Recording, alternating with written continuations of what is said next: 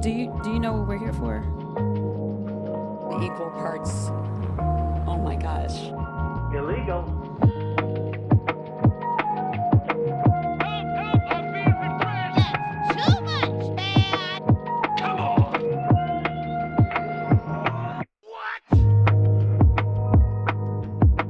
Not gonna do it. Wouldn't be prudent at this juncture. It's a bold strategy, Cotton. Let's see if it pays off for them. In the Ice Age, how much taxes did people pay? Follow the rich lady. I'm staying in the race. What you talking about?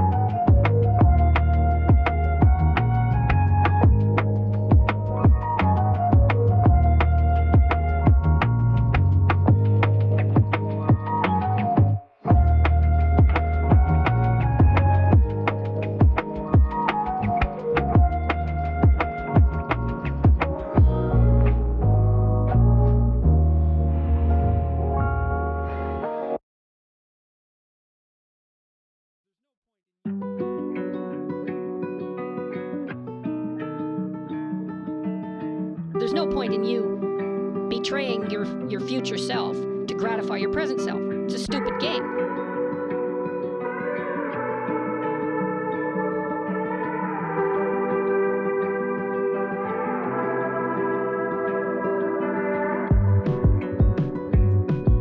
There's no point in you betraying your future self to gratify your present self. It's a stupid game.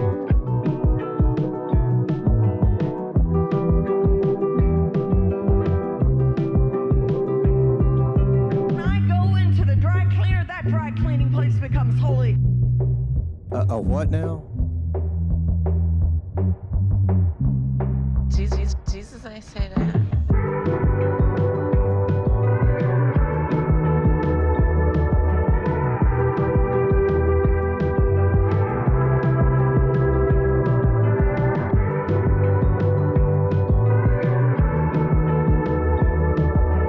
So I just want to address something. I was wrong. Well, first of all, some of the things that I say will be incorrect.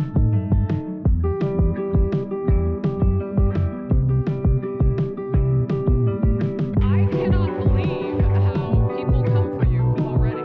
I don't know if you know this. Phrasing.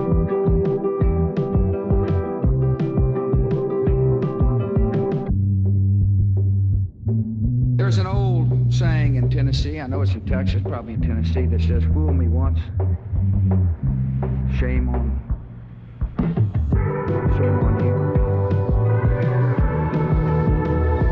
Fool me, king and fool again.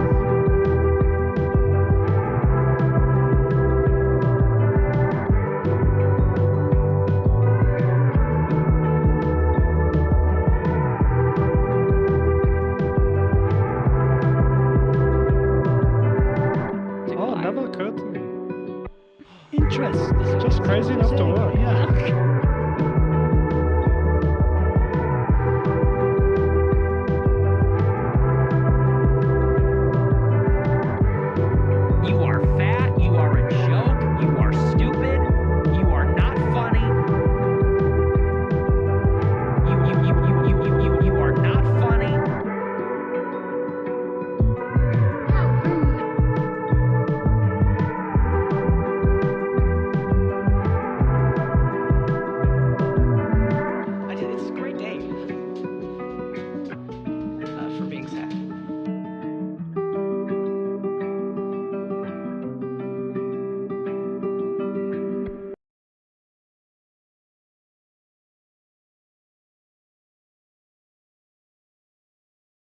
This is from 12 Rules for Life. I don't want reality. It's science. Right now.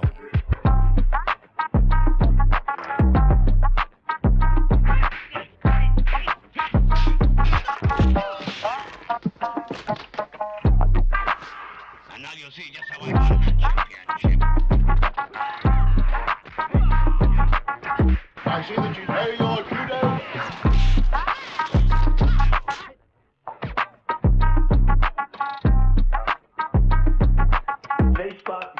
Facebook, Zuckerbucks. China. Have to have my China.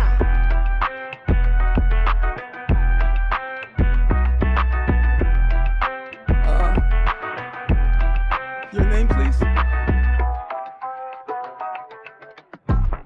A fucking bitch.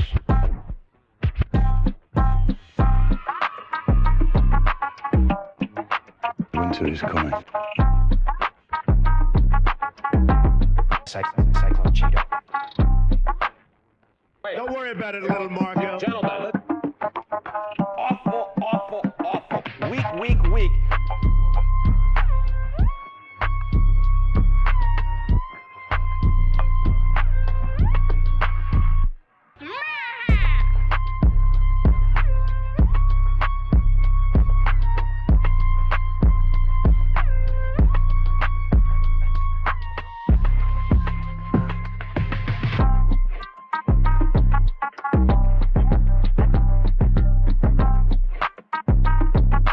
Arguably the greatest work of nonfiction of the 20th century.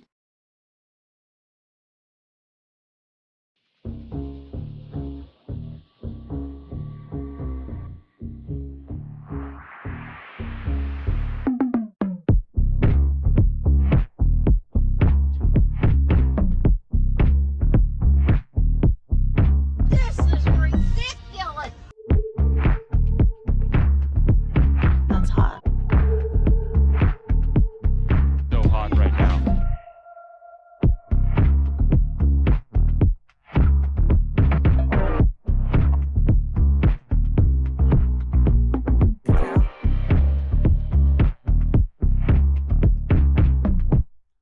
Give me a joke. Climate and everything are the same word. You should be ashamed of yourself for having that thought.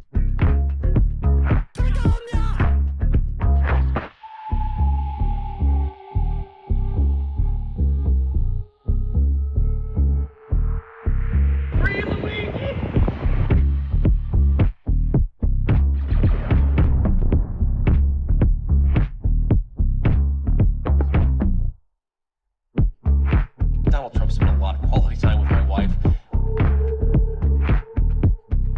Don't be creepy. I mean, this woman is dangerous, ladies and gentlemen. Close it up just like my wife's vagina.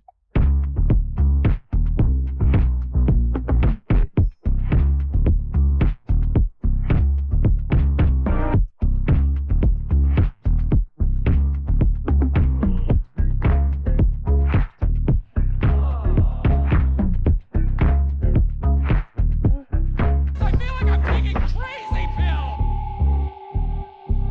Aren't I a good guy?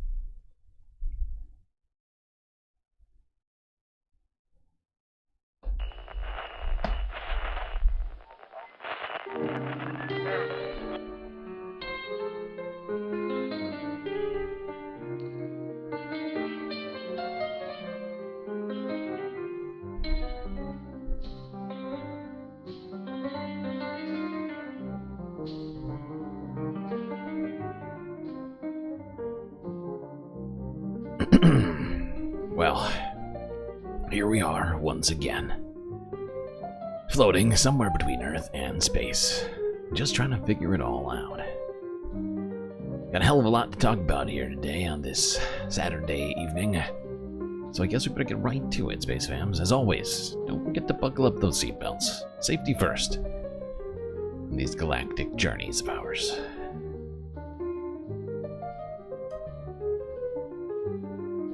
Absolutely fantastic to see all of you people here tonight.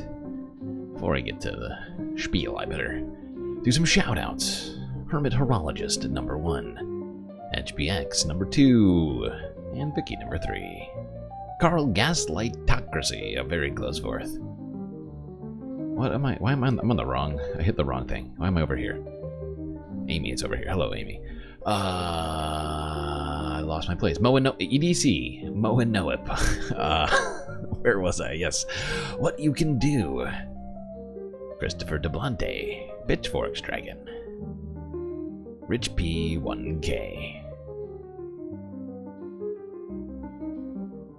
BCat. Shade Dragon. That might be it. That might be it. Alright, good to see everyone here. That's right, it is Saturn Day. And we got a lot to talk about here, Space Fams.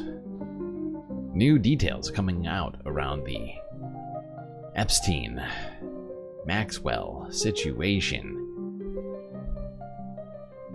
Donald Trump, can he read? A question I hadn't actually really thought of before, but don't ask me how I got there, but at some point, the last 24 hours, I was like, can Donald Trump? Well, we'll get to that later. Also, a Corporation for Public Broadcasting shutting down after decades of public service and bringing public content for all the people, regardless of where you may live. You can get it. At least you used to be able to. Now, that's over. Steve Witkoff visits Israel and more. Let's start in America. Democracy Now! Asking a question that I think we've all been asking ourselves. Will Donald Trump pardon Ghislaine Maxwell? This is Democracy Now!, democracynow.org. I'm Amy Goodman. In an attempt to quell the MAGA base uproar over the Trump administration's refusal to release the files of the dead serial sex abuser Jeffrey Epstein. Not going to do it. Wouldn't be prudent at this juncture. President Donald Trump's Deputy Attorney General, who is Trump's former private lawyer, just finished 2 days, Thursday and Friday, of meetings with the convicted felon Ghislaine Maxwell, who's serving a 20-year sentence for conspiring with Epstein to sexually abuse young girls.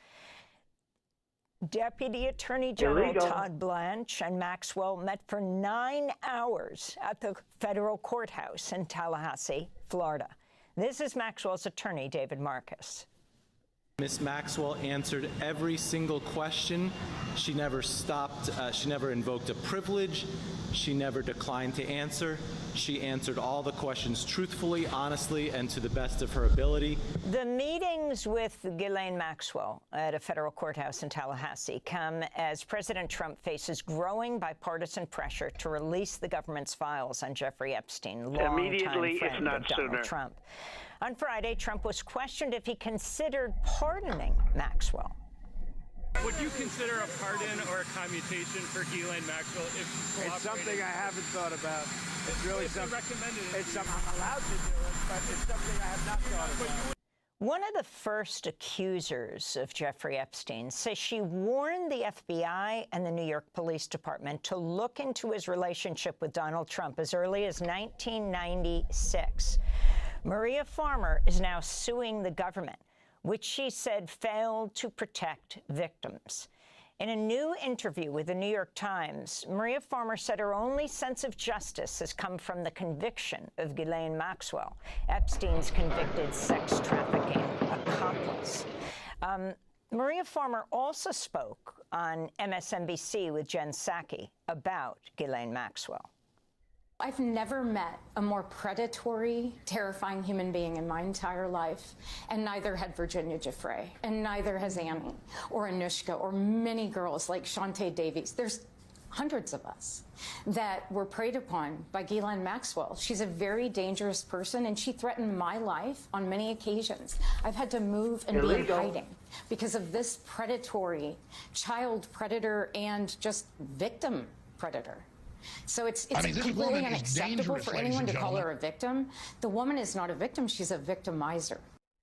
So that's Maria Farmer, who has alleged that both Ghislaine Maxwell and Jeffrey Epstein abused her and her sister, Annie Farmer, who has testified about how Ghislaine Maxwell not only groomed and recruited her, but also took part in her abuse. Annie Farmer spoke on ABC News. She was the one who asked me to undress. She was the one who exposed my chest. She's the one who touched me. And I think that that was not unusual. I mean, that was something that came out in her trial and one of the things that she was found guilty of. The Department of Justice is clear on that she herself is a sexual predator who has participated in this abuse. For more, we're joined by Vicky Ward, longtime investigative journalist, host and co-producer of the series Chasing Ghislaine, the untold story of the woman. Yeah, I think everyone is, to some degree or another, a little disturbed by what is happening right now. I mean, you just look at what this woman did throughout her life, and then you have the Trump administration sending, Trump's personal lawyer in to talk to her in secret. We don't get to know what they're talking about.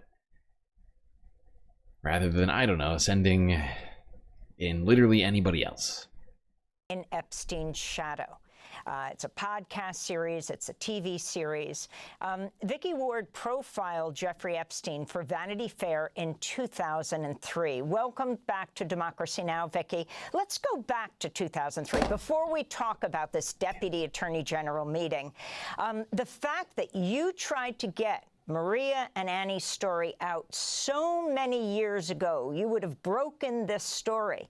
But you talk about how the editor-in-chief of Vanity Fair stopped you from doing this, and it came out to be just a kind of profile of Jeffrey Epstein. That's right, Amy, and thank you for having me.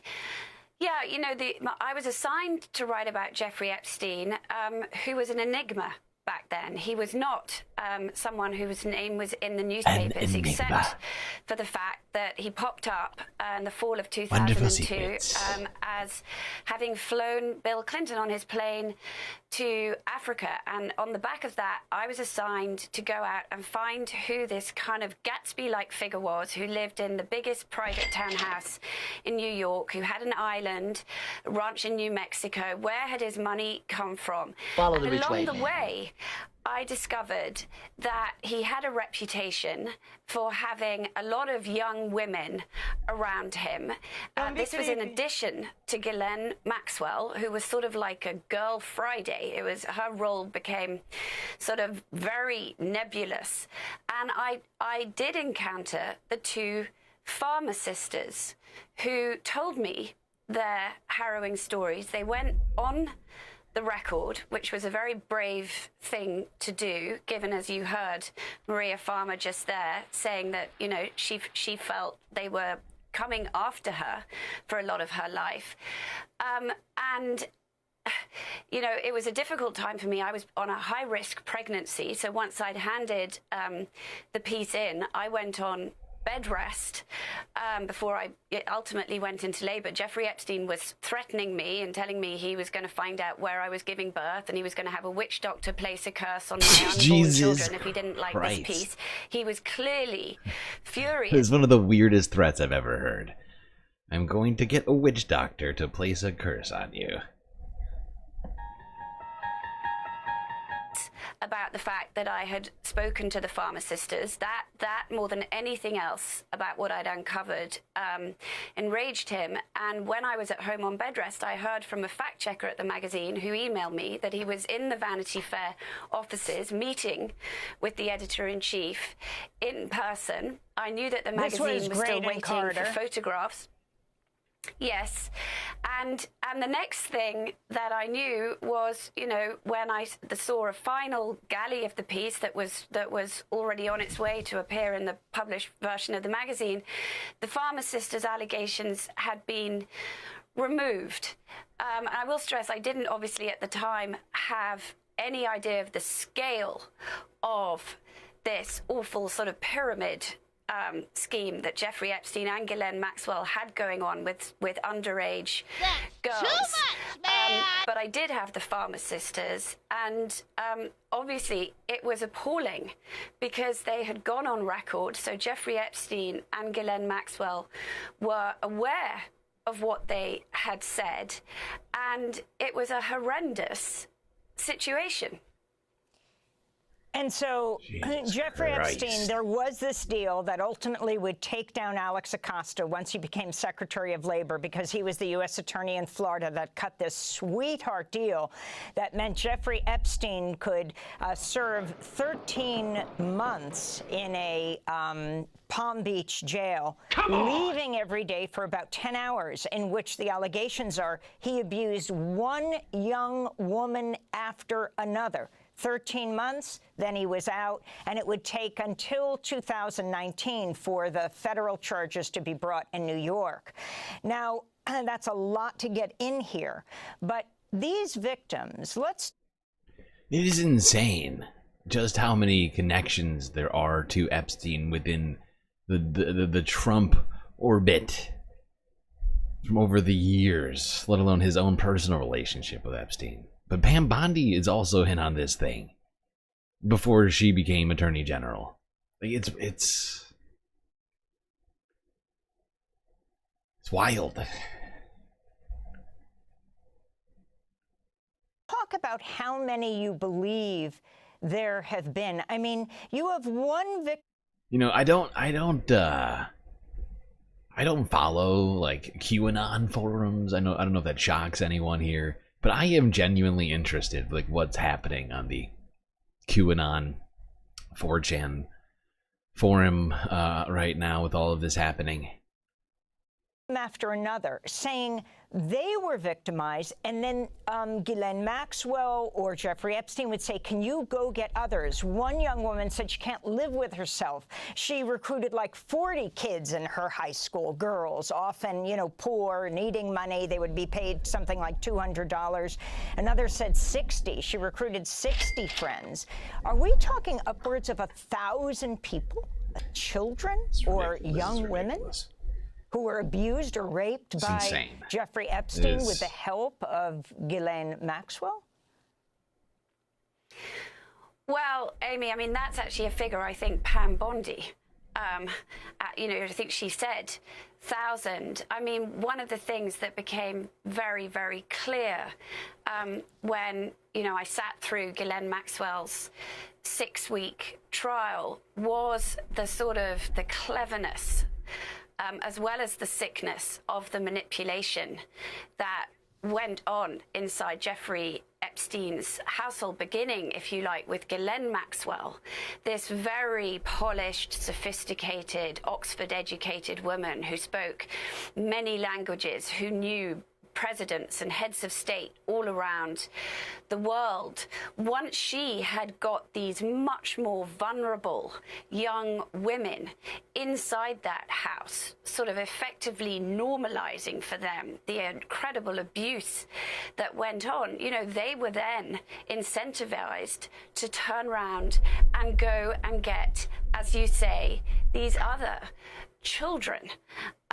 And it became, I mean, you know, one of the things that became very clear in her trial was the sickness, but also the scale of this web.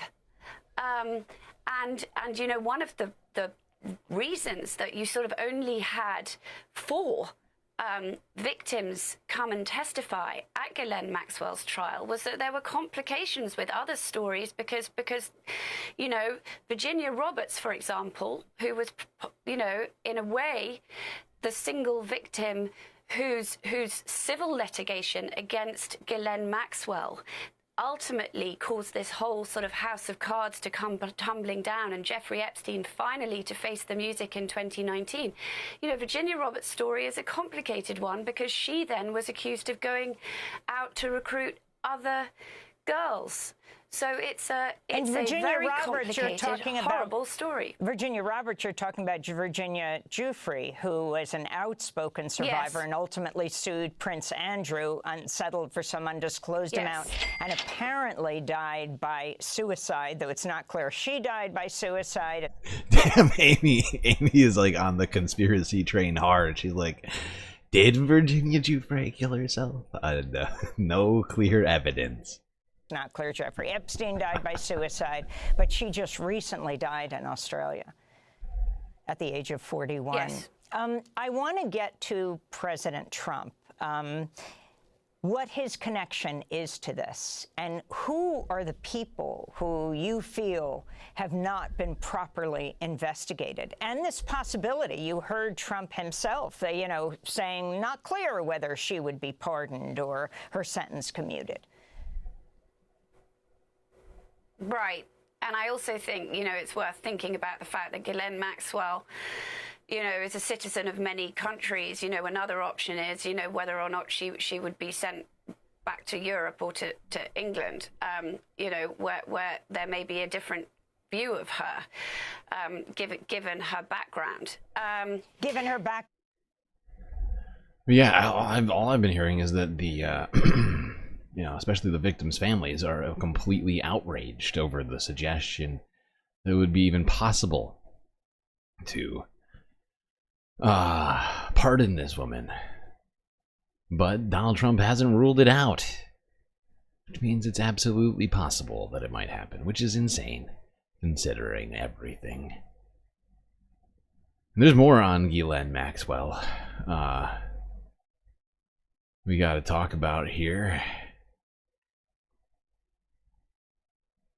But before we get to that, and I should have maybe done this in a different order. It probably would have made more sense. But I threw this one in here. I was doing them in order, like in chronological order. But let's go here. This was fascinating. This is CBS News from 4 days ago. Forensics expert.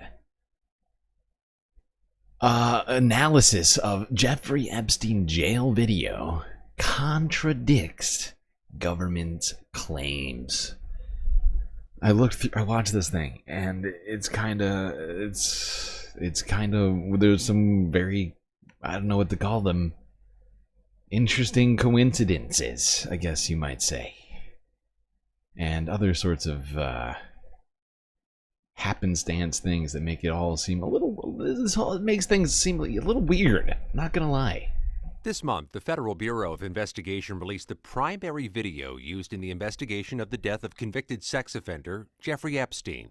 Deputy Director of the FBI, Dan Bongino, described that video on Fox & Friends just weeks before its release. There's video that when you look at the video, and we will release, that's what's taken a while on this, we are working on cleaning it up to make sure you have an enhanced, and we're going to give the original so you don't think there were any shenanigans. You're going to see there's no one there but him. There's video clear as day. He's the only person in there and the only person coming out. You can see it. We showed this video to multiple video forensics experts who agreed what the FBI and others have said is simply not true. That video and other evidence led to the conclusion by the government that Epstein's death on August 10th, 2019 was suicide.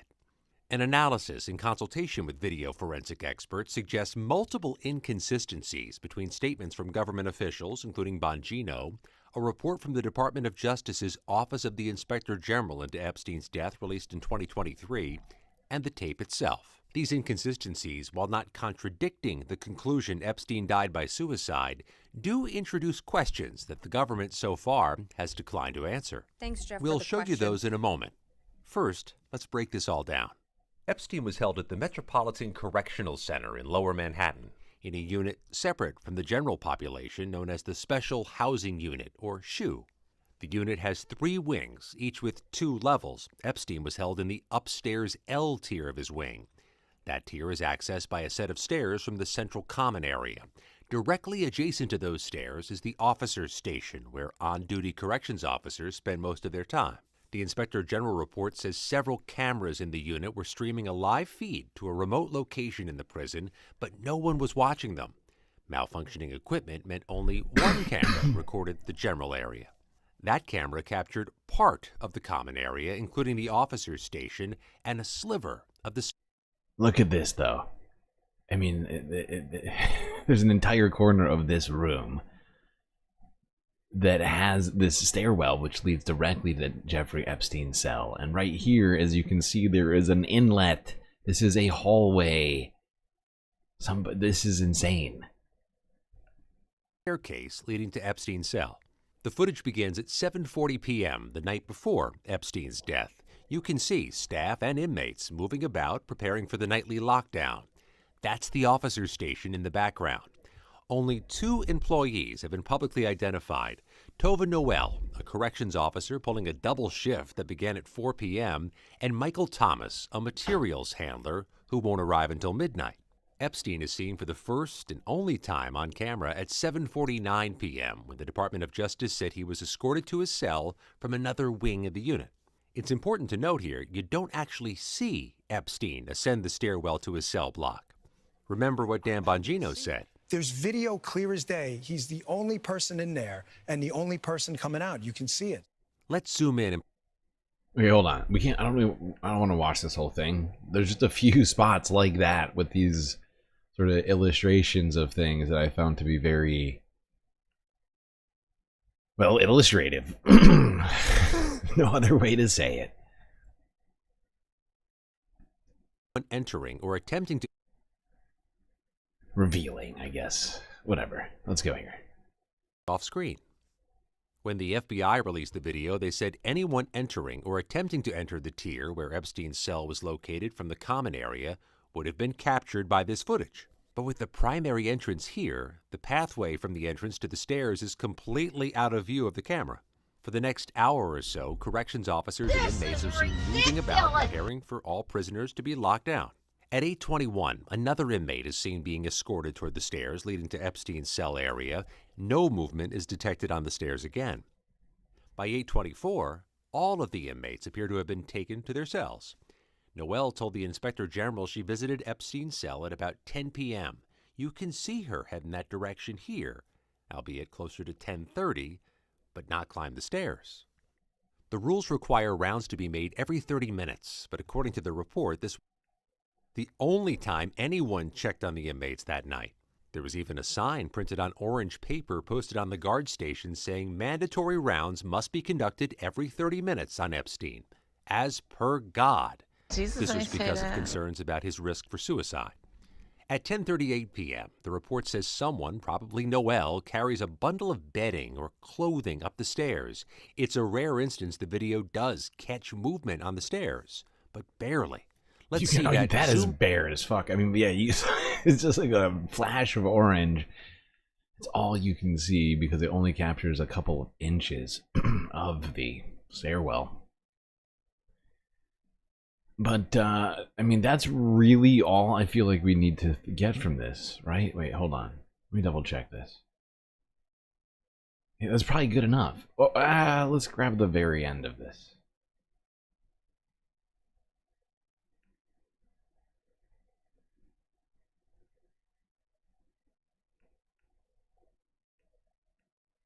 In Epstein's death. They were charged with falsifying documents, but those charges were dropped as part of a plea deal. Additional clarification could come from a second camera mentioned in the report. It recorded an elevator bank in the same unit, although the report stated that it did not cover areas that would have included access to Epstein's cell. It would at least show a missing minute. We reached out to the Department of Justice to see about obtaining that footage. They referred us to the FBI, who referred us back to the Department of Justice.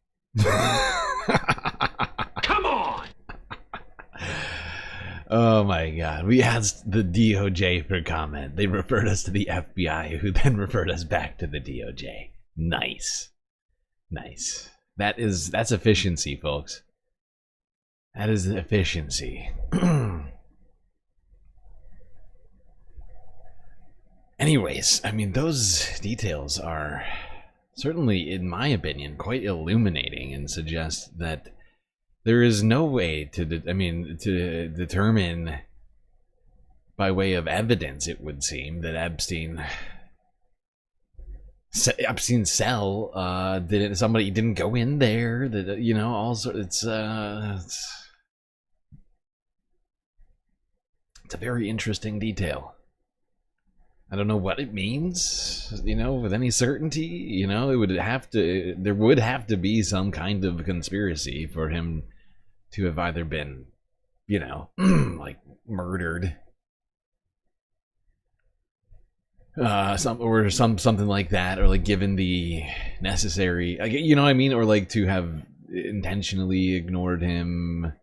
I don't know. There's just, it does create this, because we were told that I mean, it was my understanding that video showed Jeffrey Epstein's cell's door, not nothing, not just like the rest of like parts of the freaking block, I guess is what you call it.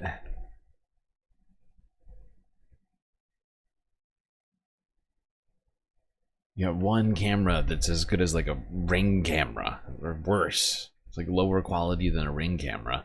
It only captures 2/3 of the room, and the 1/3 of the room that it doesn't capture has a hallway and you know, and the stairwell that goes directly to Epstein's cell. It's weird.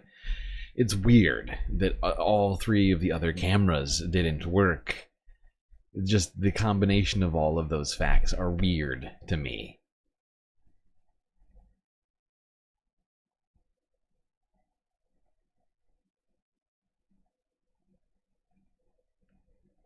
Okay, let's go back to talking Ghislaine Maxwell. Families of Virginia Giuffre have been very upset, like I mentioned earlier, over the fact that Donald Trump can't say explicitly that he wouldn't pardon her.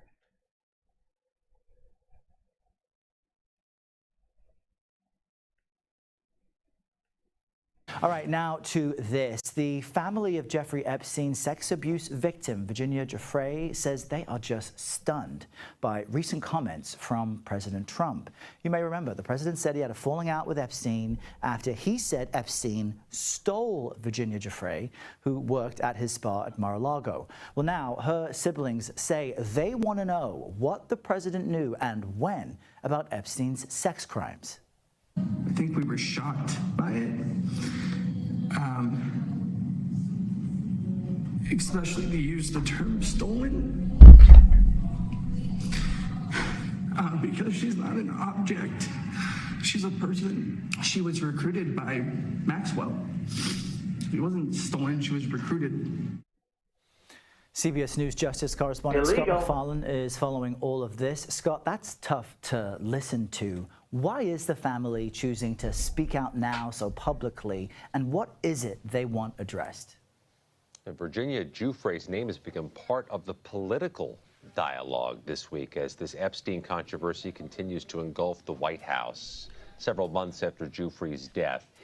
The president, if he is trying to turn the page on this Epstein controversy, has instead given it new momentum by talking about arguably the most visible and vocal of Jeffrey Epstein's victims, Virginia Giuffre, using that phrase that Epstein stole Giuffre from Trump's Mar-a-Lago resort many years ago. That type of word choice in the context of sex trafficking and sex abuse victims is a trigger to any number of people, including Giuffre's family. The president was asked on Thursday about this issue, about the use of the word stole, and about Giuffre. Take a listen to what he said.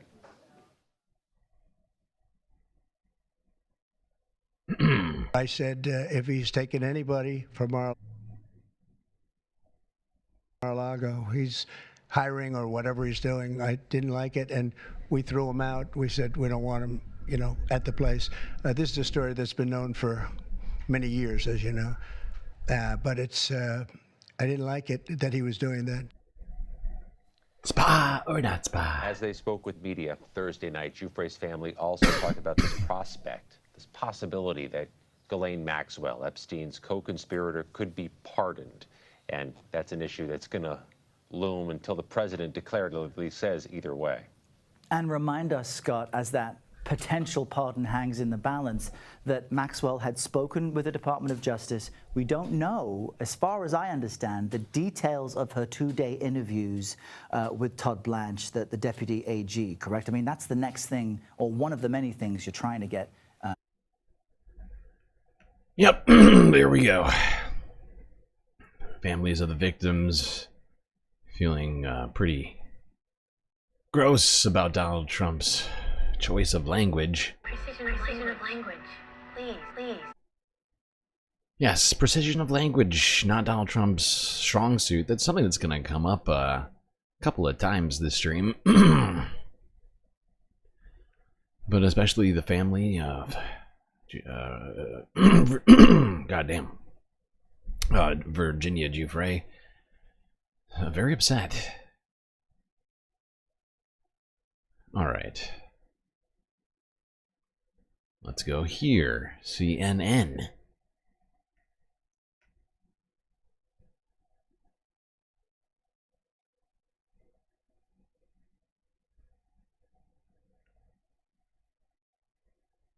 In a week in which the president has seen the Jeffrey Epstein story continue to boil, in part with his own help, this latest development only added yet more fuel. We learned that his accomplice, who is serving a 20-year sentence for conspiring in the trafficking of girls as young as 14, just got her prison accommodations upgraded. Ghislaine Maxwell, the convicted co-conspirator in the most notorious child sex trafficking case on modern record, has been transferred to a federal minimum security prison in Texas, a facility that typically... Wow. Unbelievable. This, I mean... it could be a coincidence, but boy oh boy. This is a very convenient happening for Ghislaine Maxwell here.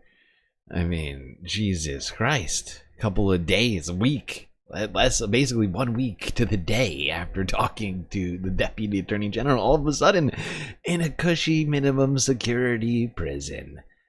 My God. So it is a sex trafficker. To a federal minimum security prison in Texas, a facility that typically, according to one former FBI agent I spoke to, does not even house sex offenders without a special waiver. This is happening with the Justice Department in talks to secure some kind of cooperation from Maxwell, and the president not ruling out pardoning her. And of course, growing pressure on the administration from both Democratic and Republican lawmakers and voters to release more from the investigation of Epstein, who was, after all, once a close friend of the president. And on top of that, the president's shifting account all week of his break with Epstein.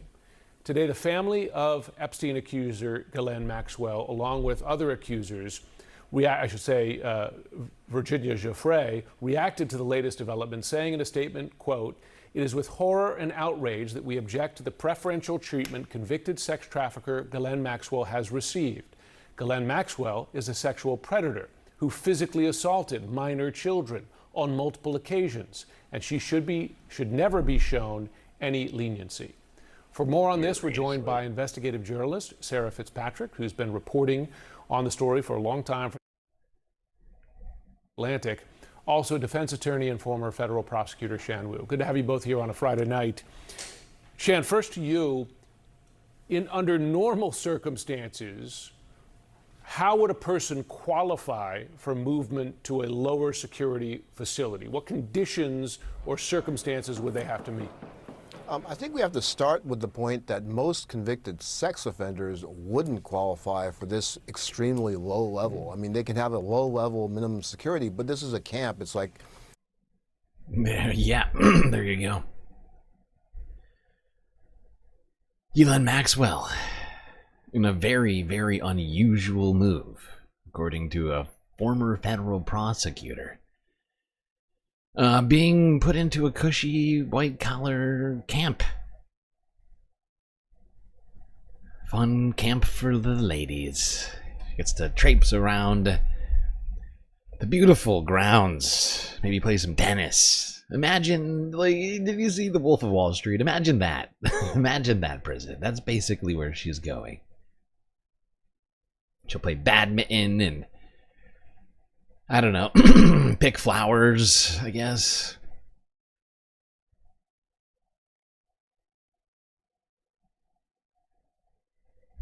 Probably start her own prison gang or something.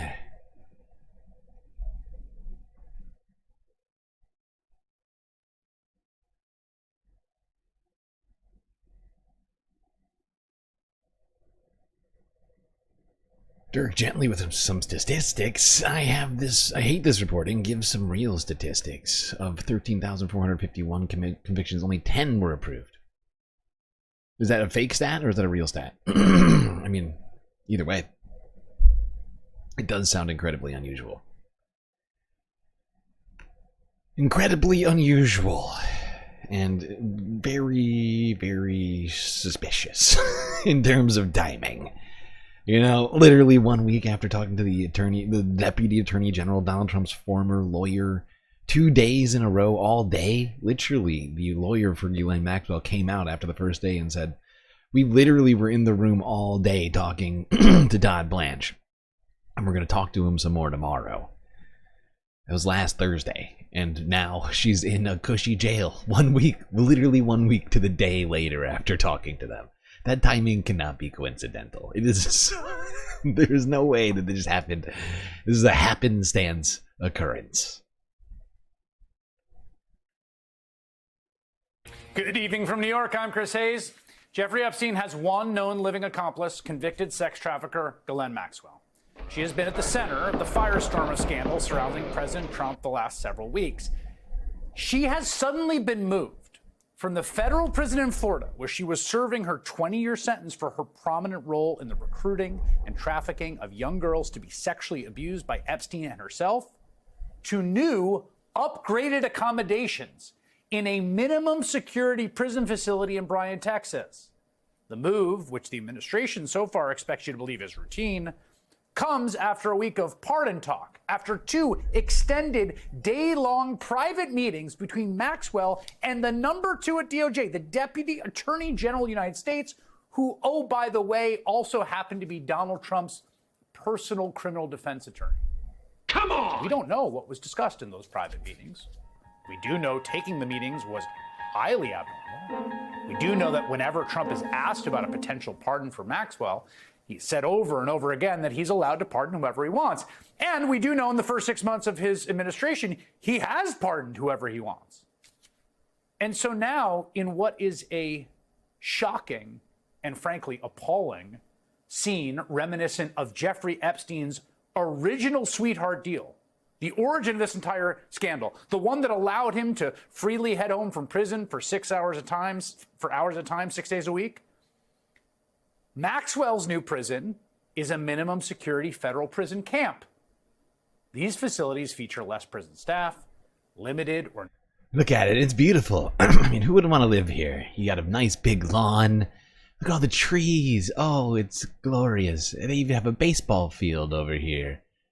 Look, it's literally what I was saying. They're going to play baseball and tennis.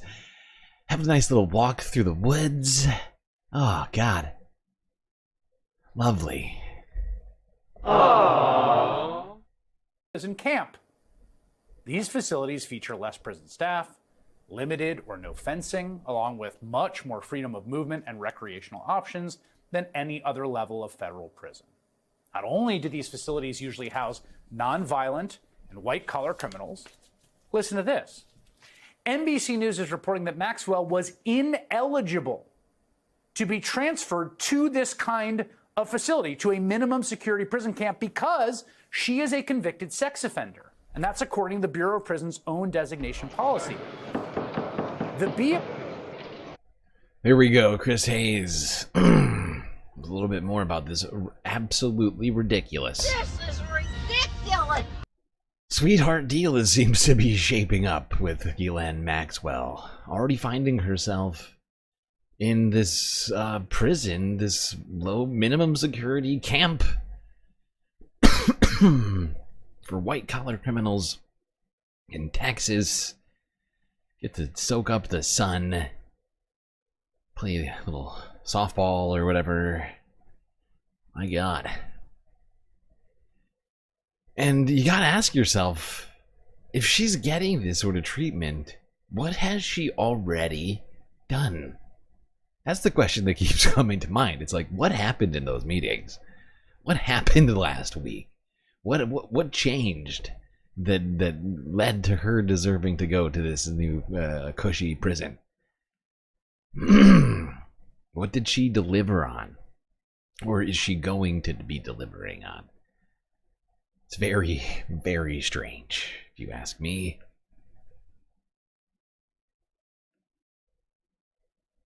All right, let's go here. The Majority Report with Sam Sheder.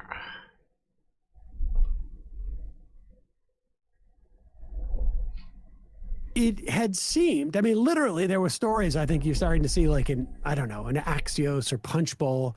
The White House is feeling good about the Epstein stuff dying down, which, of course, it's only died down because everybody has left Washington. And to a certain extent, all the right-wingers who were talking about it were told, like, you're not helping the president here. And somehow, though, Donald Trump couldn't help himself.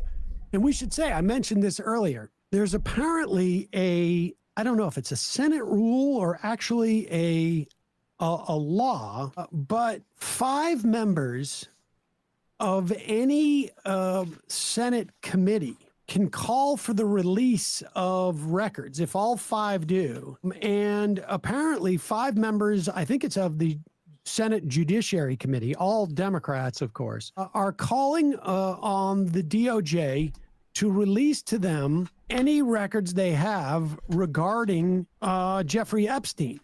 Now, would I be surprised if the DOJ doesn't completely ignore that that law? No, because of the nature of this regime.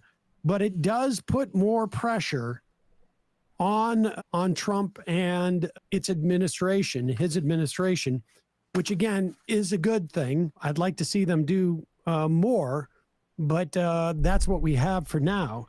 Meanwhile, this audio comes out from Trump on Air Force One, and who knows, after a round of golf, sometimes you get, flushed with heat, near heat stroke. Maybe that's what was going on. It's unclear why Trump sort of was willing to sort of like blab his mouth here, but he is talking about, or at least confirms, that Virginia Giuffre, who has subsequently essentially killed herself in the wake of the trauma that she suffered from Jeffrey Epstein, was working at Mar-a-Lago, and Trump claims that Epstein stole her from him, which is a weird way of phrasing it. Don't be creepy. But also know that ostensibly Trump is arguing this is why they no longer talked, but this happened something like 2 to 4 years prior to the time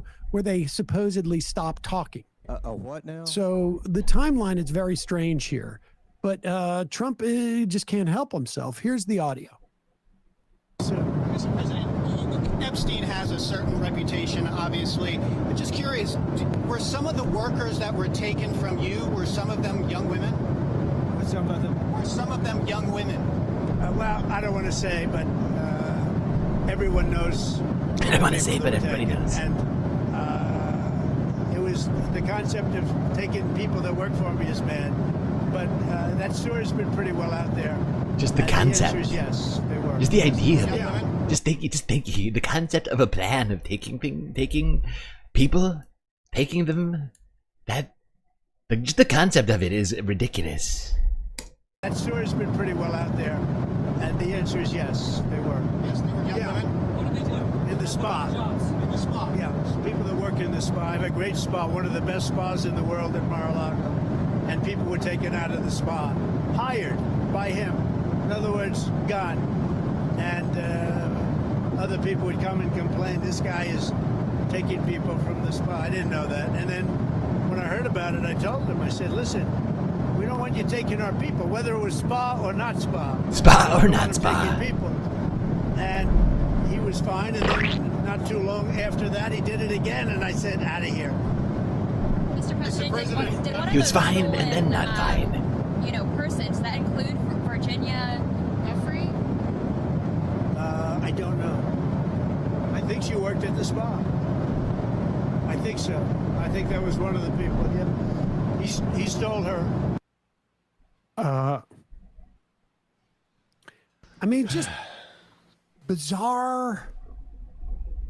When he says bizarre people, ways of talking about employees. Teenage girl employees, by the way. They're people. They stole people. Please. And just very, very strange stuff. I mean, it's almost like, this is a guy who talk about being on Ambien and saying a little too much. Yeah. I don't there's know. clearly- Oh, yeah, actually, I think it might have been her. Now that you mention it. Oh yeah, Virginia Giffrey. Oh yeah, Yeah, no, I know that was her. her. I was very mad about that. And, that happened in, I think it was 2000. So the timeline really, supposedly he stops talking to Epstein, but that was in 2004 where he supposedly stopped talking to Epstein. So Yeah, it's very weird. It's almost like the timelines don't line up. Very strange. Okay, I'm going to start a chat goal because the free hour is officially over. Also want to remind any new patrons to please, pretty please, message me. Message me on either Patreon or on Discord. You've already got a message waiting in your inbox on Patreon. And if you don't respond to that, I won't be able to give you an avatar. I won't be able to put your name on the sweet, sweet Patreon shoutout. Why would you want to keep going through life like this? I don't understand. I don't understand. I want to give you credit for your patronage, for your help, your production of this show. You won't let me do it. You won't let me do it. How rude.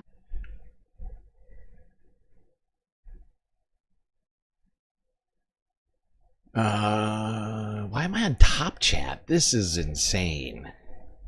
I feel like I'm taking crazy Top Chat? I went to start a goal and was like, dude, what in the actual fuck is going on here? Top Chat. It's incredibly rude. It's incredibly rude. I don't even know why YouTube gives me Top Chat. Why don't ever give me Top Chat. I wish there was an option to say, please never again Top Chat. Thank you very much.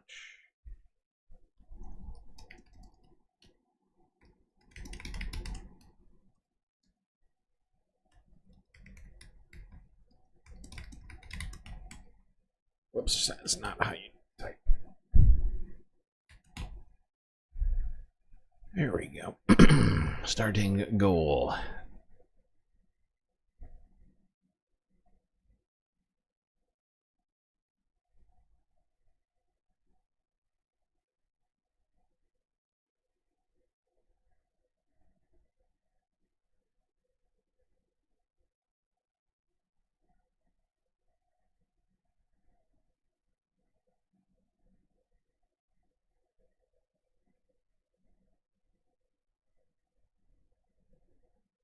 What was I doing? Oh, okay. Let's go here. Let's go here. Cody. Cody's Shody. The Cody Shody with the short clip.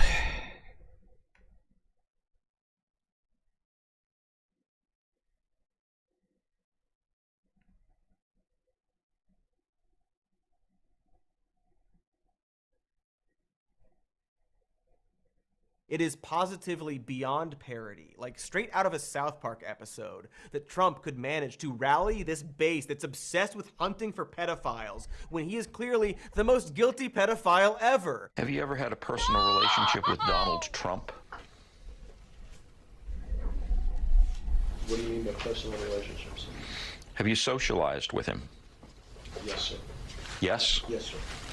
Have you ever socialized with Donald Trump in the presence of females under the age of 18? Though I'd like to answer that question, at least today, I'm going to have to assert my 5th, 6th, and 14th Amendment rights. All of my It amendments. is so very much that hot dog meme. We're all trying to find the me who did this. More hot dog meme than anything has ever been before. Many people are saying this. Many people are saying that he's the most hot dog meme a man has ever been. And for most normal, sensible humans, we've just been watching this with amazement, right? For years, MAGA has been saying, "Come on, gang, let's go get the pedophiles," when their guy is clearly at the end of that journey. All right, Cody over at some more news. Another great independent UCLA is losing hundreds of news doer of the internet. Many people are saying those things, and Cody is right, as always. Okay, let's move on from the Epstein files. Talk about the kids in a different way. Let's talk about students. And I guess really, it's not really kids, it's adult students. Starting in UCLA. Donald Trump, after having gotten Columbia University to settle, and is now possibly going to get a settlement out of Harvard, is going after another settlement from UCLA for the same reasons. And I just want you all to go back in time and think about, like, I wish I should have grabbed this video, honestly. I should have put this video up. But did anybody remember? Am I the only person here who watched what happened at UCLA? The way that they were cracked down on, how the protesters were attacked. First by counter-protesters, and also by the police themselves. After UCLA called them in on the protesters time and time again, they were brutalized and detained, arrested. But for Donald Trump and this administration, they didn't crack down enough, apparently. And they now face having $200 million frozen. Unless it capitulates to whatever it is Donald Trump wants. I don't know what it is. Probably just money. UCLA is losing hundreds of millions of dollars in federal research funding over allegations of anti-Semitism. This comes more than a year after those pro-Palestinian protests that happened on campus last year. NBC4's Conan Nolan joins us now to break it all down. Conan. That's right. Well, the cuts come from the National Science Foundation, the National Institute of Health, a whole host of federal grants that supply the University of California at Los Angeles with hundreds of millions of dollars worth of research. It's going to result in layoffs, ending of certain research, and some believe it will impact the health and public safety of not just Southern California, but the nation. Yep. Donald Trump, once again, wielding federally appropriated funds as a weapon against colleges and universities. This time it's UCLA. But don't worry, he's not just going after institutions like colleges and universities, he's also going after the students too. So, at least, you know, he's spreading out the attacks. If you don't remember, the Trump administration canceled the Biden-era student loan forgiveness program, which means that student loan interest is going to be resuming immediately. Immediately, if not sooner. That's right. I believe it's sometime this month. It's actually might be this next week. Sorry, I don't have the date in my head, but those student loan interest payments are going to start coming due again for millions of Americans. Here is CBS News from yesterday.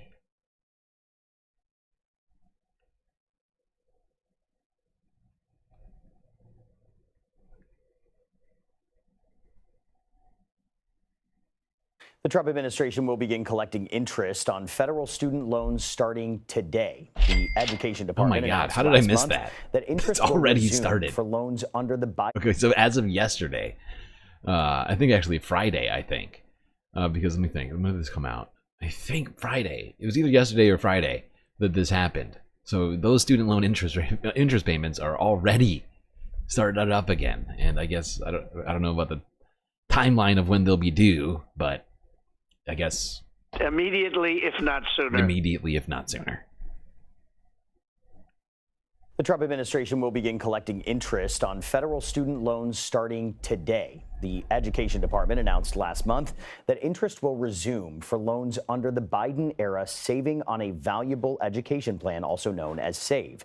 Interest and repayments for enrollees in the program were paused under President Biden last year after 2 courts issued injunctions against the plan. The Education Department says nearly 7.7 million people were enrolled in SAVE as early as July. And Kate Wood joins us now. She's a loans expert and writer at NerdWallet. Kate, thank you for coming on, breaking this all down for us. A very important issue for a lot of people watching out there. The Education Department has been encouraging enrollees to switch repayment plans since this July announcement. How immediate is that need, I should say, now that interest can be accrued? And what are the other options for borrowers? So it's important to understand that this is only relevant to people who were in this SAVE forbearance. Because SAVE has been held up in litigation for over a year now, borrowers had been stuck in a forbearance where they didn't have to make any payments and they also weren't accruing any interest. Now, payments will still not be due, but that loan balance is going to start growing with the interest. So borrowers have a couple of options. One. Okay, well, there you go. I guess the payments aren't due, but if you're not paying, you're going to be owing more and more money every single month due to those interest those interest payments accruing now. How nice. How nice. Enjoy that. Enjoy that, everyone. Those of you still with student loans out there. Oh, God. All right. Now, you know, you may be wondering yourself, why does Donald Trump hate education so much? Why is he going after colleges and universities and students and student loan debt relief? Why? Well, maybe because Donald Trump can't read. Something that this has been somewhat circulating around out there on the interwebs. And as I started to dig,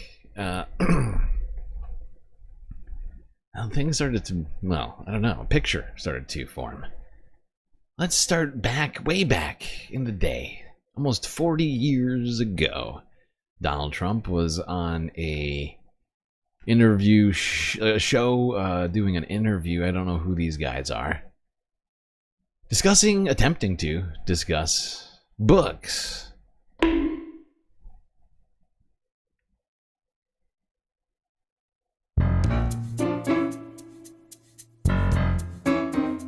Who are your favorite authors?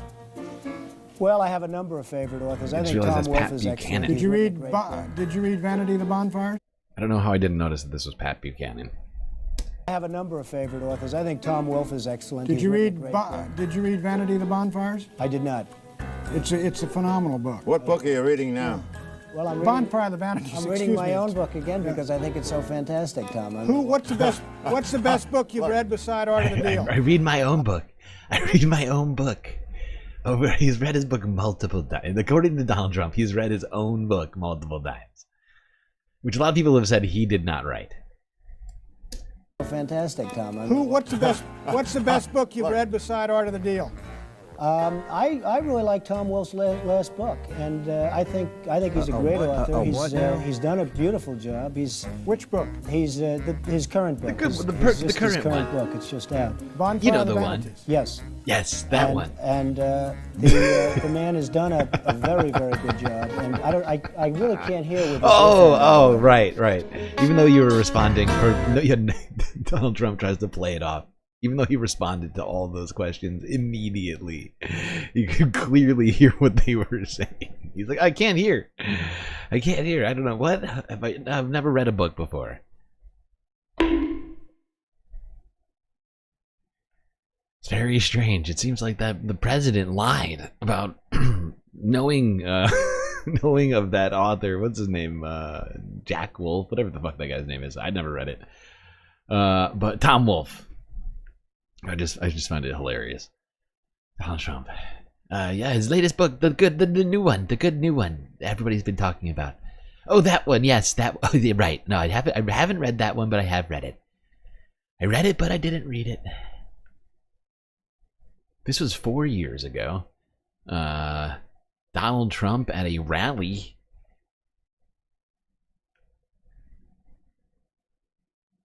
Leading, I think to the I think this was leading up to the election. And they said, I thought he was just going to get it was a terrible evening. And honestly, if I do a bad speech, I'll tell you it was a bad, that's okay.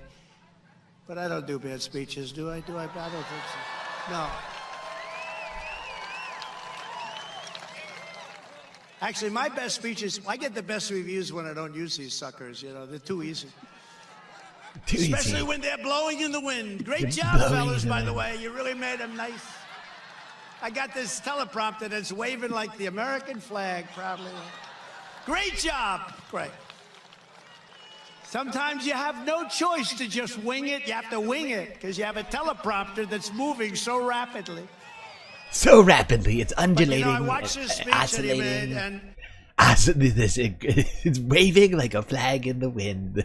I've never heard anyone suggest that a teleprompter would be waving. It doesn't even appear to be a lot of wind in the crowd. Like, just looking at it, it seems perfectly normal. Seems like you don't see anybody's hair moving at all. He's down to the violent wind. I can't even read the teleprompter. That's the reason why I can't read it. Not just because I can't read. People say my speeches are much better when I don't try to read. And I agree. Reading's hard. Especially when they're blowing in the wind. Like a clipper's sail.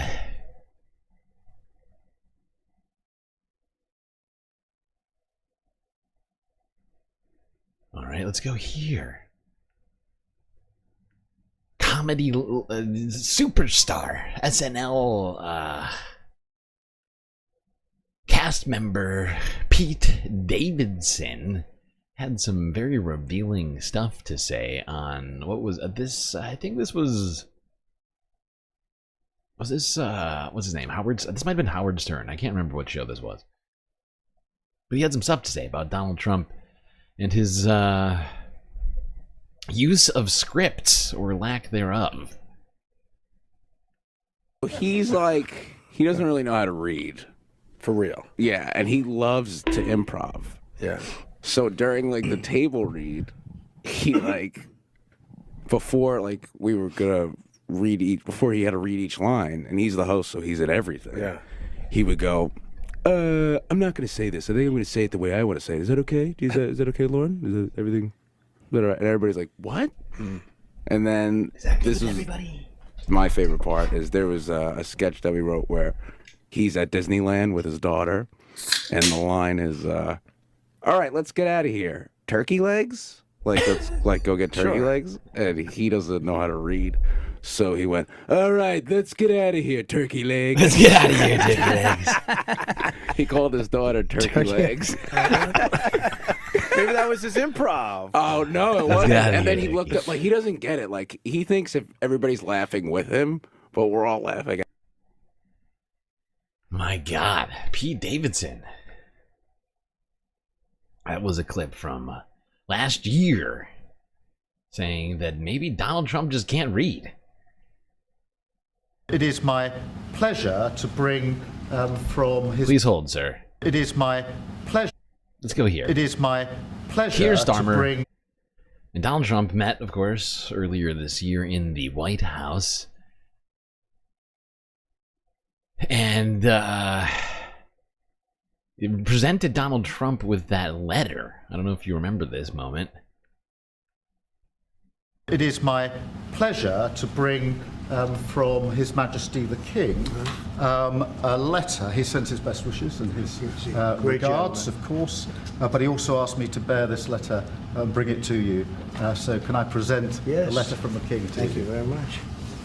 Am I supposed Should to read it right should now? I read it right now? I don't know if I can do it. I've got to tell him what your reaction is, so I need to know. Keir still thinks that Donald Trump can read at this point.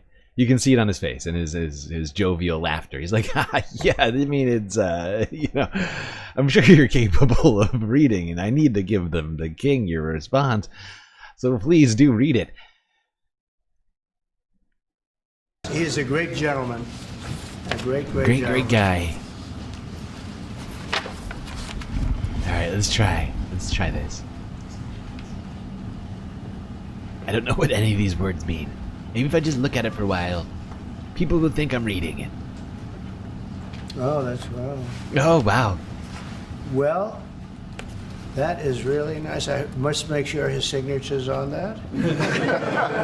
Otherwise, it's not quite as meaningful. It is, and that's quite a signature. That's a great isn't it? signature. Look at that. Look at He's that. a beautiful man, a wonderful man, and we appreciate it. I've known him, gotten to know him very well, actually. First term and now second term.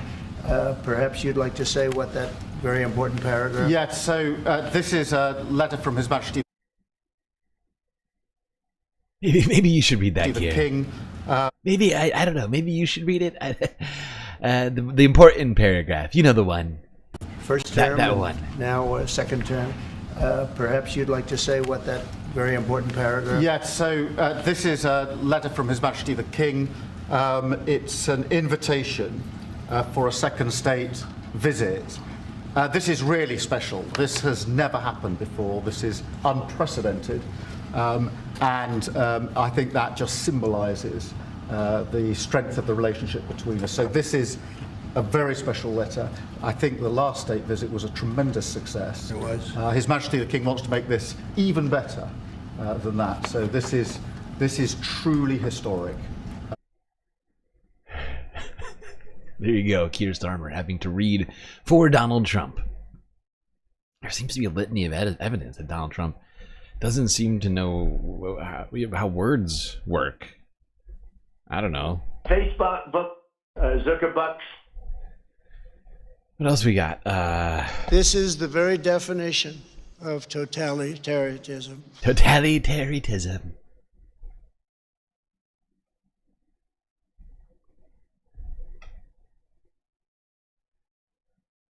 Okay.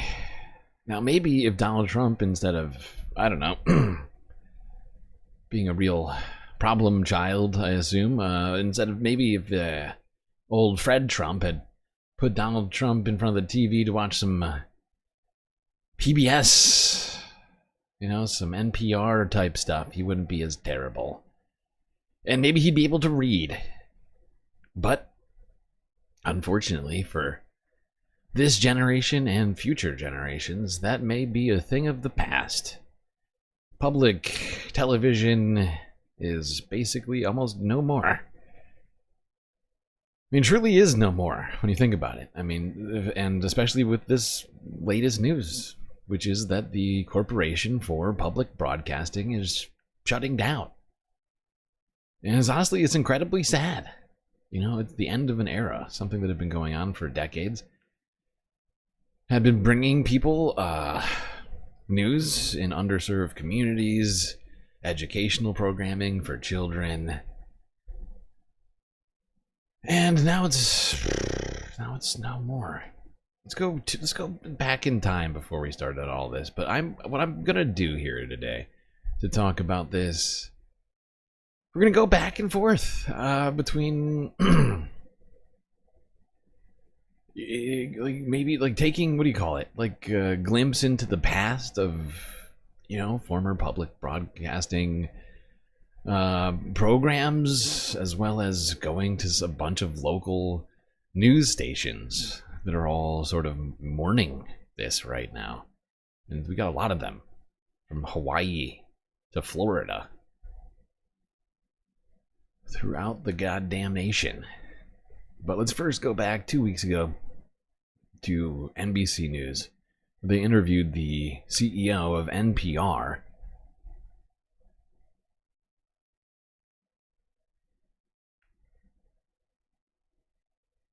As soon as tonight, the House is expected to vote on a bill that would claw back about $9 billion in previously approved funding. It comes over the Senate, as the Senate passed those spending cuts overnight, I should say, which needs to be signed by the president. I just want everybody to keep that number in mind this whole time, okay? $9 billion. That's all that they were getting to create programming across the nation, right? Like, that was it. And it's not even all for them. I think it was less than that. I think it was actually much less than that. Now that because of this rescission package, or whatever you call it, also took away money from USAID. So actually, it's less than that. But how much money did we just give? I just want everybody to remember and to continue to think about how much money we just gave ICE. We just gave ICE like $200 billion.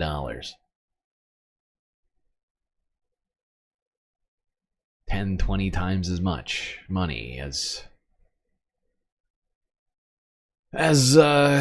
public broadcasting was receiving. By tomorrow night for the proposed cuts to go into effect. The cuts, known as rescissions, passed the Senate mostly on party lines, with Republican Senators Murkowski of Alaska and Collins of Maine signing with the Democrats. The bill claws back $8 billion in previously approved funds for foreign assistance programs. Right, it's even less. And oh my God. It's only $1 billion. It was the foreign aid assistance that was the bigger number. I couldn't remember. It's only $1 billion. Oh my God, it's less than 1% of the ICE budget. It's insane. This is ridiculous. This is ridiculous. Oh, God, it disgusts me. This is disgusting. $1 billion for the Corporation for Public Broadcasting, which funds NPR and PBS. All of this is part of the president's effort to slash government spending, though it falls well short of the DOJ Commission's initial goal of cutting $2 trillion from the federal budget. In retaliation for these cuts, Democrats are now threatening to complicate the normal government funding process, which could lead to a government shutdown later this summer. Joining me now is Catherine Marr. She is the CEO of NPR. Catherine, thank you for being here. We appreciate it. Thank you for having me. I want to start by playing an exchange for you from the White House press secretary today during her press briefing. Take a listen.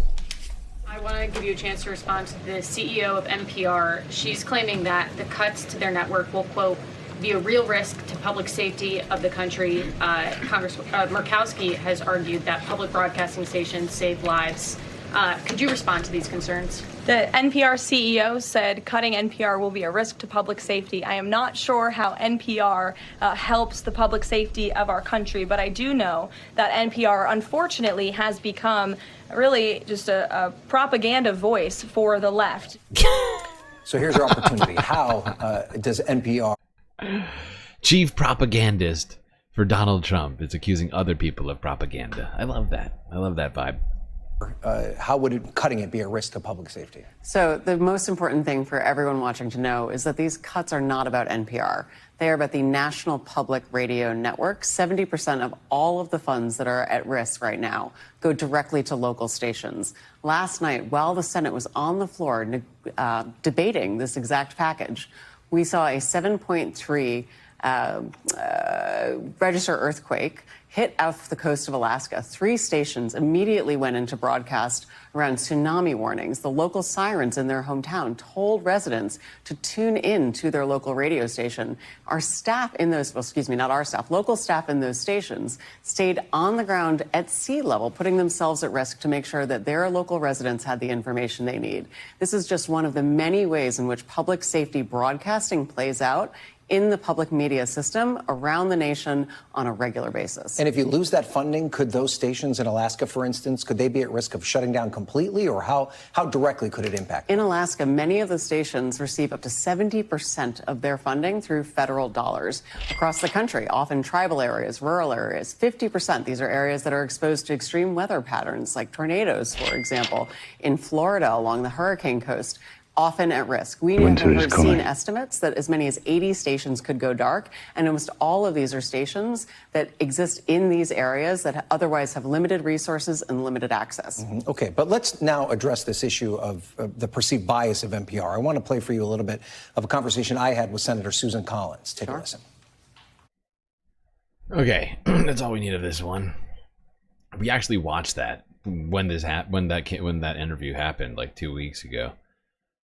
But I figured we'd watch it again, since it's now official that the Corporation for Public Broadcasting, which is the one that basically disperses the funds to NPR and PBS, is shutting down. And of course they are.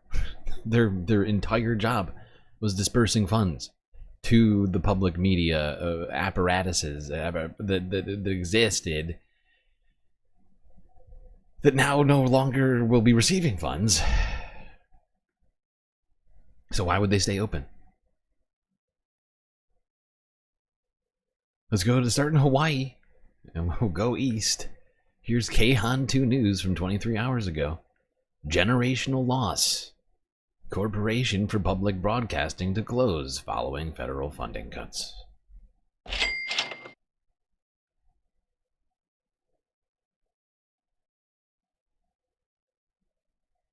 What's happening? Oh shit, it's paused. The Corporation for Public Broadcasting is shutting down after nearly 6 decades. Congress recently pulled more than $1 billion in federal funding. CPB helps support local public radio and TV stations across the country, including NPR and PBS. The organization says most staff will be let go by the end of September. Okay, let's just go straight into this one. And also viewers like you, if you are one of the millions of Americans who grew up watching beloved shows carried on your local PBS station, Mr. Rogers, Berenstain Bears, I missed it, but 321 Contact, my colleagues here tell me, is another one. You're not going to hear that little message anymore. The CBP announcing today that it's shutting its doors after Congress eliminated its federal funding and clawed back $1.1 billion in funds that had already been approved. Joining us now is Bill Nye, the Science Guy. His show ran on PBS for 5 years, but it has, of course, been replayed, rewatched by millions all over the world. I'm so grateful to have you on the show to talk about this, because the first thing I thought of when I heard this news was hearing that, brought to you by the Corporation for Public Broadcasting, which I must have seen hundreds, if not thousands, if not millions of times during my childhood when I was watching you and these other iconic shows. Can you just talk a little bit about what the corporation meant for the work that you did and for the kids that you served?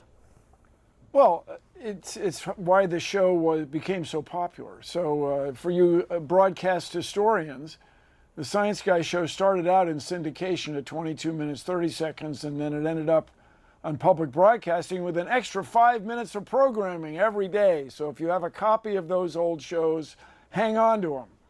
But with that in mind, that's where the show, the Science Guy show, became very, very popular.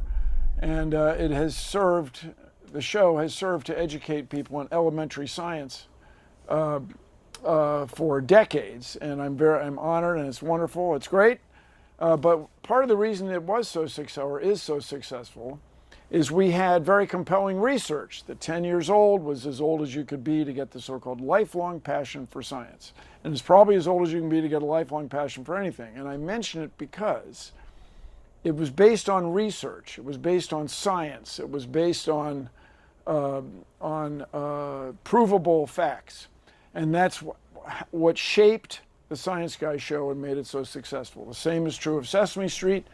And the same is true of Mr. Rogers and others. Yeah, all of those shows that he just named, I watched when I was a kid. Bill Nye, Sesame Street, Mr. Rogers, Reading Rainbow, things like that. Like, that was all like the stuff that I would watch when I was younger. And mostly because my parents wouldn't let me watch TV.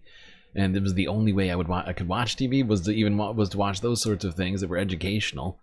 And honestly, like, I think in many ways that's like was formative in my sort of curiosity and learning. And it's just so sad to think that this resource will no longer be available to children. So what's going on, everybody, is a little bit in the weeds. The administration is trying to use these rules or laws, which were clearly, in my opinion, clearly never intended to be used this way, to derail the will of Congress. And so they're using these, apparently they're planning to use this business of impoundment of funds and this extraordinary new legal theory, pocket rescission. And there's no such thing, they're making it up. And the irony is that the communities that are going to be most affected by curtailing public broadcasting are the rural communities that voted for this administration. And I just, as one example, I have met countless people, that is to say more people than I can count, who came to this country from other parts of the world and tell me that they learned to speak English by watching public broadcasting, by watching my show, by watching Sesame Street. And one of the ideas of this administration, which is nominally quite reasonable, is to make English the official language. Well, if you want people to learn English, you want to have public broadcasting. This is just an ironic mess up on their part. Back to you, Casey. I made a huge, tiny mistake. Sir, one big difference, too, with public broadcasting and its funding is that the focus is on things like the science, things like what you learn from Sesame Street, and not on, advertisements. I think I was only allowed to watch PBS growing up as a child. I think in no small part because my mom cared a lot about that. She didn't want me to have to think about the latest toy that I wanted to buy, but just to be there and learn things.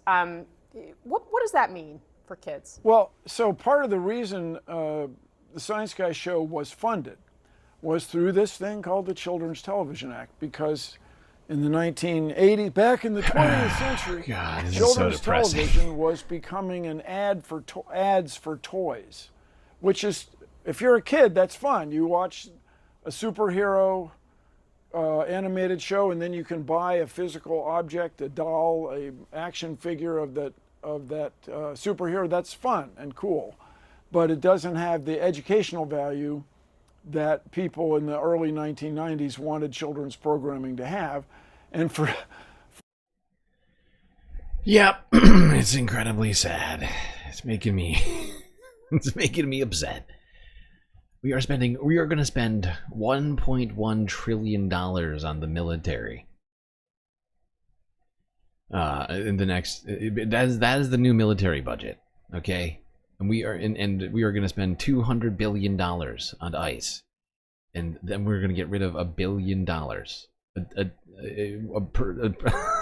a fraction of a percentage point of the budget, something that helped kids and families, people across the nation, including this stream. I don't know how many times we've gone to things like PBS Terra or other local PBS stations for important environmental stories and other things like that. It is countless of time. Like honestly, every time I click one of those videos, I've thought about it. Even before they were under threat, I was like, this is free. This is a free resource that we get thanks to public tax dollars funding this shit. And now it's gone.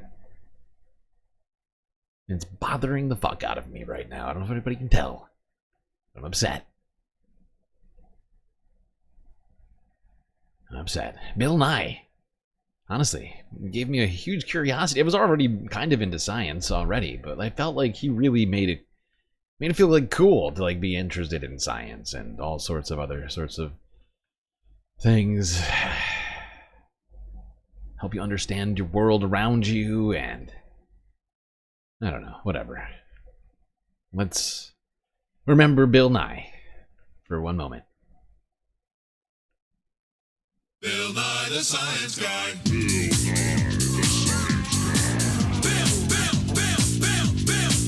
Nye the Science Guy.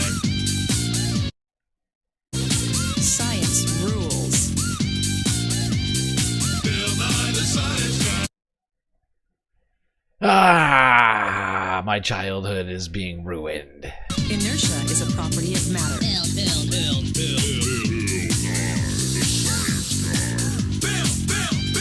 minus 7 seconds. Bill Nye the Science Guy. Now, of course, Bill Nye the Science Guy isn't in syndication anymore, but it's one of those programs. It was exclusively on PBS, if I recall correctly. At least, I mean, it was produced by Disney, but if I recall correctly, it only aired. It was a combination, like Disney and PBS, I believe, put it together in a joint effort, but it aired on PBS, and that's how everybody found out about it. It was a great show. Now, I don't watch PBS right now. I think I'm like, you know, in terms of like, you know, I don't have cable television, so I don't watch, or like an actual television, so I don't watch. Wouldn't even have the opportunity to watch kids programming on PBS. Now let's go here. What is this? Is this Colorado? I think this is Colorado. Next 9 News, another local TV station.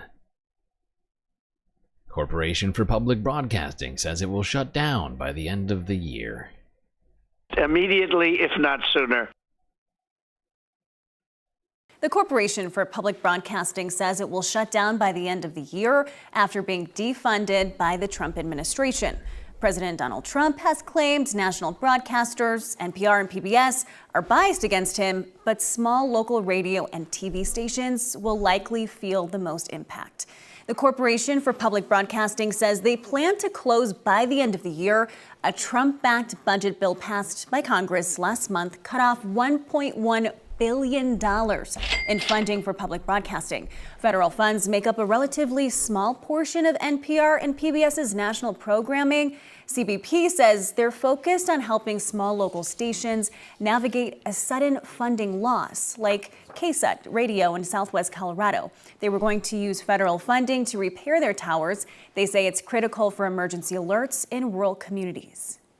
Our equipment at all of our tower sites is at least 20 to 25 years old. It's aging equipment. It's breaking down constantly. And there's a reason we got this $537,000 grant, because we demonstrated how aging our equipment is at these critical tower sites, critical for emergency alerting to our very rural region in times, you know, wildfires or floods or whatnot. CBP says the majority of their staff will be eliminated when funding runs out in September, with a full closure schedule.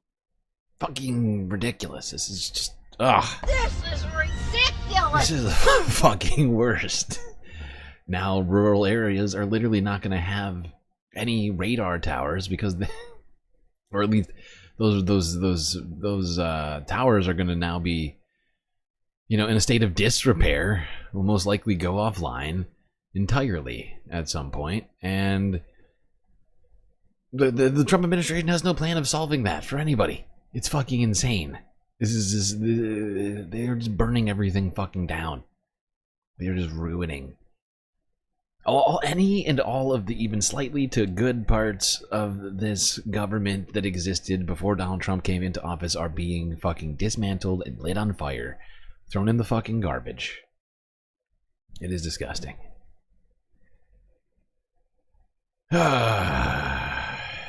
Remember this program? I know I do.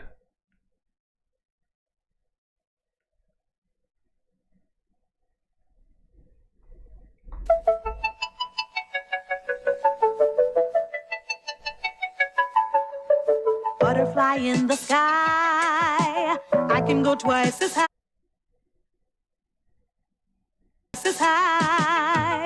Take a look, it's in a book, a reading rainbow.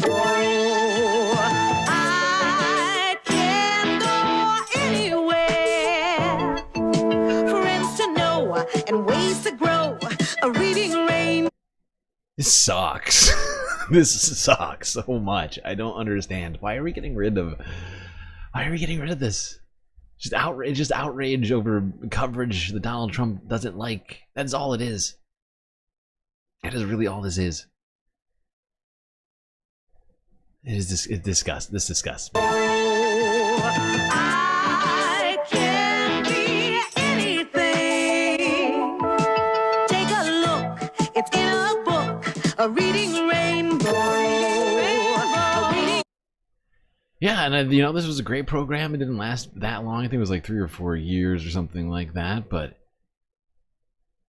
you know, encouraging kids to read and learn and to, you know, use their imagination to, you know, improve their lives. It's making me real sad. And I think I see people in chat who are equally sad. That's where I'm at right now, chat. We're on the same page. This is sad. You know, it's okay to be sad right now. This sucks. Let's go to Michigan, to CBS Detroit from yesterday. Corporation for Public Broadcasting will shut down after federal cuts. Motherfucker.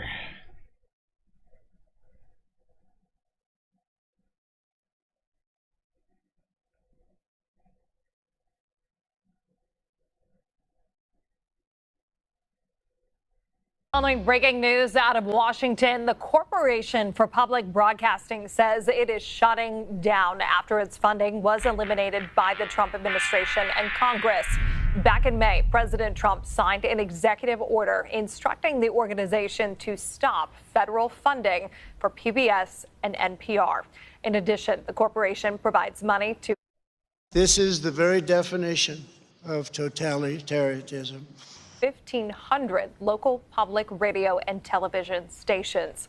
Funds will end September 30th, which is when most staff members are expected to be let go.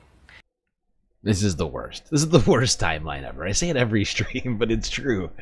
I wouldn't say it if I didn't feel like it was true.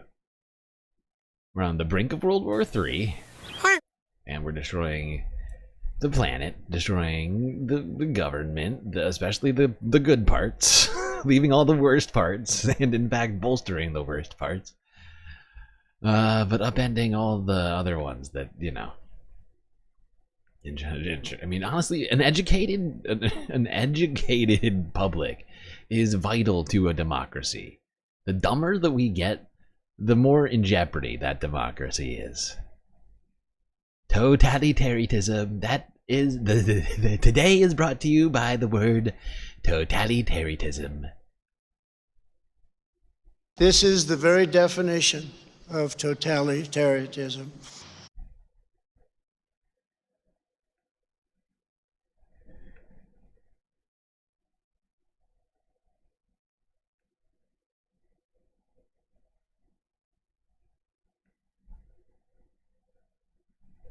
Okay.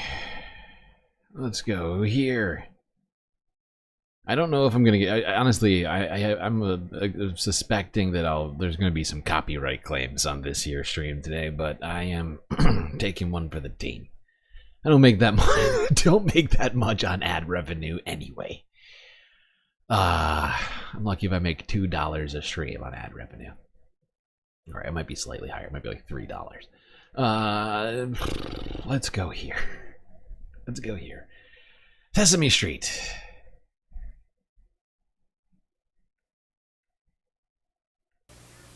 Hi-ho, Kermit the Frog here today to talk to you about the words loud and quiet.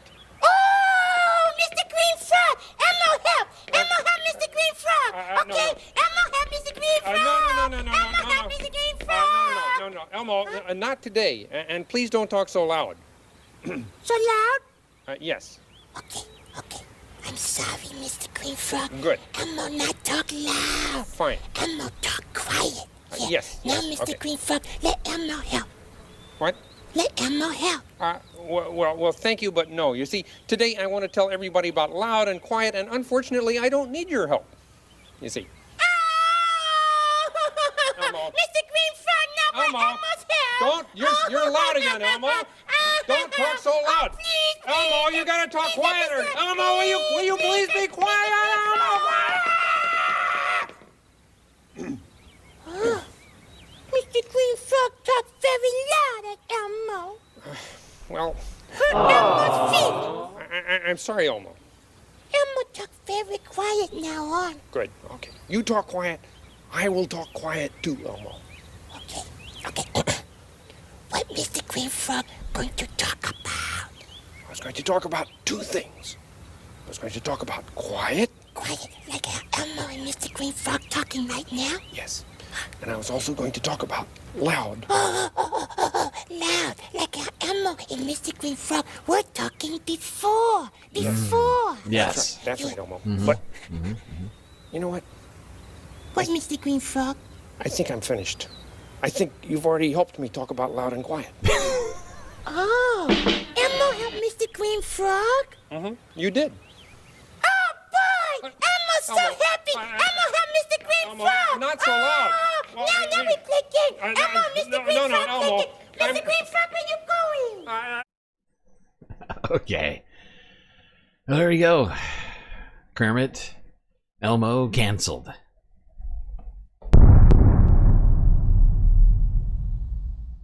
Sorry, but that's what's happening. Let's go here to Chicago, Illinois. Corporation for Public Broadcasting to begin shutting down operations.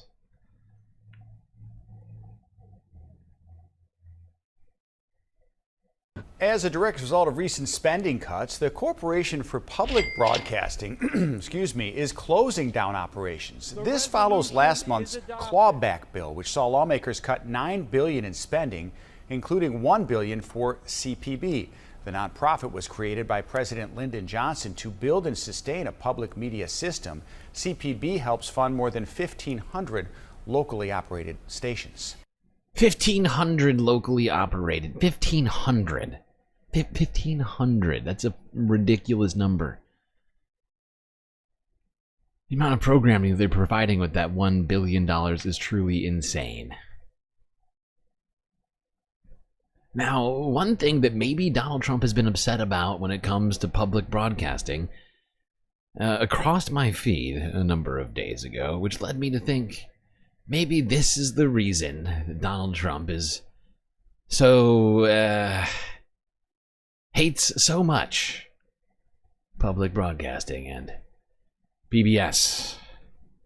Let's go here, back to Sesame Street, way, way back in the day. Ronald Grump and Grump Tower. A what now? That's right. That is a Sesame Street episode from like the 70s or something.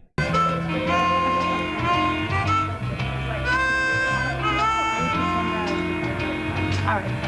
I'll talk to you. Bye-bye.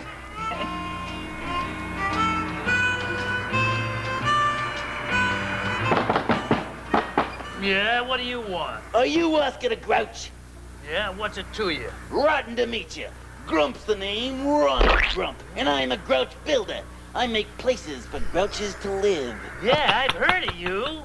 Why, you're the grouch who built a swamp in a day when nobody else could do it. That's me, yeah. And I want to show you what I want to build for grouches right here on Sesame Street. Ooh. Yeah, this here is a picture of a building made of trash cans. I call it Grump Tower. Grump Tower? You mean a grouch would get to live in 2 cans instead of just 1? You got it. You get 1 can upstairs and 1 can downstairs. Oh. It's a duplex condominium. Hey. And there's... My God, this is so old.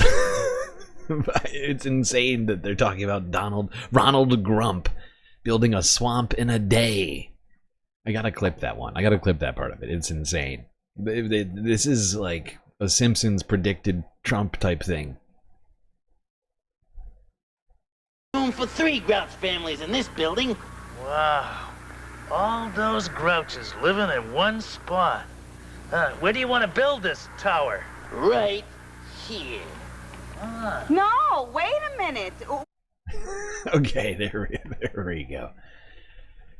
There's some old school Sesame Street programming. Could be the reason for Donald Trump's hatred of public programming. They once made fun of him on Sesame Street,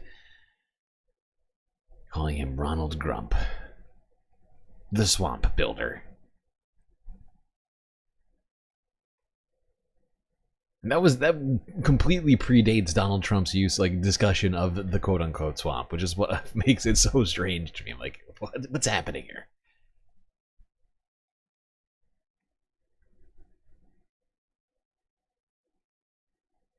All right, let's go here. WBNS 10 TV, another local station, this one in Ohio from yesterday. Corporation for Public Broadcasting to go dark after loss of federal funding.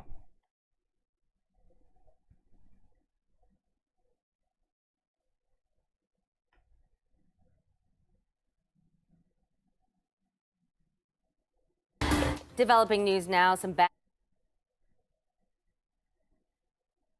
What just happened? What are we doing? What the fuck? Developing news now, some bad news for public broadcasting. The Corporation for Public Broadcasting said today that it will begin winding down operations. Here's what the company posted around 1 p.m. today.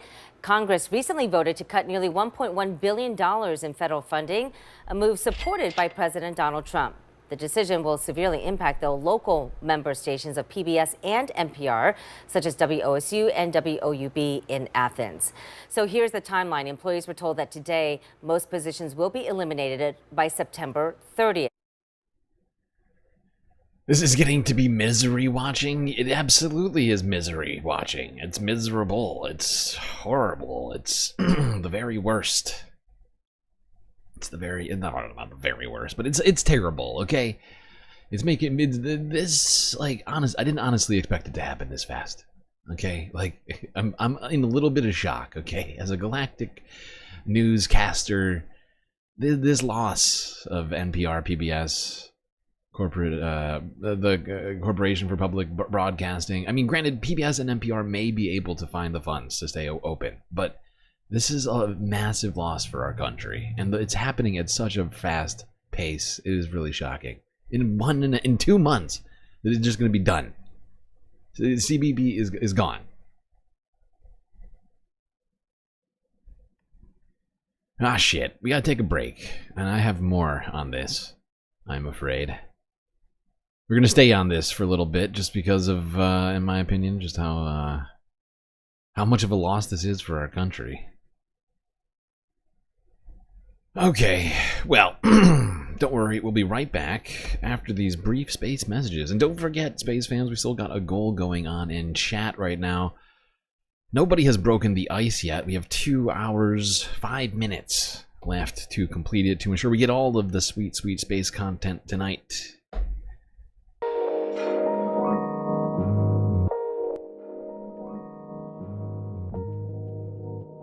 Alrighty then, I hope everybody's been enjoying the show so far. If you haven't already, hit the like button and don't forget to subscribe. Hit that bell icon too so you get the latest notifications from this spacecast. While you're at it, do also consider contributing to the Galactic News Network, as we are completely funded by individuals such as yourself. So many great ways, of course, for you to show your support. YouTube, Super Chat, Super Stickers, memberships, Cash App, and PayPal if you prefer. Your money go directly to funding the stream rather than the bottom line of Google. But of course, the best way to get the most space benefits for your Earth dollars is to go onto Patreon and become a Galactic Patron. Just 10 cents a day, $3 a month, gets you access to a myriad space benefits unseen by the rest of the goddamn Milky Way galaxy. Things like an avatar on one of the break screens, like the pool, the bar, the lake, or the street. That's right, you could be hanging out with the space fams, the patrons, during every break and every after hours, super secret late night after hours galactic chill stream. Just tell me what you want your avatar to be, and I'll make it happen. You get a shout out at the end of every stream, secret Discord channel in the Discord server, and much, much more. So what is stopping you, space fams? Anyway, chat, enjoy the break. Grab yourselves a drink, maybe a snack, and I will be right back. Oh shit, May Wormy getting the ice broken before I even can get out of my chair. Thank you, May. Good evening, fellow space friends. Good evening to you, and thank you for breaking the ice. We are now at 1 of 10. I do believe we can do this, people.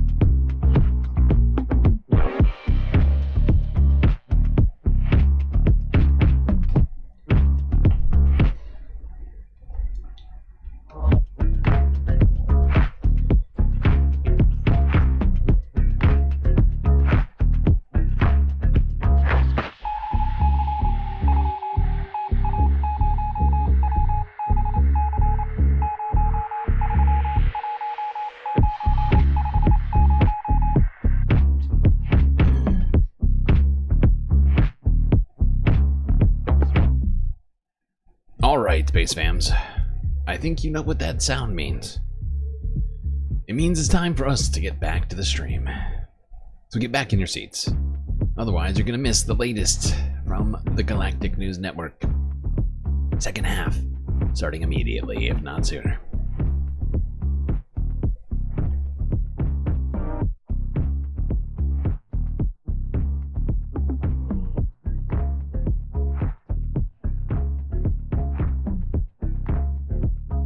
All right, back to the space station.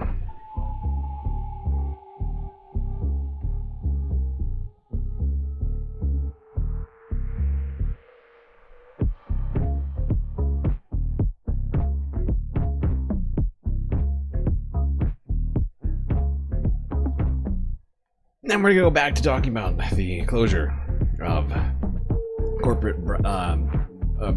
the Corporation for Public Broadcasting, an organization which has existed for nearly 60 years. Let's go back to the time where one man went to Congress to get funding for that organization. Mr. Rogers.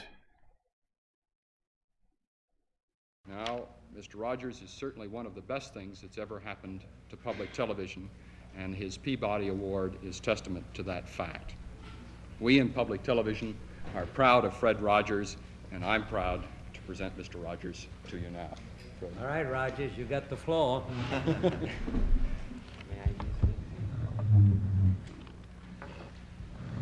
Senator Pastore, this is a philosophical statement and would take about 10 minutes to read, so I'll not do that. One of the first things that a child learns in a healthy family is trust, and I trust what you have said that you will read this. It's very important to me. I care deeply about children. My first children... Will it make you happy if you read it? I'd just like to talk about it, if it's all right. Sir. Okay. My first children's program was on WQED 15 years ago, and its budget was $30. Now, with the help of the Sears Roebuck Foundation and National Educational Television, as well as all of the affiliated stations, each station pays to show our program. It's a unique kind of funding in educational television.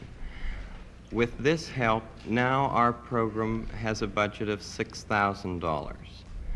It may sound like quite a difference, but $6,000 pays for less than 2 minutes of cartoons. Come on! 2 minutes of animated, what I sometimes say, bombardment. I'm very much concerned, as I know you are, about what's being delivered to our children in this country.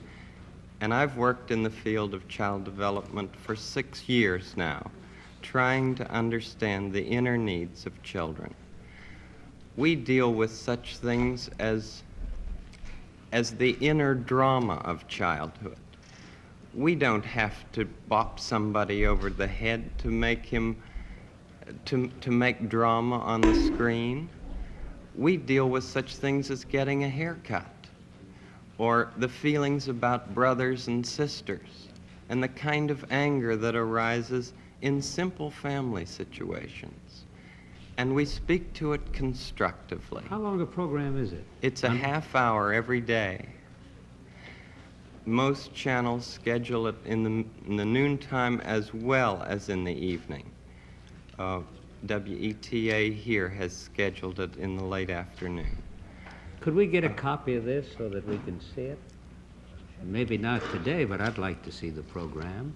I'd like very much for you to see. I'd like to see the program itself, or any one of them, you see. We made 100 programs for EEN, the Eastern Educational Network, and then when the money ran out, people in Boston and Pittsburgh and Chicago all came to the fore and said, we've got to have more of this neighborhood expression of care. And this is what I give. I give an expression of care every day to each child to help him realize that he is unique. I end the program by saying, you've made this day a special day by just your being you. There's no person in the whole world like you, and I like you just the way you are. And I feel that if we in public television can only make it clear that feelings are mentionable and manageable, we will have done a great service for mental health. You know, I don't know if you noticed, but you can hear a pin drop in this room right now. Someone shifts in a chair. You can hear that. Like, it's people are dialed in to what Mr. Rogers is saying here. We will have done a great service for mental health. I think that it's much more dramatic that two men could be working out their feelings of anger. Much more dramatic than showing something of gunfire. I'm constantly concerned about what our children are seeing. And for 15 years, I have tried in this country and Canada to present what I feel is a meaningful expression of care. Do you narrate it? I'm the host, yes. And I do all the puppets, and I write all the music, and I write all the script. Well, I'm supposed to be a pretty tough guy, and this is the first time I've had goosebumps for the last 2 days. Well, I'm grateful, not only for your goosebumps, but for your interest in our kind of communication. Could I tell you the words of one of the songs which I feel is very important? Yes. This has to do with that good feeling of control, which I feel that children need to know is there. And it starts out, what do you do with the mad that you feel? And that first line came straight from a child. I work with children, doing puppets in very personal communication with small groups. What do you do with the mad that you feel? When you feel so mad you could bite. When the whole wide world seems oh so wrong, and nothing you do seems very right. What do you do? Do you punch a bag? Do you pound some clay or some dough? Do you round up friends for a game of tag or see how fast you go? It's great to be able to stop when you've planned a thing that's wrong and be able to do something else instead and think this song. I can stop when I want to, can stop when I wish, can stop, stop, stop anytime. And what a good feeling to feel like this and know that the feeling is really mine. Know that there's something deep inside that helps us become what we can. For a girl can be someday a lady, and a boy can be someday a man. I think it's wonderful. I think it's wonderful.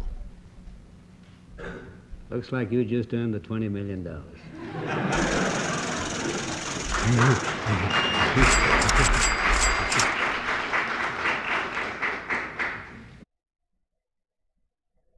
Well, there you go. That was back in the 60s. I believe it was 1969. Mr. Rogers. Almost single-handedly getting the funding for the Corporation for Public Broadcasting. And basically, this entire situation set a precedent for the funding that they would continue to receive up until this year, which will no longer exist. Honestly, Fred Rogers, Mr. Rogers, like, his show was just so good. I think a lot of people really were affected by that. He was just like everything that he had to. It was like it's like the antithesis of the world that we live in right now. The way that he communicated, right? Just of this sort of radical acceptance and respect, and it just, oh God. It's just, I mean, I feel like he's turning over in his grave right now, knowing that this is all being undone when we need it most. All right, let's go here. This is Local 3 News. I think this is I think this is Tennessee. Sorry, I'm getting these like mixed up in my head. No, yeah, I think this one's Tennessee. This is from Tennessee, another local Tennessee station from yesterday. Corporation for Public Broadcasting shutting down thanks to Donald Trump. The Corporation for Public Broadcasting is shutting down weeks after Congress canceled previously approved funding. The corporation has been in service for some 60 years with the support of the federal government. The majority of its staff positions will end with the close of the fiscal year. That happens in September. A small team remains on staff through January of 2026. Now, the CEO of the Corporation for Public Broadcasting said, despite the extraordinary efforts of millions of Americans who called, wrote, and petitioned Congress to preserve federal funding, we now face the reality of closing our operations. Public media, they say, has been one of the most trusted institutions in America, providing educational opportunity, emergency alerts, civil discourse, and cultural connection to every corner of the country. She also said she's grateful to the corporation's partners and their dedication to serving the American people. Despite the cuts, some of the most revered national PBS and NPR programs are expected to remain on the air through other sources of funding. The Corporation for Public Broadcasting helps support more than 1,500.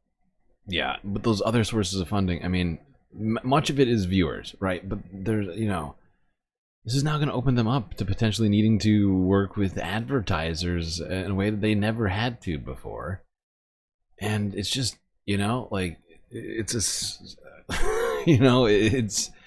it goes counter to basically the mission of that public, information, right? Wasn't supposed to be influenced by big money and business.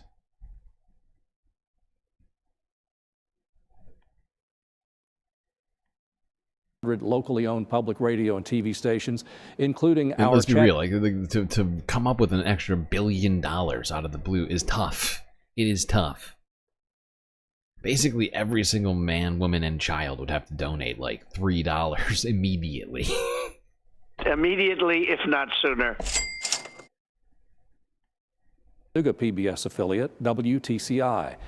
President and CEO Bob Culkeen says that the station will remain on the air, even though it puts them in a hole of some $900,000. This is above what they already do in fundraising. He explains how. Here we go. Another local station, this time in Tennessee, will have $1 million shortfall in its budget, most likely leading to massive staffing cuts and maybe shutting down. It's $1 million. That pays for a lot of stuff. It's not just one time, it's every year. And, massive changes are going to be forced upon these sorts of stations.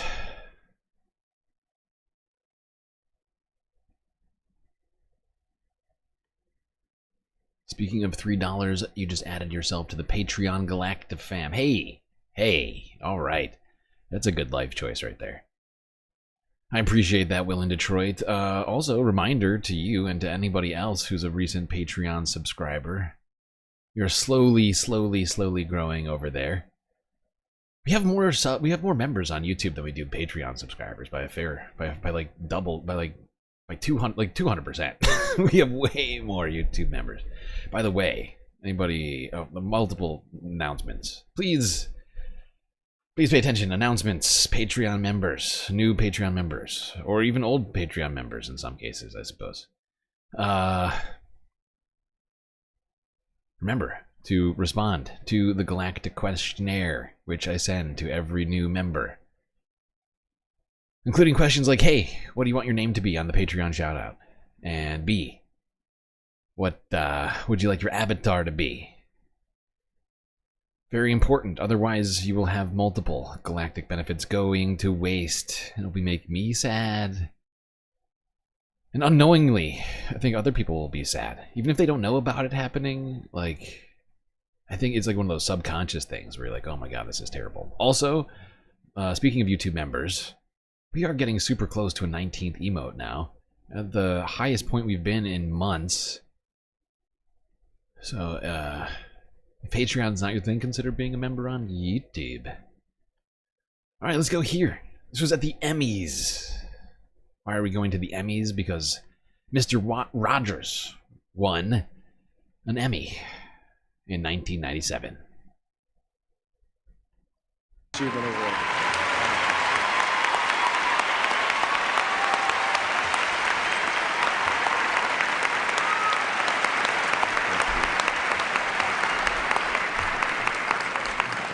Oh, it's a beautiful night in this neighborhood.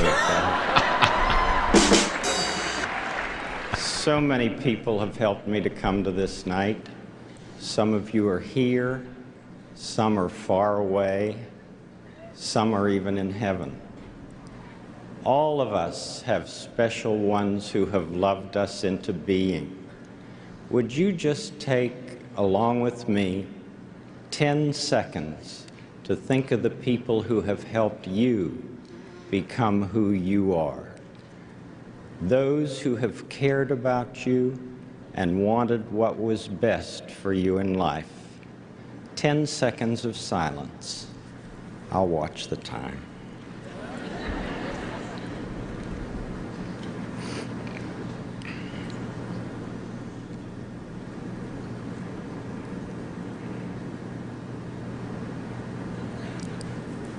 Whomever you've been thinking about, how pleased they must be to know the difference you feel they've made. You know, they're the kind of people television does well to offer our world. Special thanks to my family and friends, and to my co-workers in public broadcasting, family communications, and this academy for encouraging me, allowing me all these years to be your neighbor. May God be with you. Thank you very much. There you go. Mr. Rogers. Legend and Emmy winner for his incredible work with television broadcasting for children. All right, let's go here. This is 13 News Now in Virginia, another local station, discussing the loss of the CPB.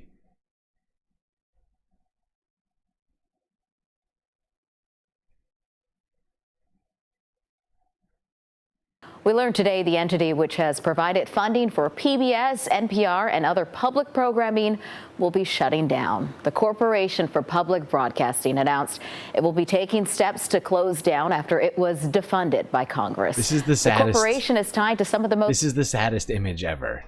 God fucking damn it. This is the saddest image ever. Look at this. Oh my God, we're just dismantling all of this stuff that has been around for so long.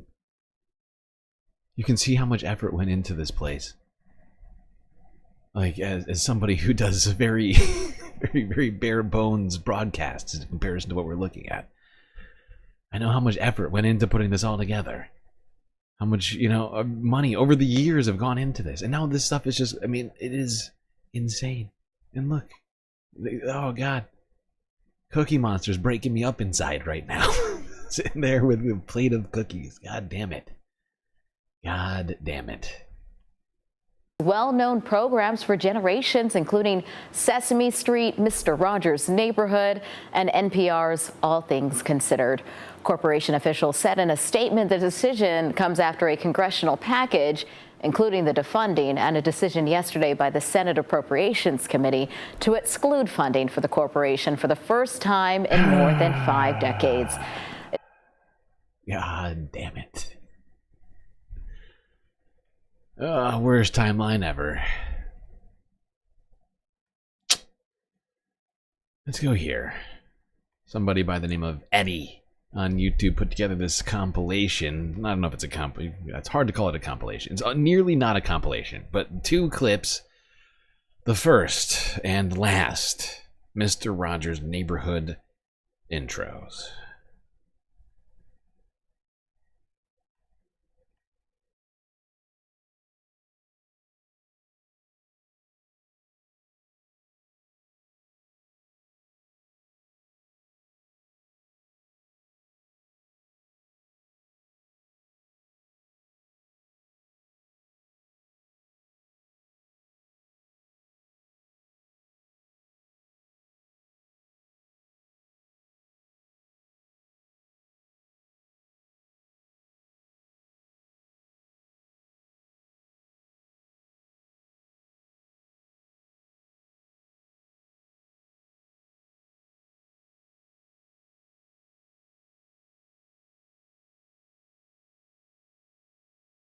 Beautiful day. Since we're together, we might as well say, would you be mine? Could you be mine? Won't you be my neighbor?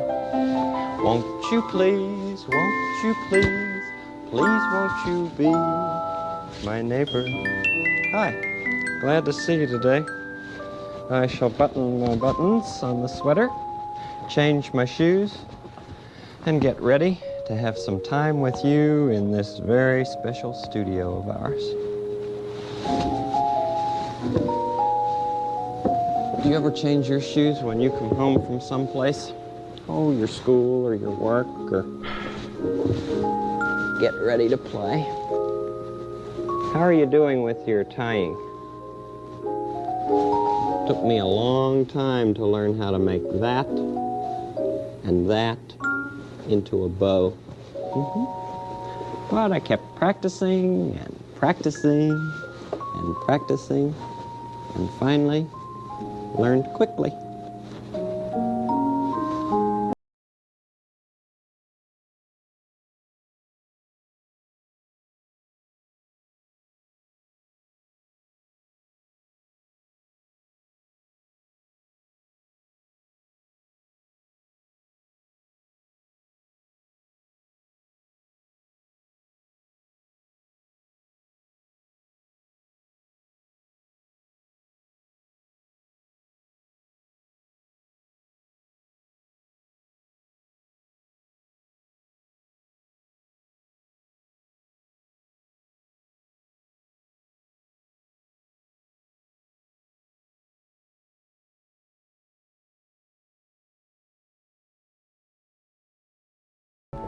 Beautiful day. Since we're together, we might as well say, would you be mine? Could you be mine? Won't you be my neighbor? Won't you please? Won't you please? Please won't you be my neighbor? It is a beautiful day. Doesn't matter what it's like outside, it can be a beautiful day inside. Jeez, dude. He was a treasure. And was the reason for basically the existence of all of this stuff that is now being dismantled by Donald Trump.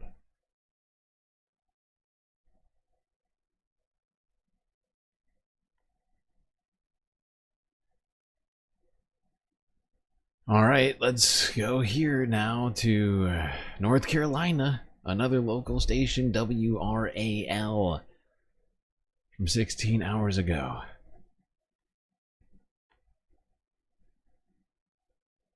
We are getting to the end of this terrible segment that's making me sad. Don't worry.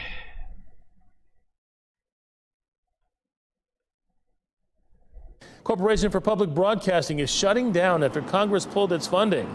The CPB has been around for nearly 60 years. It provides federal funding to local public radio and TV stations across the country, like NPR and PBS. CPB says it has informed employees that a majority of its staff will be terminated at the end of September. Now, here in our area, PBS North Carolina released a statement saying, in part, although CPB funding accounts for roughly 15% of PBS North Carolina's annual budget, its value to our organization and to public media as a whole goes far beyond dollars.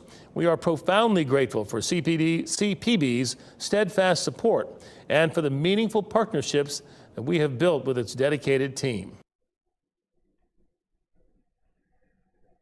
God. An indelible mark on our democracy. This horrifying situation, the destruction of the Corporation for Public Broadcasting. It's real frustrating to me.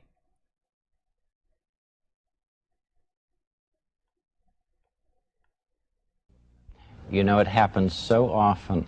I walk down the street and someone 20 or 30 or 40 years old will come up to me and say, "You are Mr. Rogers, aren't you?" And then they tell me about growing up with the neighborhood and how they're passing on to the children they know what they found to be important in our television work, like expressing their feelings through music and art and dance and sports and drama and computers and writing, and invariably we end our little time together with a hug. I'm just so proud of all of you who have grown up with us, and I know how tough it is some days to look with hope and confidence on the months and years ahead. But I would like to tell you what I often told you when you were much younger. I like you just the way you are. And what's more, I'm so grateful to you for helping the children in your life to know that you'll do everything you can to keep them safe and to help them express their feelings in ways that will bring healing in many different neighborhoods. It's such a good feeling to know that we're lifelong friends. More radical acceptance and beautiful words from Mr. Rogers. Let's go to Florida. Let's go to Florida. This is the last local news station we're going to get in on while doing all of this. I'd just like to point something out to everybody. Aside from Hawaii, which is where we started, every single one of these stations that we've gone to, these local news stations in these different states, every single one of them voted for Donald Trump. And now they're losing a vital resource. Here's Florida. ABC Action News from 14 hours ago.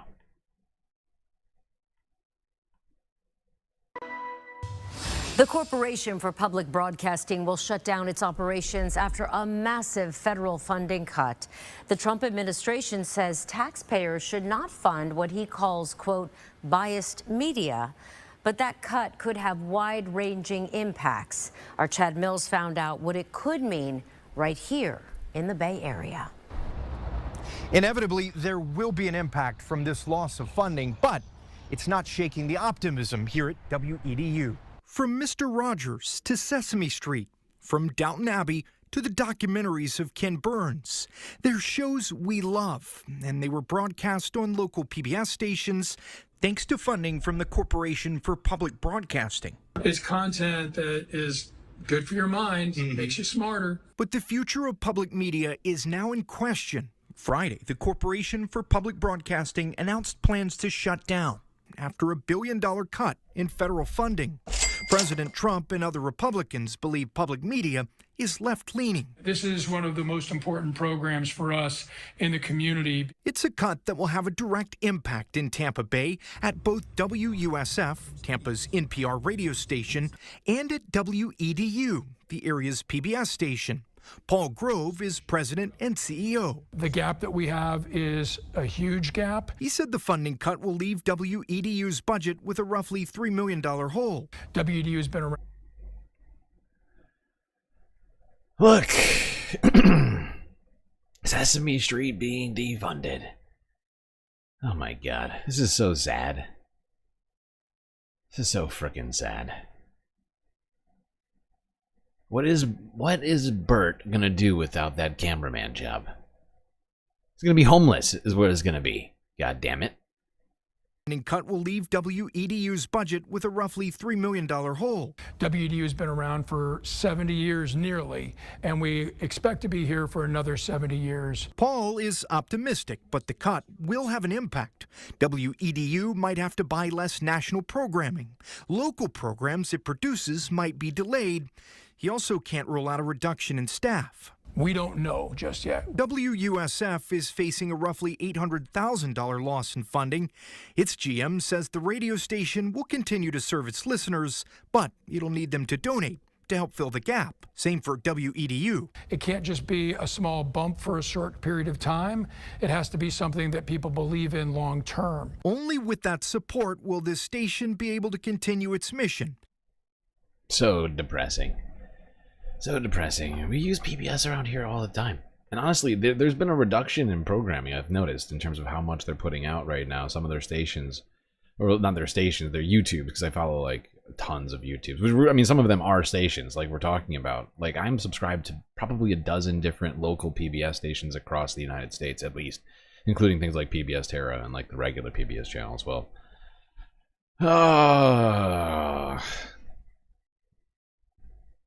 Terrible. Just terrible. This is ridiculous. All right, almost done here. Let's go to the final Mr. Rogers clip, the goodbye song.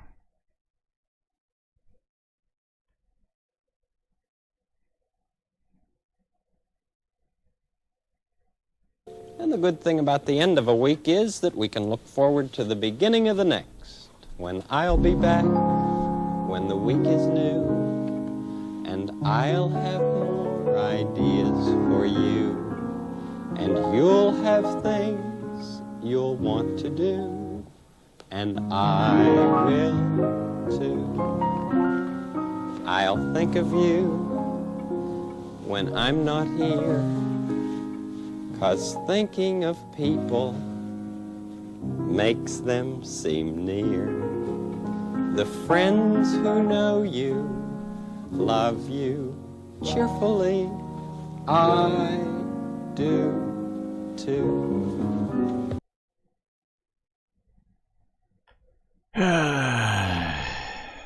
So sad. Funding for this program was made possible by the Corporation for Public Broadcasting and by annual financial support from viewers like you.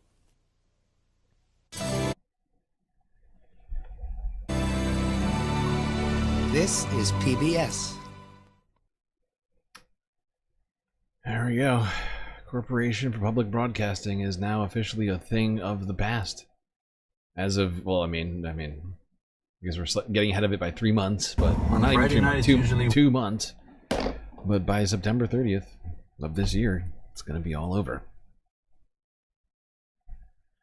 All right, let's move on from that. Mr. Rogers, a man who wanted everyone to be his neighbor, and who wanted to accept people for who they were, promoted love and kindness, to the exact opposite. The Donald Trump administration and the agency, which is receiving 200 times as much money as the Corporation for Public Broadcasting. ICE. People who are seizing our neighbors in the streets without giving them due process, violating the Constitution, who are not being kind, but are assaulting people violently, going after them for how they look.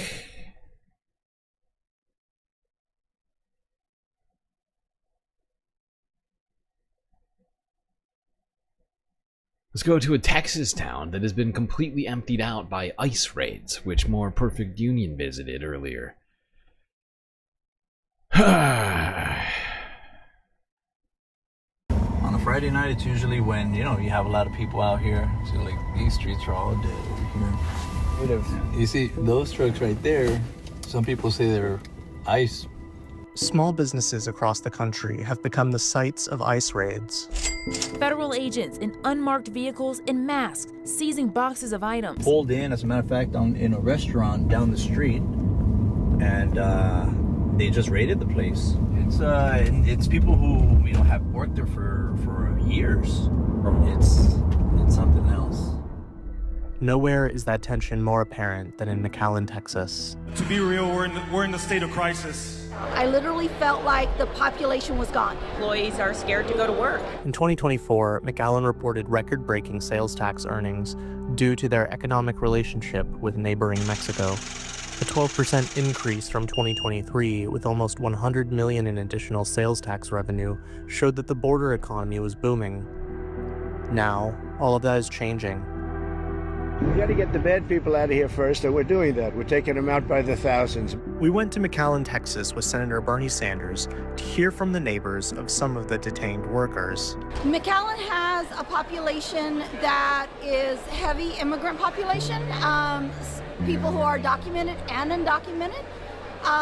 We are right on the border of Texas. We're only about 5 miles away from the Texas border. Employees are scared to go to work. So our construction workers, our field workers, our service industry workers, our yardmen. They're not criminals. I have personal friends, family members. There's a lot of us here, but there are thousands of our friends and family members that wouldn't even drive here because they're afraid to drive in the streets at night. I literally felt like it was a ghost town. Stores were empty. We went in and there's just literally no one shopping. And the shopping in downtown McAllen is part of the livelihood of McAllen. Domestic workers, people that work in a restaurant, they're not showing up to work. You know, here in the South Texas, we enjoy our pan dulce, sweetbread. And one of my favorite places, it's all Spanish-speaking people. 6, 7 Spanish speakers, all of them. I went a couple weeks ago. There were only 3 workers and they only spoke English. The Budget Lab at Yale University estimates that between 20 and 25 billion in annual federal and state taxes will be lost due to the loss of workers, closure of businesses, and reduced spending habits across the country. In response to Trump's declaration, ICE stated that their quota of 3,000 arrests per day could not be reached without raiding businesses that have been briefly exempted, like restaurants, hotels, and farms. We have fought very hard right now, and we have filed lawsuits to prevent the administration and ICE from detaining people just because of the work that they're doing, the language that they speak, the color of their skin. They're picking up anybody, anyone who looks a certain way. The rhetoric they will use is, we're throwing out these violent criminals. Some people say, good, do it. But when you go after people who have lived in this country for a long time, worked hard, pay taxes, live by the rules, that is not working so well for Trump. I would like to ask the Democratic Party to take the narrative of immigration and to stand for us. Because we are workers, we're good people, and if they do not take the narrative and start writing immigration reform, the Republicans are going to continue to call us names and berate us, and that's not fair. So please tell the Democratic Party to stand up and also take some of the risk along with us. This is insane. I mean, it is insane. We've been talking about how this will absolutely have vast economic impacts on the American economy, let alone on the, impacts on the people who this is directly affecting, whose families are being picked up, who themselves are being deported or detained in places like Alligator Alcatraz. But, I mean, there is absolutely this massive economic impact that these towns are seeing. Businesses shutting down, people disappearing from stores.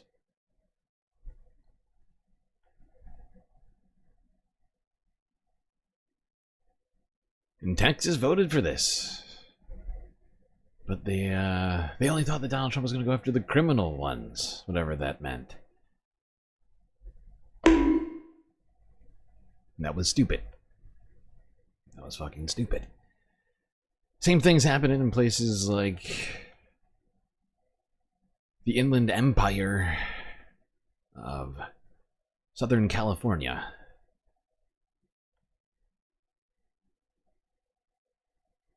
Now at 5:30, the chilling effect of the Trump administration's immigration raids. We're hearing from business owners in the Inland Empire who say they're really taking a hit here. Some say employees just aren't showing up. Others tell us customers are scarce. NBC4's Christian Caceres live right now from Paris with more on the impact there. Christian?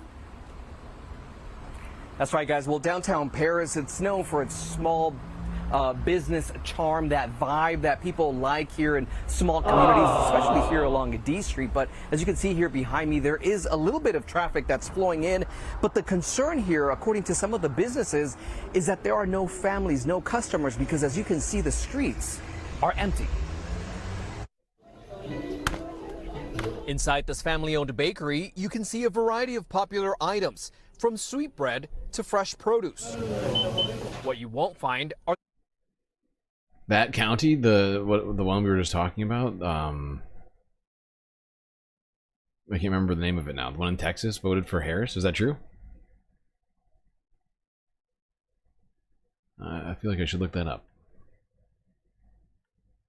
Usual customers that the owner says have stopped coming because of the recent immigration raids. Well, they're at home hiding. They don't want to go out. They're afraid. The dip in revenue, they say, began last month when President Trump's administration stepped up immigration raids. Many customers telling us their weekly grocery trips have turned monthly to avoid the outdoors. Not that much people because we the Hispanic people, we always bring business because we are working hard people. There's not enough income coming in, and we still pay bills, and there's not enough income coming in, most of all. Have you guys laid off any workers or anything? Not at the moment, but we are thinking of cutting hours. Down the street at the grocery store, business owners, they tell me things aren't that better, despite being right next to those big grocery stores. So when there are less customers, we definitely get nervous that because we have to still pay bills, we have to pay to employees.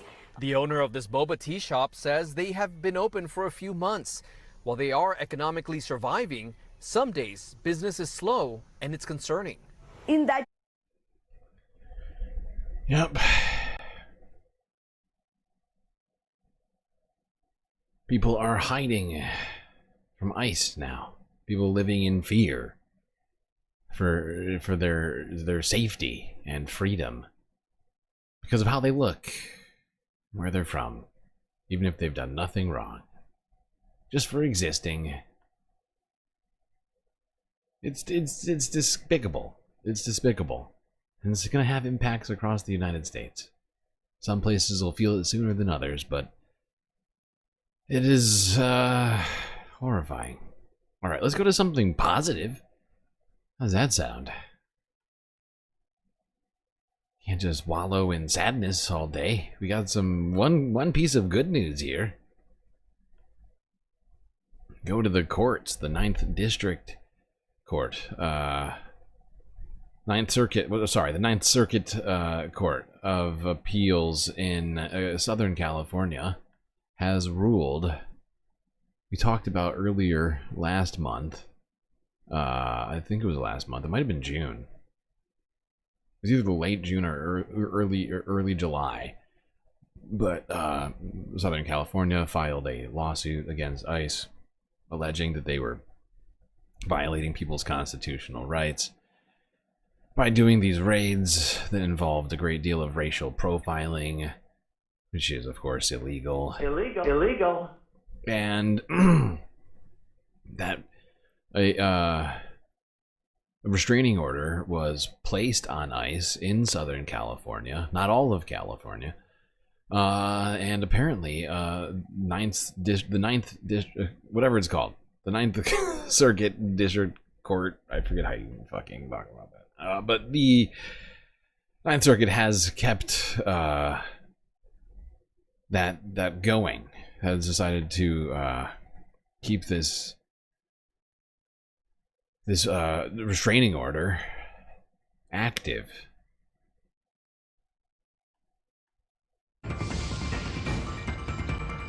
Now at 11, breaking news involving President Trump's unprecedented immigration crackdown. Illegal. Hello, everybody. Welcome to the News at 11. I'm Rick Chambers. And I'm Mary Beth McDade. Mike and Cher have the night off.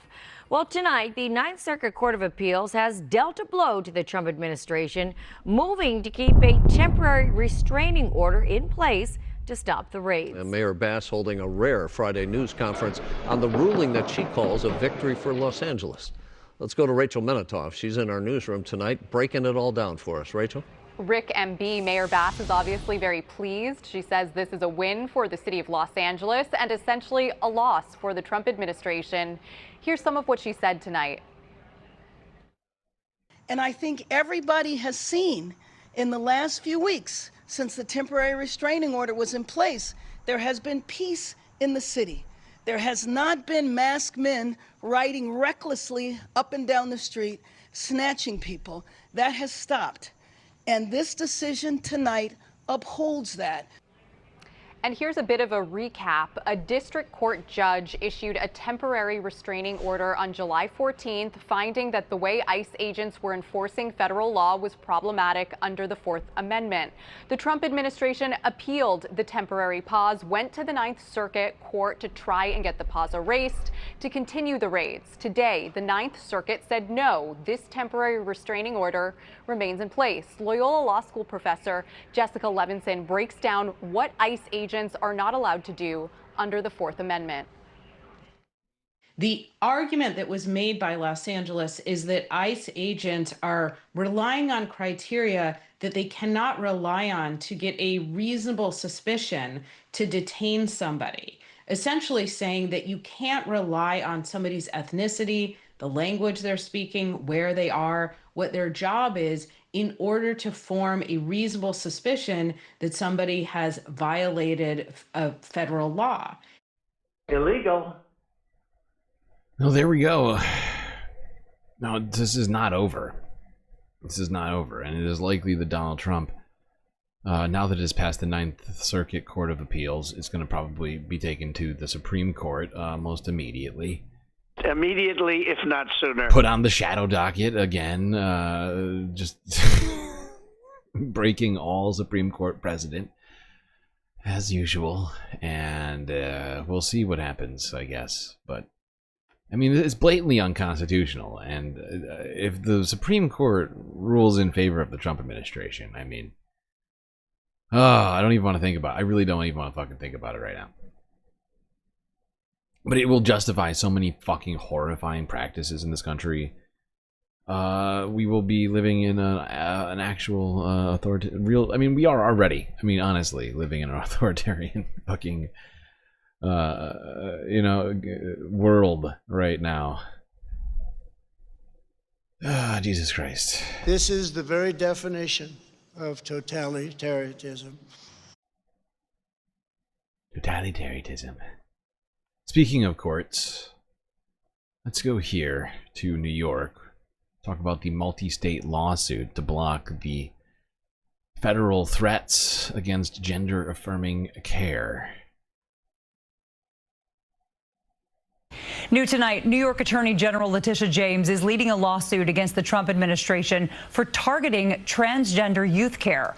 The complaint by attorneys general from 14 states and Washington, D.C. was filed in federal court in Boston. It claims the president's executive order and actions by the DOJ to investigate doctors who provide gender identity care to trans youth are unlawful and must be permanently blocked. Illegal. The White House has not yet commented on that lawsuit. No kidding. He'll probably bring that to the Supreme Court, too.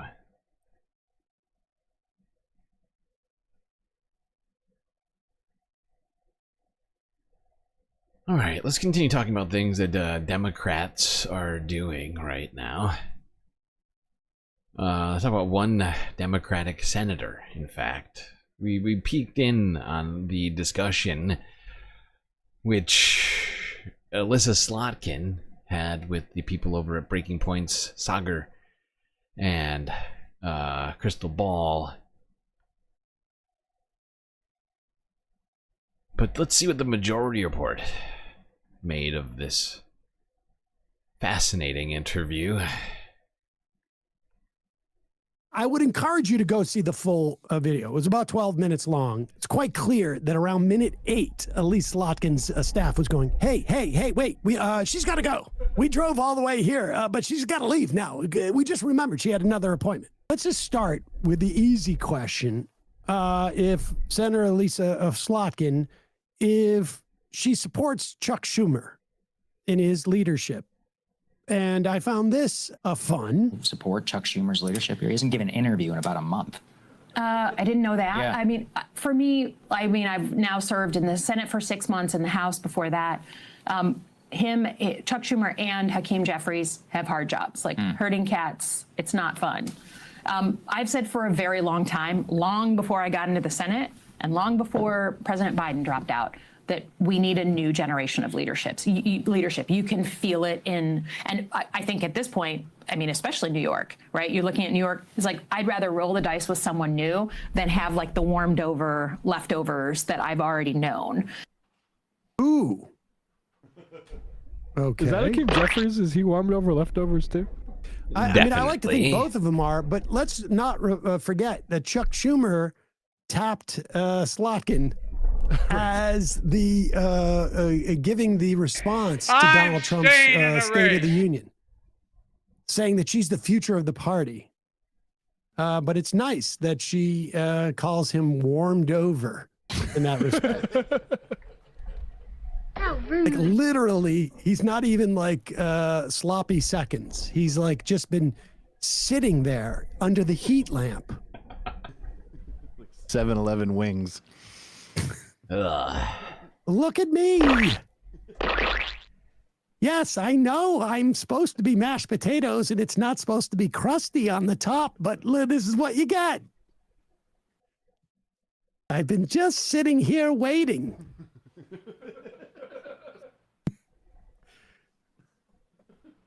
Well, that was encouraging. And the beauty of that question was, that was, I think, the way that Saagar and Crystal really took the lead on this interview, made her feel like, oh, they're going to front load the difficult questions. The rest is going to be a cakewalk. Let's just play this moment where she's asked if what's going on in Israel is a genocide. And remember, Slotkin was a former CIA. She served in Iraq. And she gets caught up here in a couple of ways. I will say that I think relative to most of the members of the Democratic caucus, she didn't buckle in a way that I think a lot of these people would. I would have loved to seen Chuck Schumer have to answer any of these questions, frankly. I don't think, Slotkin did it, particularly well, but I think she did it better than some. But the real value that's coming out of this is that these people live in a bubble.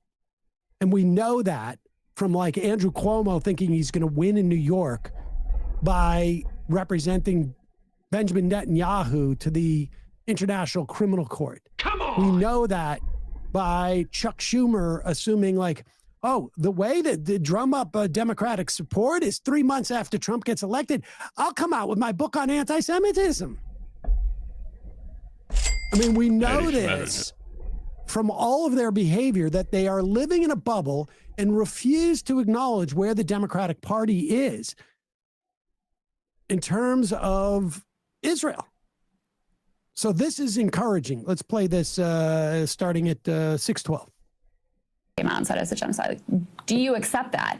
And if you do, I mean, what responsibility does a United States senator have? For this is a nation that, we send every year billions of dollars to aid that you have, voted for and supported. Like, what responsibility does a United States senator have to prevent genocide and to stop genocide that we see ongoing? We have a responsibility up till today to ensure that food is getting in. Is it a genocide? People don't starve.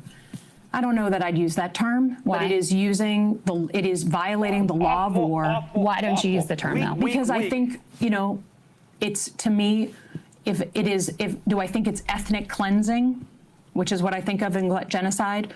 I don't know if it meets that definition. Wow. Didn't you say it earlier that it was ethnic cleansing? You said that they wanted to force it. I mean, this is open from the Israeli government. Like, they're saying it. Their Minister of National Security, they come out and they're like, Look at her we face. don't need shells. We need shells, not food. And we need to Alyssa looks so exasperated by this line of questioning right now. Look at her.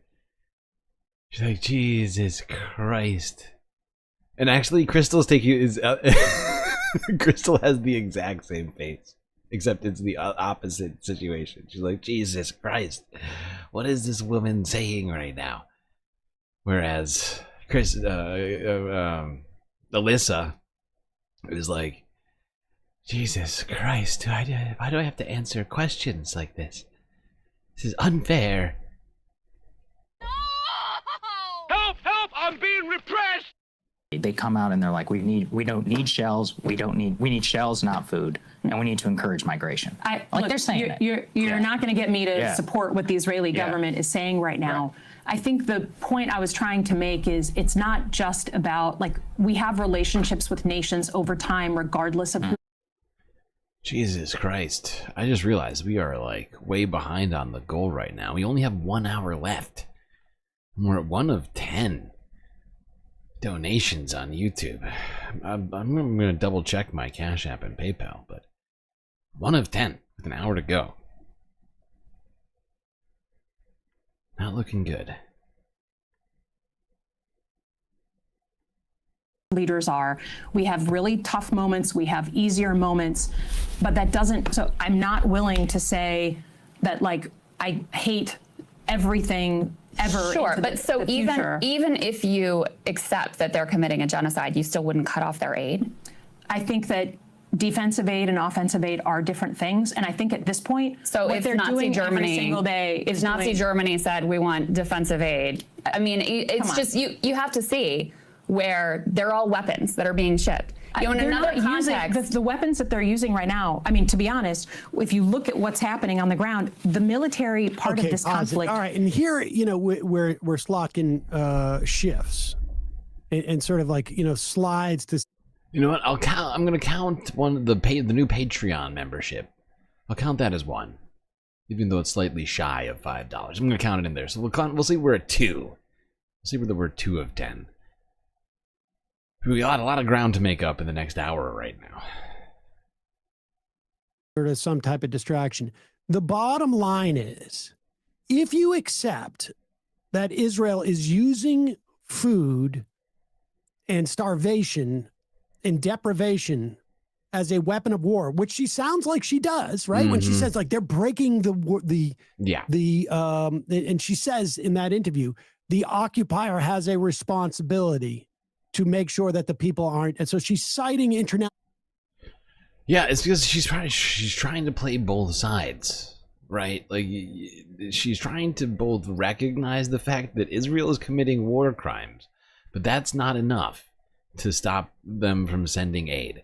And it's an insane position to try and take, right? It's like, yeah, I mean, they might be doing a bunch of, you know, humanitarian crimes that maybe they add up to genocide, but that doesn't mean they don't deserve to protect themselves. That's basically the premise of where she's starting from. Which means that there's basically nothing Israel could ever do to enlist Slotkin's mind. Because what's worse than committing genocide, exactly? 2 genocides? Do they have to commit 2 genocides simultaneously? I mean, come on. Like, what are we talking about? What are we doing? Speaking of Democrats, Democratic governors got together earlier this week, I think it was on Friday, to brainstorm ways to counter the Trump administration. That's exciting. A little brainstorming. I'll do it. I'm staying in the race.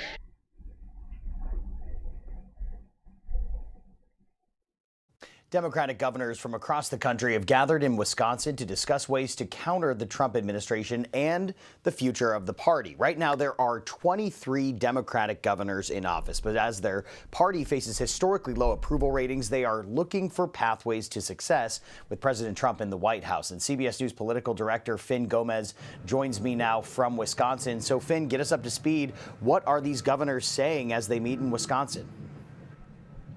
Tom, greetings from beautiful Madison. Yeah, there are a group of Democratic governors coming here to this policy meetings here in this battleground state. I spoke to several of them today. Look, like you mentioned, they're looking to counter the Trump administration, and they feel that the policies that they call controversial and unpopular, they feel that they can counter them and run against. They mentioned not only the big, beautiful bill, they feel that it's specifically the cuts in Medicaid that will benefit them politically because it's going to affect millions of Americans in their states. They also feel there's backlash to the ICE deportations and raids. They feel that has impacted middle America, not just border states. And also, they're focused. They feel that they have the momentum. They have a big fundraising haul just this past week. And you mentioned some of these key states. It's 2 critical gubernatorial races this year in New Jersey and Virginia. But next year, the midterms, Tom, they're looking at over 30 races, I believe, 36 races. Well, there we go. Democratic governors getting together and brainstorming some ideas on how to combat the Trump administration. I found the statement that, quote unquote, they feel like they have the momentum utterly fascinating. I wouldn't characterize the Democratic Party as having a whole lot of momentum right now, but maybe we're looking at different numbers. The numbers that I saw recently were Democrats are at an all-time low popularity level, so I'm not sure I'm prepared to call that momentum. But there certainly are things that Democrats could actually message on in a strong way, rather than sitting there with their hands under their butts, doing fuck all. Or, I don't know, writing books. And one woman is writing a book that I don't know who wants to buy this thing. Kamala Harris.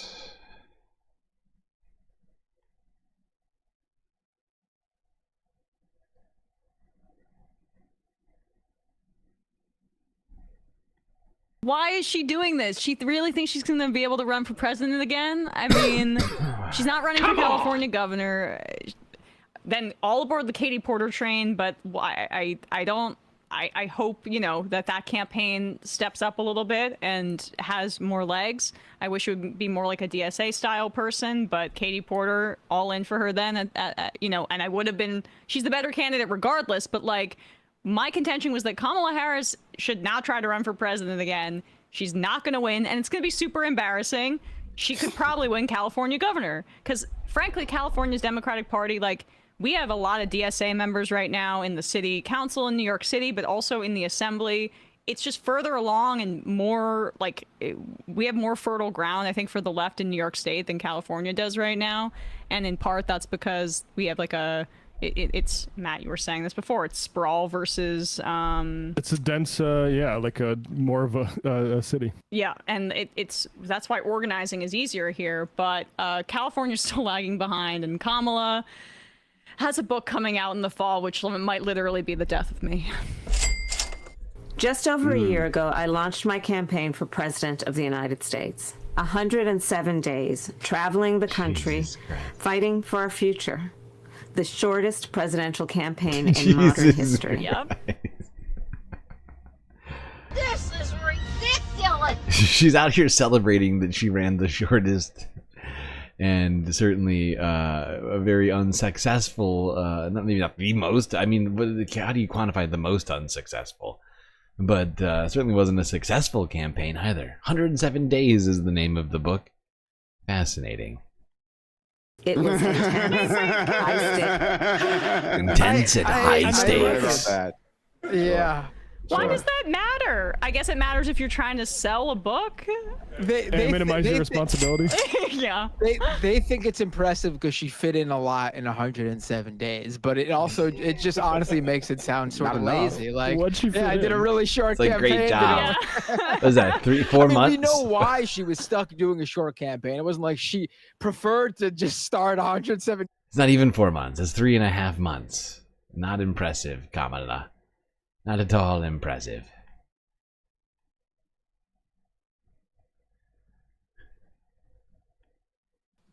Great. Campaign for President of the United States. 107 days, traveling the country, fighting for our future. The shortest presidential campaign in modern history. It was intense, high stakes, and deeply personal for me and for so many of you. Since leaving office, I've spent a lot of time reflecting on those days. That's great. Talking with my team, my family, not friends, and pulling my thoughts together.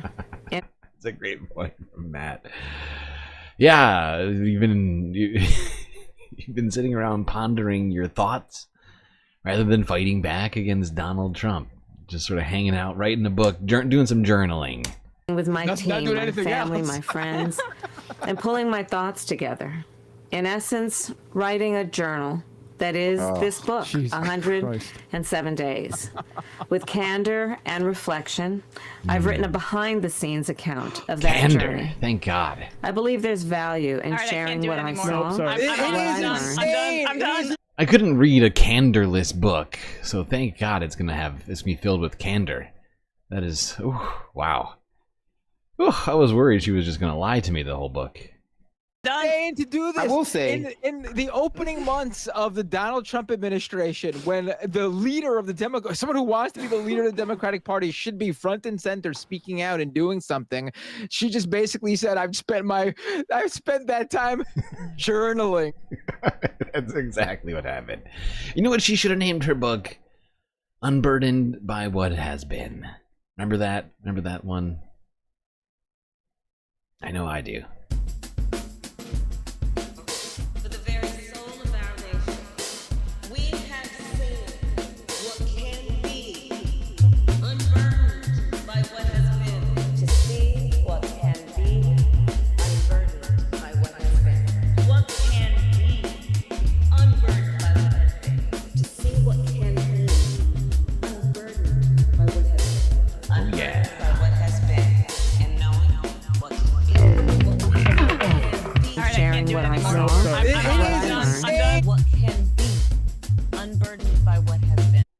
Okay, there we go. That's it. No more Kamala for the rest of the stream.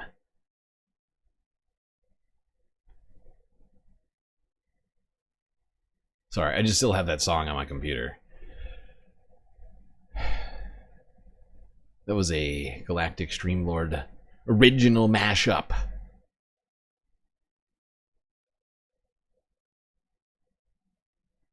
I actually made it on the soundboard. Because, of course, I use a Native Instruments machine for the soundboard.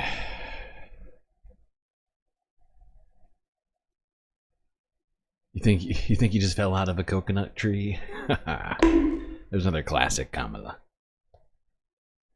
Another classic Kamala. Okay. Yes, let's go here. Move on from talking Democrats to talking about Donald Trump's trade war. What will be dubbed in history books, so long as, you know, we're allowed to criticize Trump in the future in history books, so long as it isn't outlawed, will probably be dubbed the dumbest trade war in history. Let's go here.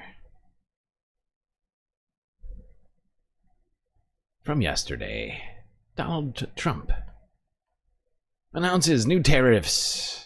Associated Press.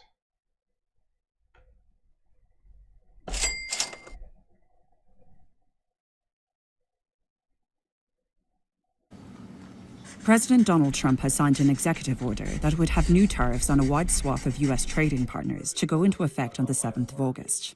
It's the next step in his trade agenda that will test the global economy and alliances. The order was issued on Thursday evening, following a series of tariff-related activities as the White House reached agreements with various nations. Trump also announced that he would be extending trade negotiations with Mexico for 90 days, keeping 25% tariff rates in place. But he is raising the tariff rate on U.S. imports from Canada to 35% from 25% effective Friday, citing a lack of cooperation to stop traffickers and illicit drugs. The vast majority of nations are continuing to face uncertainty ahead of the coming deadline. And while a handful of trade deals have trickled in, many details remain hazy, with businesses... They are all fake trade deals. These are not trade deals, okay? We gotta stop calling them trade deals, because that's not what they are. They are just Donald Trump deciding what he's going to charge other Americans for buying goods from other countries. That is literally all that's happening. And some of those rates have been reduced because some things have been promised. It's not really a trade deal. We wind up with higher tariffs than we did 6 months ago. That's all I know. We wind up... Who wins in that deal? Certainly not the United States. Nobody wins, actually, as it turns out.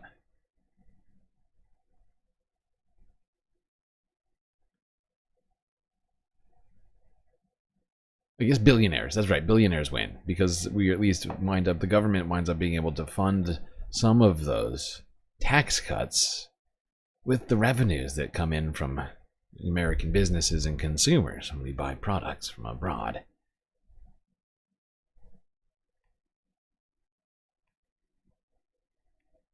All right, let's go here to a Republican town hall where one GOP representative was confronted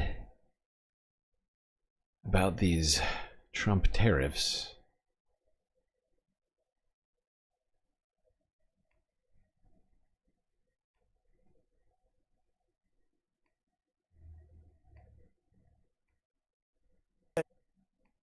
Town hall that happened just yesterday in Wisconsin. Brian Steil, the congressman there, who is in a swing district. This is a district that Donald Trump carried by 2 points in 2026. He was asked about tariffs from the crowd, and he defended the president's approach. My main concern is the tariffs that are coming up. I would like to know what dire economic circumstances put Trump in a position of throwing tariffs on over 190 countries. This really, at its core, needs to be an opportunity to make sure that other countries are treating the United States fairly. The United States...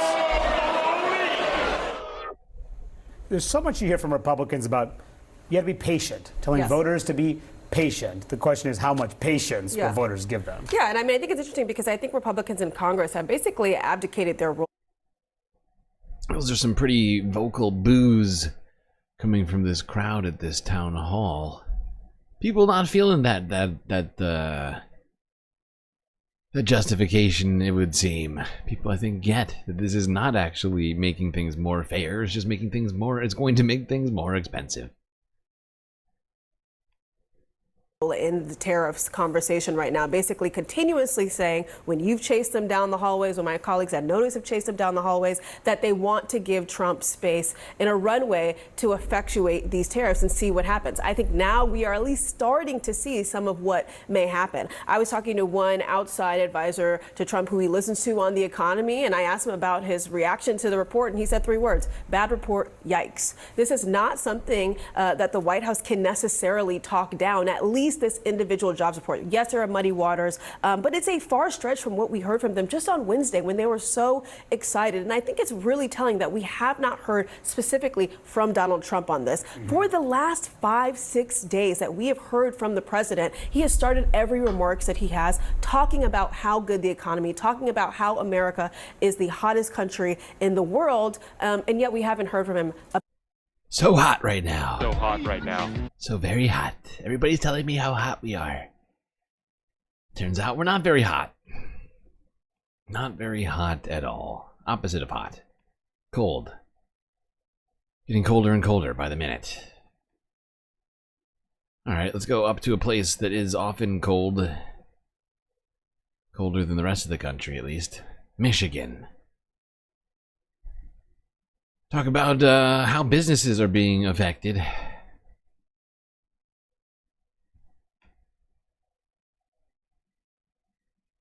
By the way, just want to remind everybody once again, we're at 2 of 10. The tariffs are being felt on both sides of the border. Now. Meaning that we need 8 more super chats to ensure that we get all of the galactic content. It might, you know, well, we are in the final countdown over here, people. Next guest says that the new increase has put the future of his business and family at risk. Joining us now is Michael Howard. He's the owner of Howard Family Designs, and he joins us from Warren, Michigan. It's good to speak with you, Michael. We've talked to you before. Yes, good to be back. Good to see you again. Unfortunately, the topic isn't so great. Yeah, no, I mean, in the times we've checked in with you prior, you were certainly frustrated about tariffs and the uncertainty around them. How are you feeling today? Honestly, just the same. You know, last time we talked, I thought we were past this. I didn't realize we were going to still be thrust in this continual war over tariffs that are unjust and uncalled for. And it's putting businesses like mine and many others in jeopardy. And we can see the business behind you there. You're surrounded by lumber. And I think, is it fair to say that it's the softwood lumber tariff going in place that is most hurtful to you? Exactly. Here in America, we receive a large percentage of our softwood lumber from Canada simply because we cannot supply it here in America. We don't have the trees, we can't grow it fast enough. And so we rely on our greatest trade partner in Canada to help provide and to make up for that softwood. And for those who are not so familiar with the sector, I mean, it's long been sort of fraught with disagreement between the United States and Canada in terms of, well, tariffs being put in place. And now what we're seeing is coming into play here, almost 35%. What's that going to do? There is some certainty now for you in that you know it's going to go up by that much. What's that going to mean for you? It means we're going to have to raise our prices to compensate for the height in the cost of goods, which then means we can't just swallow a 35% tariff. And so we're going to have to pass that on to our customers. And so when we say softwoods, just so people can. Yep. The small businesses like this man's are going to have to raise prices because they can't afford to not raise prices. You know, small businesses. You know, they can't issue bonds and try and weather the storm like some multinational public company. You know, they have life expenses, and raising a price of a table, you know, from $200 to $300, from $300 to $400, whatever it might be, whatever piece of furniture this guy's making over here. It's going to create a situation where he's probably going to make a lot less money. People are going to be like, well, I can't spend that extra $100 on that table. You know, I can't spend an extra $50 on a whatever. I mean, I don't know, this cabinet.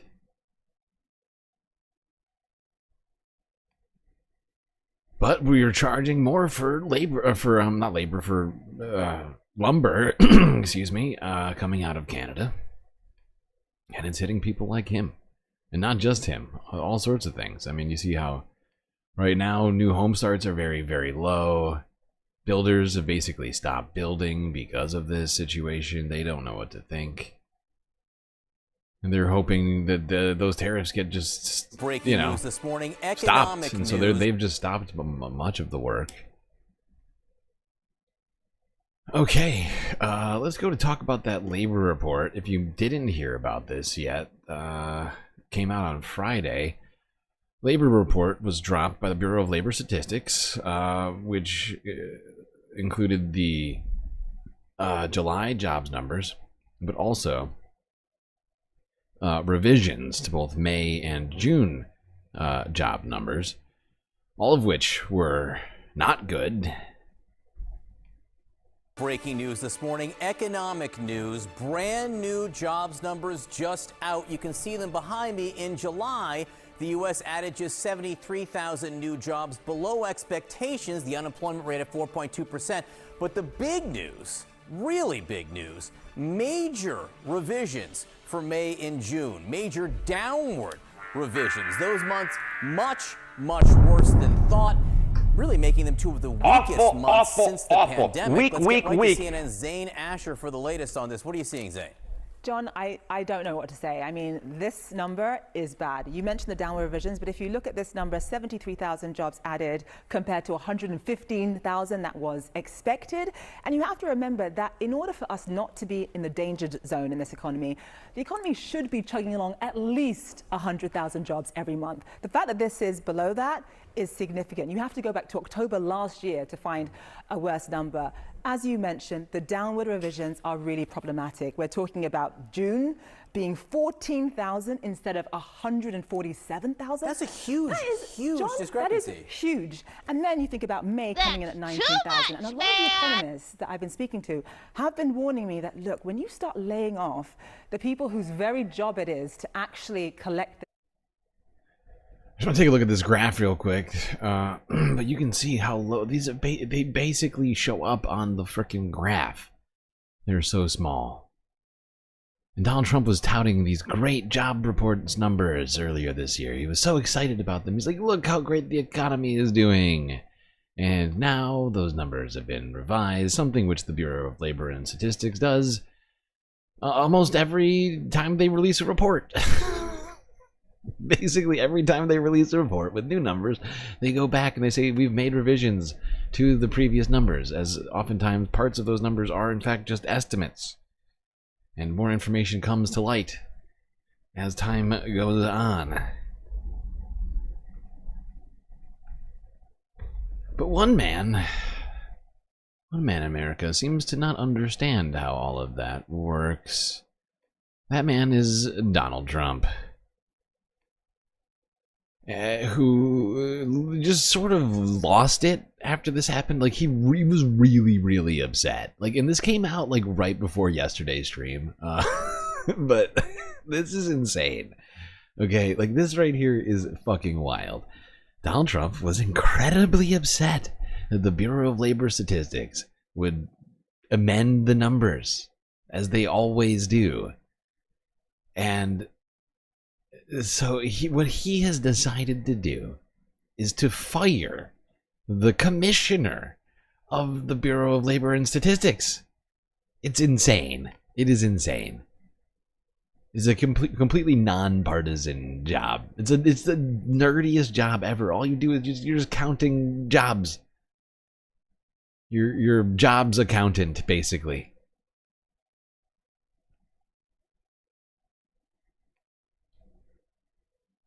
Oh shit, what just happened? How did this happen? No. No. Come on! No. Hey, pal. Please stop it. Pause. This is terrible.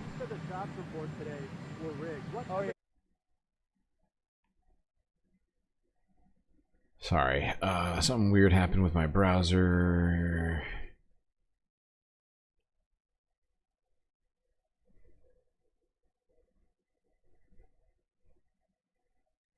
Okay, here we go.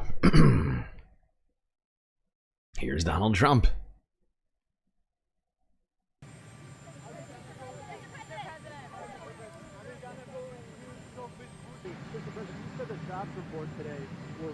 Oh yeah, I think so. And if you look at before the election, the same kind of thing happened. And I think you'll see some very interesting information come out. But we got ready. You have to have honest reports. And when you look at those numbers, or when you look at just before the election, and then after the election they corrected it by 800,000 or 900,000 jobs, yeah, I would say so. Mr. President, why did you fire the head of the Bureau of Labor Statistics? Because I think her numbers were wrong. Just like I thought her numbers were wrong before the election. Days before the election, she came out with these beautiful numbers for Kamala. I guess Biden/Kamala. And she came out with these beautiful numbers trying to get somebody else elected. And right after the election, I think on the 15th, November 15th. This guy is fucking delusional. He doesn't even know what he's talking about. The numbers for Kamala right before the election were bad. They were as low as the ones that he just got. It's this is such a nonsense argument. And then they were revised up after the election by the Bureau of Labor and Statistics, as they always do. They revise the numbers. Sometimes they revise them up. Sometimes they revise them down. But Donald Trump, very upset, hurt feelings over here with Donald Trump over all of this. Firing the Bureau of Labor and Statistics commissioner because of phony, nasty numbers. She had an $800,000 or $900,000 massive reduction. Said she made a mistake. No, that woman's numbers are. Do you have any evidence that she faked? Say it. Yeah, the one of the governors. Phony, nasty, terrible numbers.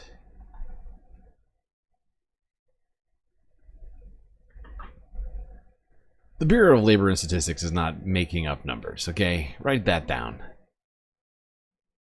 They're not faking numbers for political reasons. It's ridiculous, okay? It is fucking ridiculous.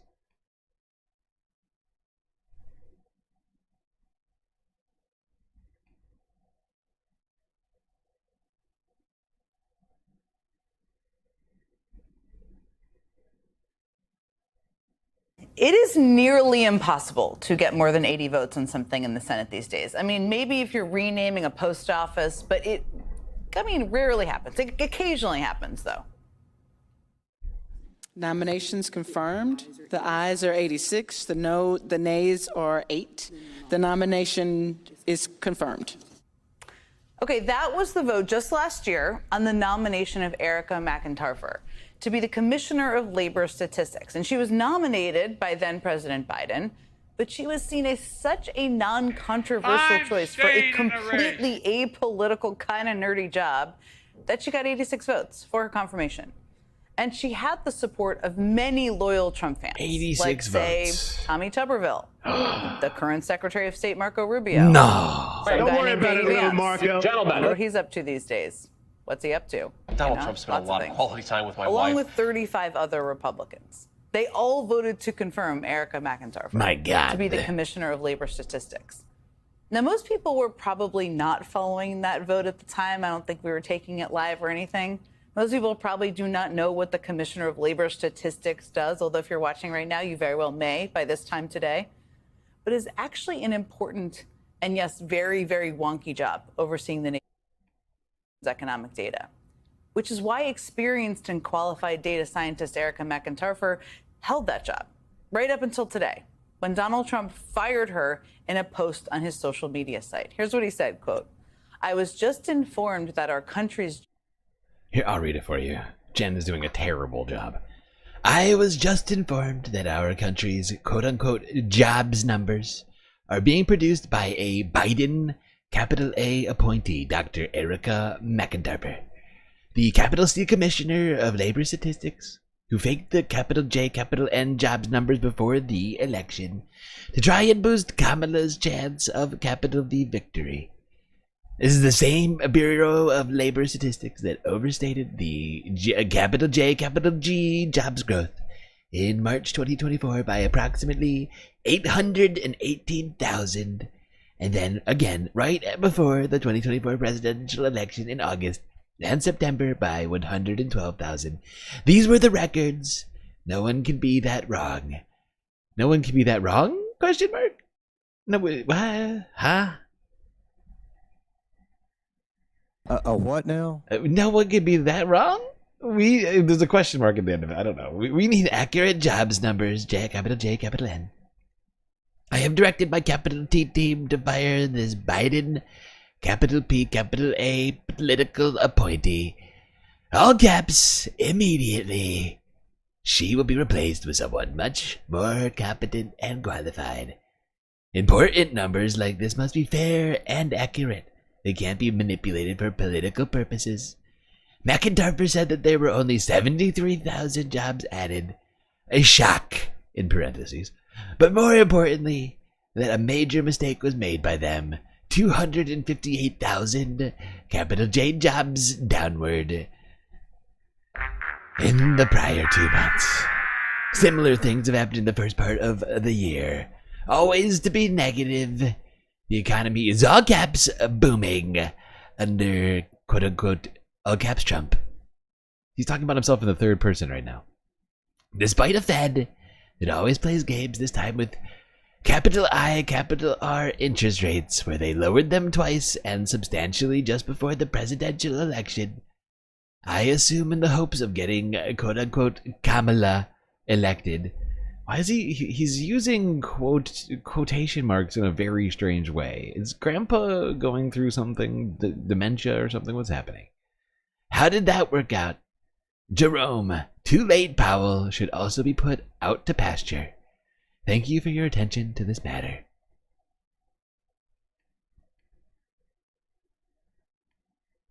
Insane. Truly insane.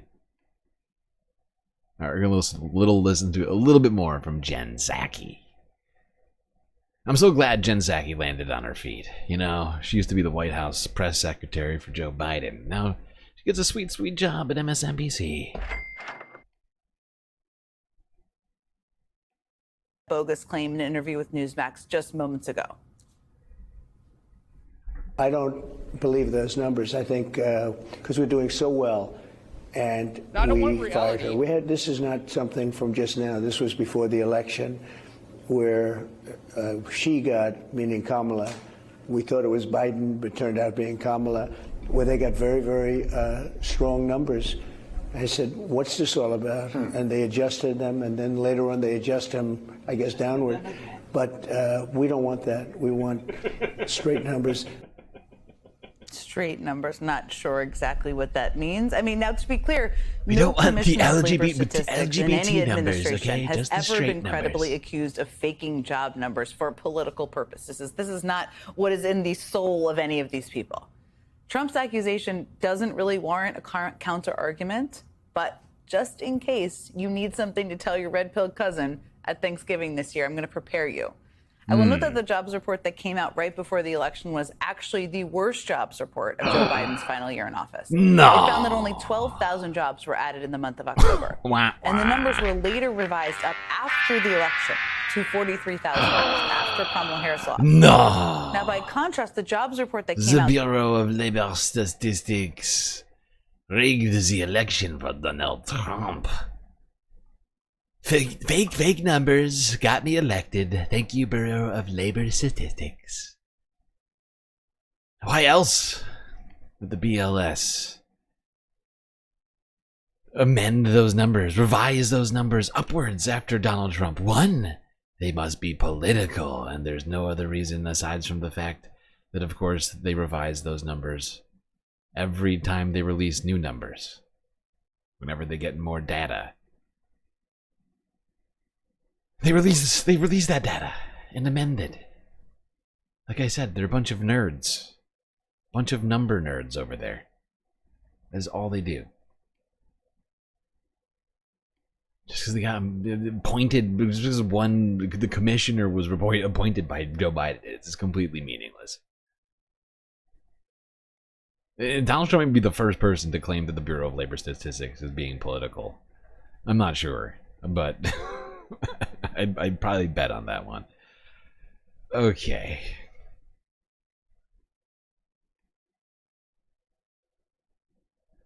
Let's talk more about this firing.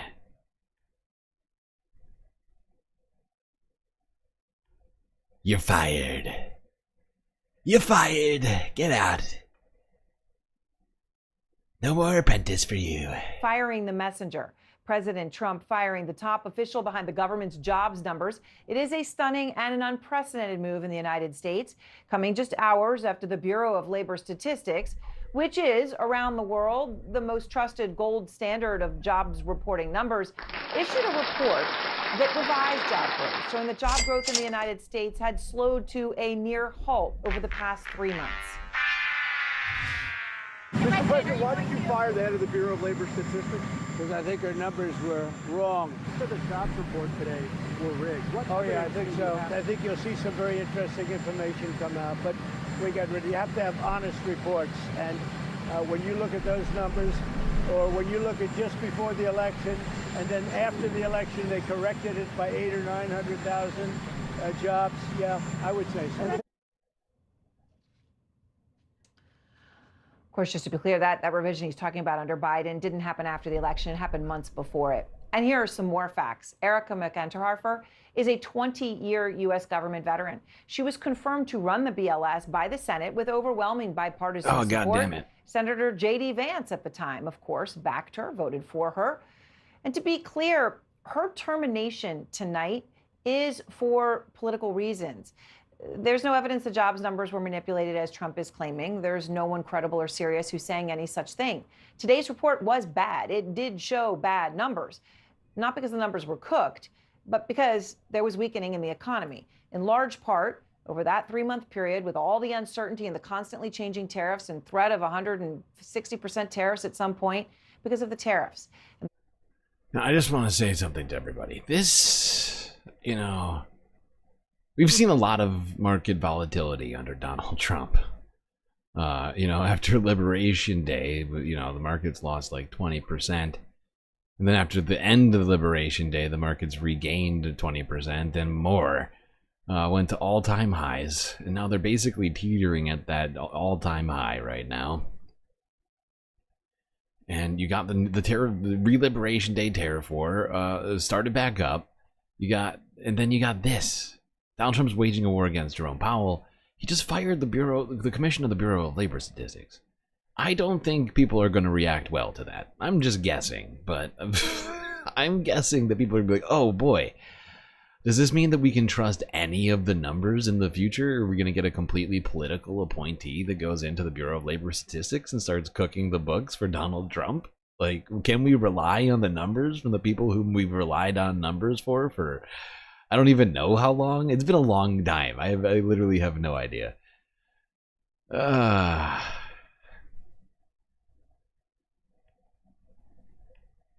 not great. Not great at all. Alright, last one on this ridiculous firing of the BLS commissioner. Even France 24 thinks that we're being weird. Once again, U.S. President Donald Trump is tightening his grip on American economic policy and institutions.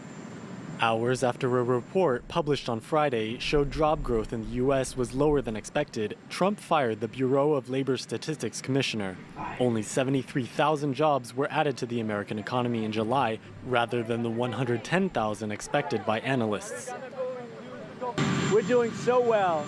I believe the numbers were phony, just like they were before the election, and there were other times. So you know what I did? I fired her. Right. And you know what? I did the right thing. On Truth Social, Trump accused Labor Statistics Commissioner Erica McIntyre of manipulating statistics to make the Republicans look bad. Without Was that another evidence. tweet? Nominated Donald Trump, he tweeted twice.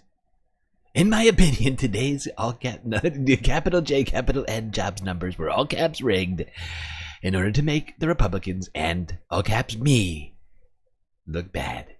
Just like when they had 3 great days around the 2024 presidential election, and then those numbers were quote-unquote taken away on November 15th, 2024, right after the election, when the capital J, capital N jobs numbers were massively revised, all caps downwards, making a correction of over 818,000 jobs, a all caps total scam.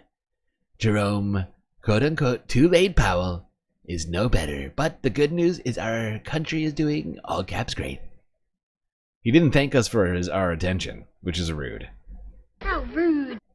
No thanks for the attention to this matter. I mean, we spent like a good 15 seconds just now doing that. Accused Labor Statistics Commissioner Erica McIntyre of manipulating statistics to make the Republicans look bad, without providing evidence. Nominated by Joe Biden in 2023, McIntyre was confirmed for her role by the Senate with overwhelming approval from both Republicans and Democrats. Left-wing Senator Bernie Sanders called out McIntyre's sacking on social media. In America, you do not fire the head of the Bureau of Labor Statistics for releasing a jobs report that you don't like. That's what authoritarians do. This is the very definition of totalitarianism. Yep. Bernie is right. This is, we get to live in an authoritarian dictatorship now. It's great. Is everybody having fun yet? Alright. To wrap up this half, let's go to Tennessee. In Nashville, where local government has decided to work with Elon Musk's Boring Company to build a terrible, awful mode of public transportation, if you can even call it that.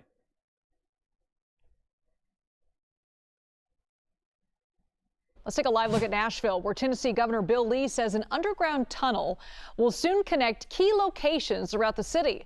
The governor today announced plans to break ground on the so-called Music City Loop this fall. Now, spearheading the project is Elon Musk's Boring Company, the same group that built the Vegas Loop. The high-speed underground transit system will stretch 10 miles, connecting Nashville International Airport to downtown. Let's bring in CBS News correspondent Nicole Valdez, who is live for us in Nashville. Nicole, what is Musk's company? This is such an idiotic plan. The fact that they're getting him to come and do this is just, it is the dumbest thing ever. This is such an inefficient form of transportation. We'll get into that more in a second, but it is so stupid. This is such a waste of tax dollars, and I'll bet he's getting massive tax breaks for doing this. Hoping to accomplish with this project.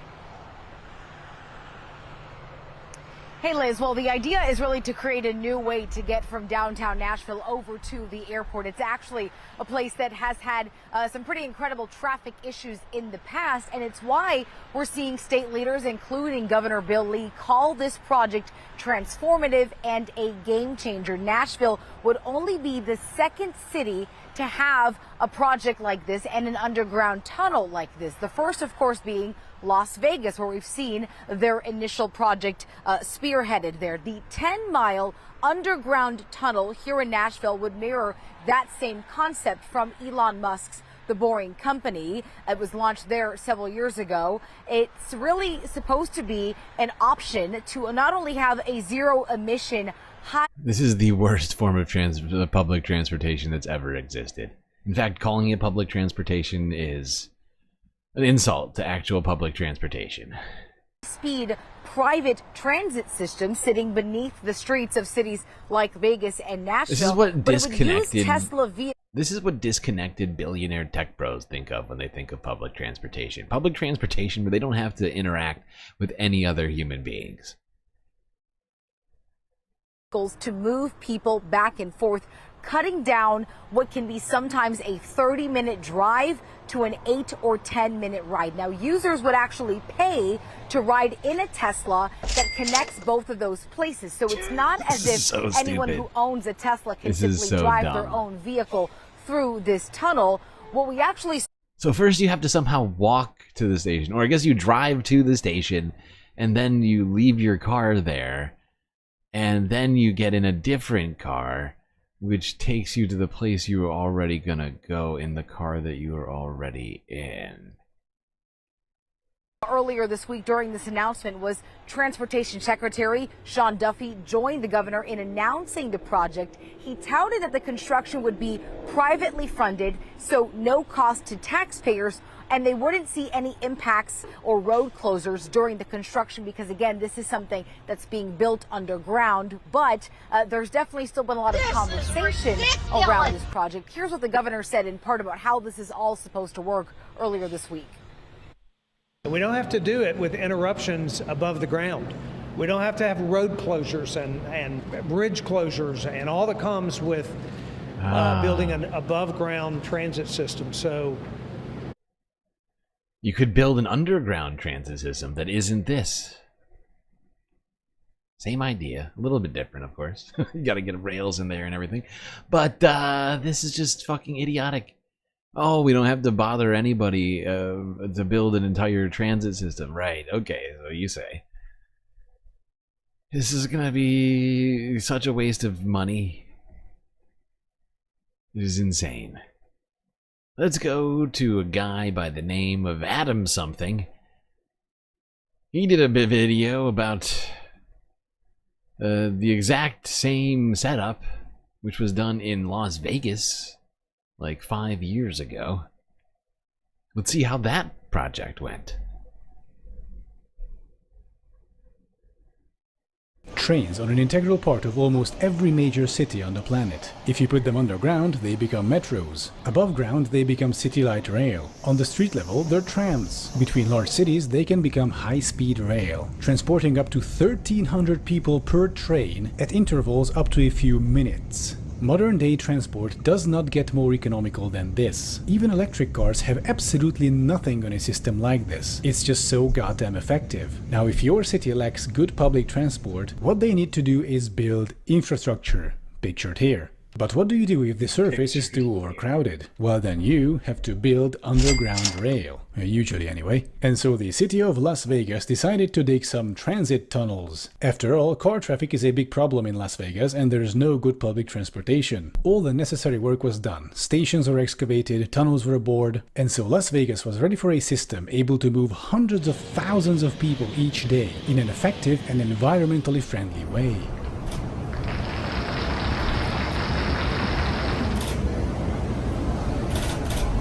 No.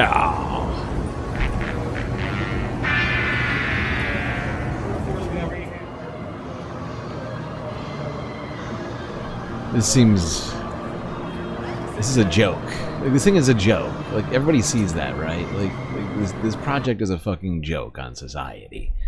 Like, in comparison to trains, this slow-moving line of Teslas is wild. Like, in comparison, like, you would die. Like, everybody was touting the great business efficiency of Elon Musk. This shit is the opposite of efficient in terms of number of people who are going to be transported by this. It's impossible to even call it a system. By this fleet of cars traveling through a tunnel, rather than just building a train. Get a billionaire to build something like this.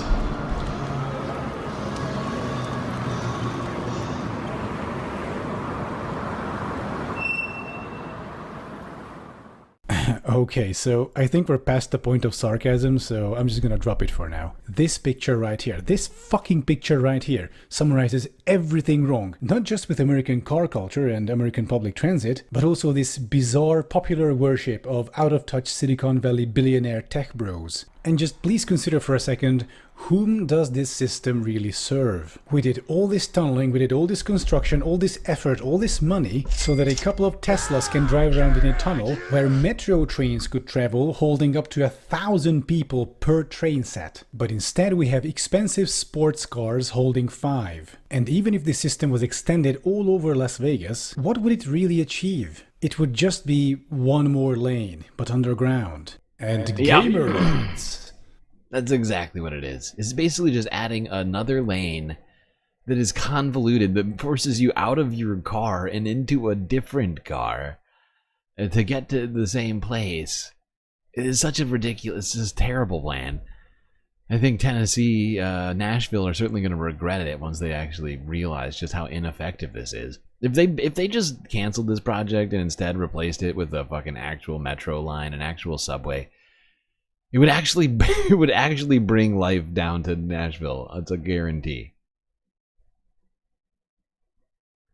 Not that Nashville is like lacking life. I mean, pretty bustling city to some degree.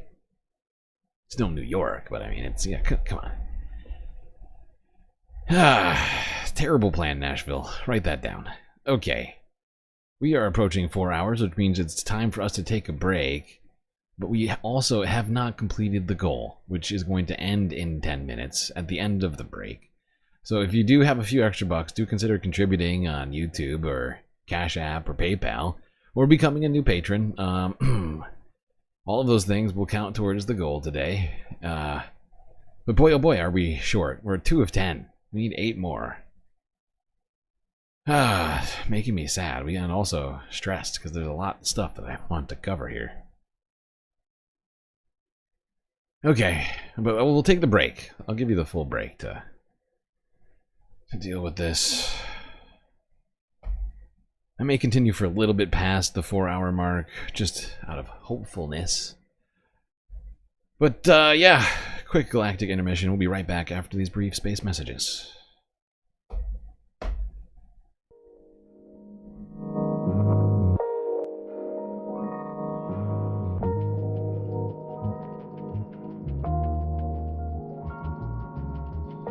Alright, hope everybody's been enjoying the show so far. If you haven't already, hit the like button and don't forget to subscribe.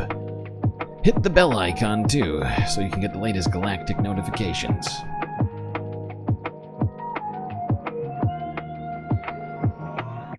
While you're at it, do also consider contributing to the Galactic News Network, as we are completely funded by individuals such as yourself.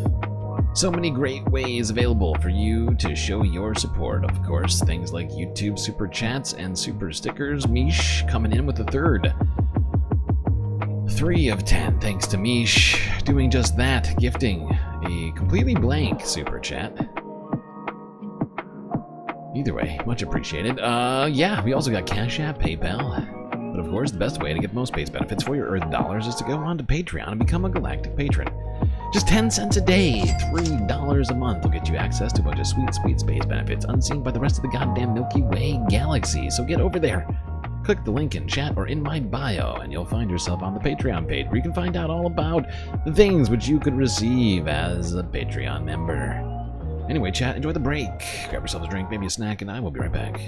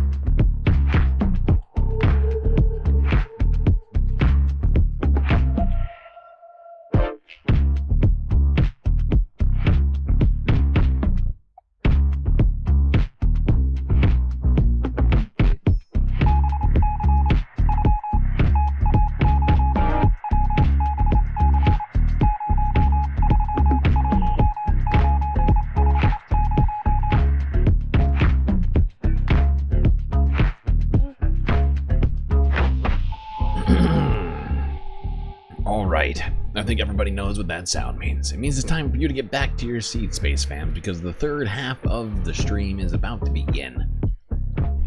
Unfortunately, the goal has ended, having only achieved 3 of 10 of the necessary donations to keep the stream going in perpetuity. However, I am going to extend the goal because I love you, Space Fams, you know, and I don't feel good about ending the show on Saturday, taking this away from all of you. So, just give me a second. I'm going to attempt to do that.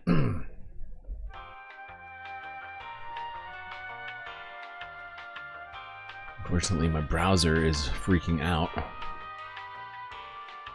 I'm getting commercials on my own channel. That's good. Thank you. That's helping. Yes, no, it's not inconvenient at all.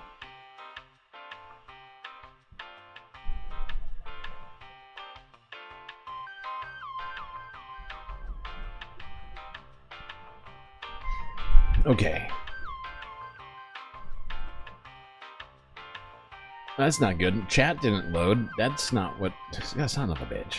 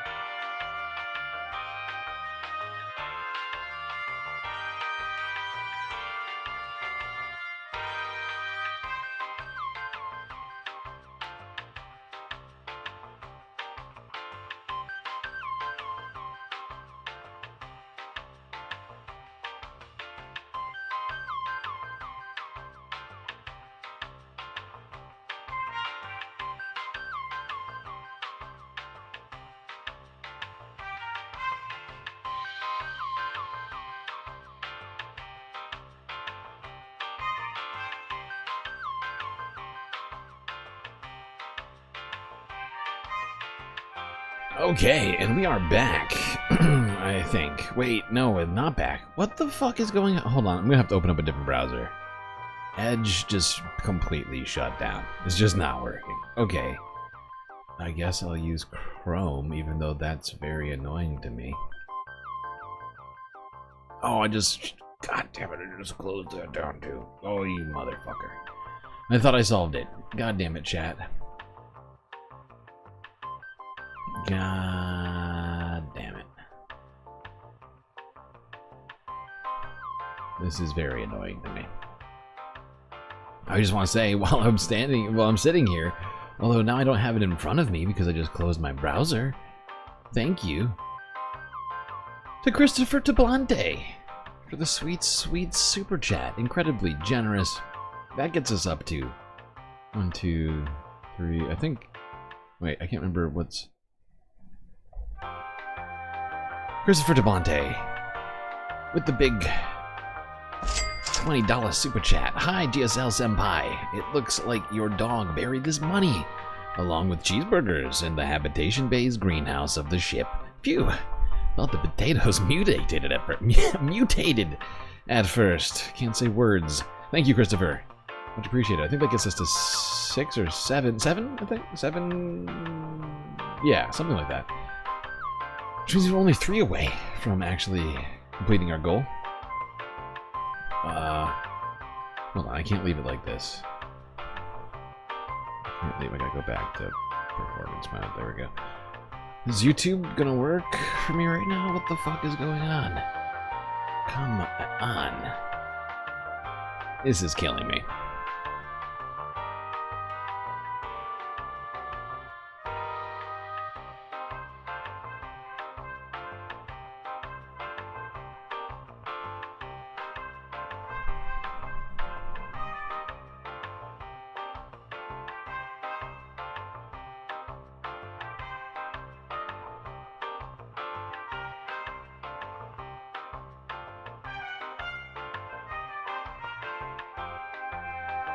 Okay. I also have to open this up too so I can do highlighted messages. God damn. God damn it, chat. I am sorry. This just sucked up a bunch of time because the browser decided to just stop working. That's fine. No big deal. Totally normal. Happens all the time. Doesn't actually happen all the time. This has never happened before. That was a lie. Don't be disappointed in Soul Life. Wait, Soul Life's birthday is today. Is that true? I guess that means we have to. We could do a birthday song for Soul Life. Alright, I gotta open up the secondary chat.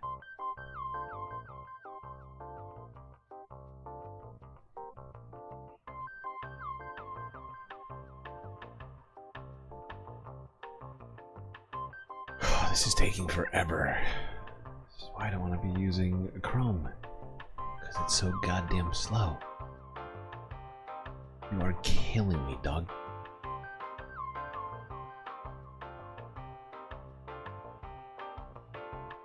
Pop out. Yes, thank you. Thank you. There we go. There we go. That's what I'm talking about. Okay, hold on.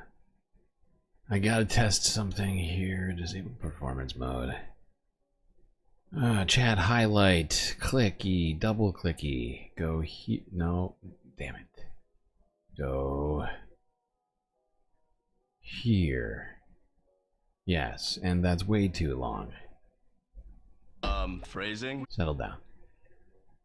And that's too short. Phrasing?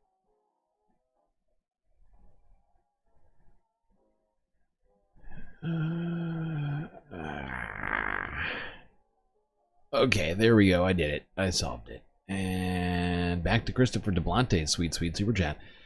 And back to me setting up a freaking goal finally. Okay. Things have changed though. Start another goal. Boy, oh boy. Just go down here to 5. But really, we need less than this, don't we?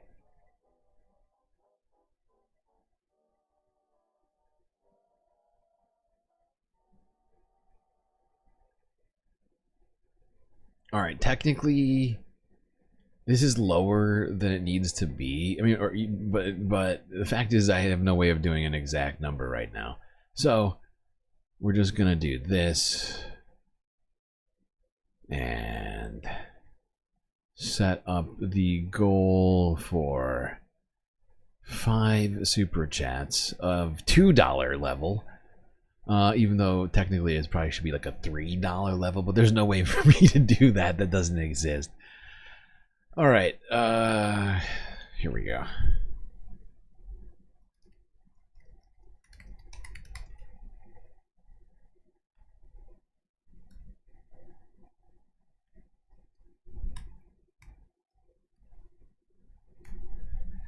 Give us all the content. IINS. Immediately, if not sooner. Okay. Alright, we've restarted with a much smaller goal. With an extra bonus timer added on just because of how much the space fams mean to me and how much I think you all deserve this content. I mean, you're the ones who make this content possible. You deserve as many opportunities to ensure its continuation. Alright, let's go to the environmental news now here in the third half. Starting off with the global cost of natural disasters.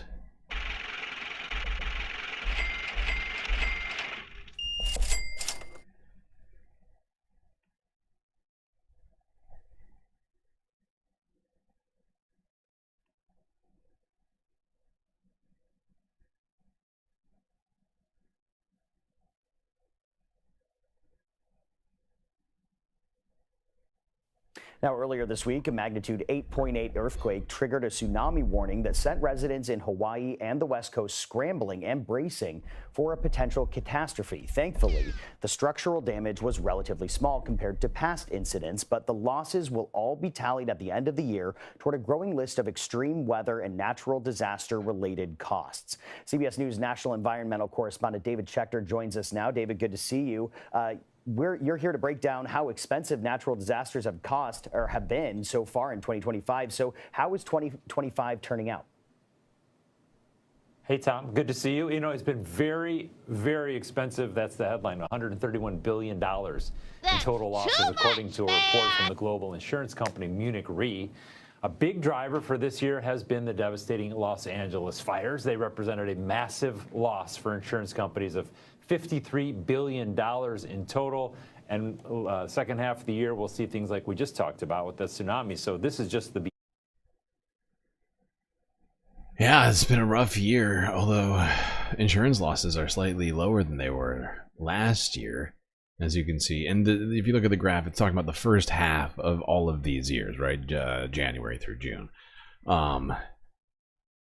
But last year was incredibly high, $155 billion. And you see the way that this has trended, right? If you look at the 30-year average going back to 1995, it's $79 billion. But as you shorten that horizon, 2015 to 2024, it's $101 billion a year. Per half year. Not full year, per half year. And then over the last 5 years, $125 billion, another 25% increase. And then just last year, $155 billion. This year being quite high still.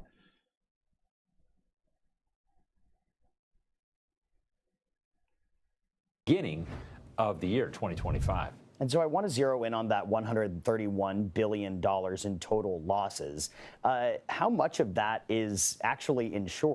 Oh, and one thing I was going to say, I don't have any data to back this up, but one thing that I thought of for maybe one of the reasons why insurance losses are lower this year than they were in the first half of last year is due to the fact that the insurance companies have been canceling policies all over the place.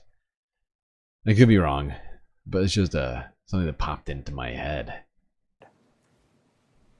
Right, so not all these losses, of course, are going to be insured. People will sustain those without insurance, but we're talking about $80 billion in insured losses, again, driven in large part by the LA fires. The only other half year with more losses was 2011, and that was the year of massive earthquake and tsunami leveled parts of Japan. Wait, that's the insured losses. What were we just looking at back here? Oh, these were the overall losses. These were the overall losses. I would take it back. This is the insured losses. And they were actually higher this year than they were last year. I take everything I just said back. Japan, so far this year, weather disasters like wildfires and storms, they have been the cause of 88% of the overall losses and 98% of that insured loss pool that we just talked about. You know, just in reference to the insurance industry, is the industry seeing any trends over the years related to these losses? Absolutely, and you know, it's climate change. That's the headline also. It's one of the big drivers for these ever-increasing insurance losses.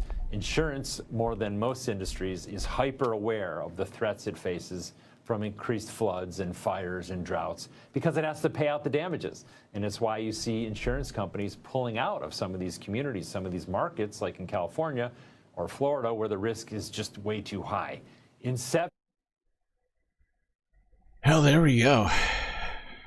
Costs of natural disasters continue to go up and up and up, and according to insurance companies themselves, the reasons for that are 1, climate change. Singular reason. Speaking of climate change, it's been super hot and even more arid than normal. Not a lot of moisture in the southwest and across the west, from Arizona to Colorado. Fires are just abundant right now. And that fire that burned down that historic 100-year-old building in the Grand Canyon that we talked about weeks ago. It is hard to believe, but that's still going. It's right. It's still going. earlier today. But let's start from 2 days ago. This is Fox 10 Phoenix. Dragon Bravo fire is now 10th largest wildfire in Arizona history.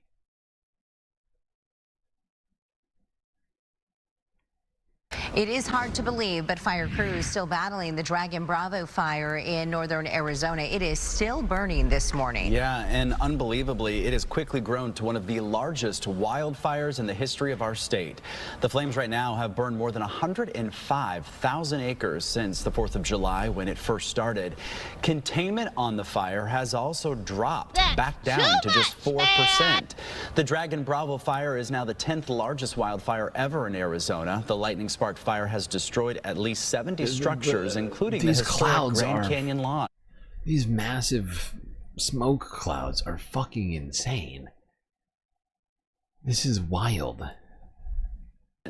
The Dragon Bravo fire is now the 10th largest wildfire ever in Arizona. The lightning sparked fire has destroyed at least 70 structures, including the historic Grand Canyon Lodge. It has also forced the closure of the north rim of the Grand Canyon National Park. Obviously, we're dealing with some historic conditions here on the Dragon Bravo. For this kind of fire growth to occur this time of year is very rare. One of our values at risk, obviously, is the Kaibab Lodge, kind of right here in the middle. And then we've got the House Rock Wildlife Area. Again, a big part of the fire is on the Kaibab National Forest, basically from about here north. And then this part of the fire is on the Grand Canyon National Park. Although the Dragon Bravo fire is large, it's still a long way from the largest wildfire in Arizona history. That would be the Wallow Fire that burned back in 2011. It burned more than 538,000 acres near Alpine in eastern Arizona. Arizona's heat deaths. Look at that. What a great transition. Jesus Christ. So hot right now. There we go. The Dragon Bravo fire, growing slowly but surely over the last 3-4 weeks to a massive size, over 100,000 acres burning in Arizona right now with very low containment numbers. This is an update from Fox 10 Phoenix once again. This was from yesterday. As this thing continues to grow, the Dragon Fire is... The Dragon Bravo... It is now the largest wildfire burning in the entire United States.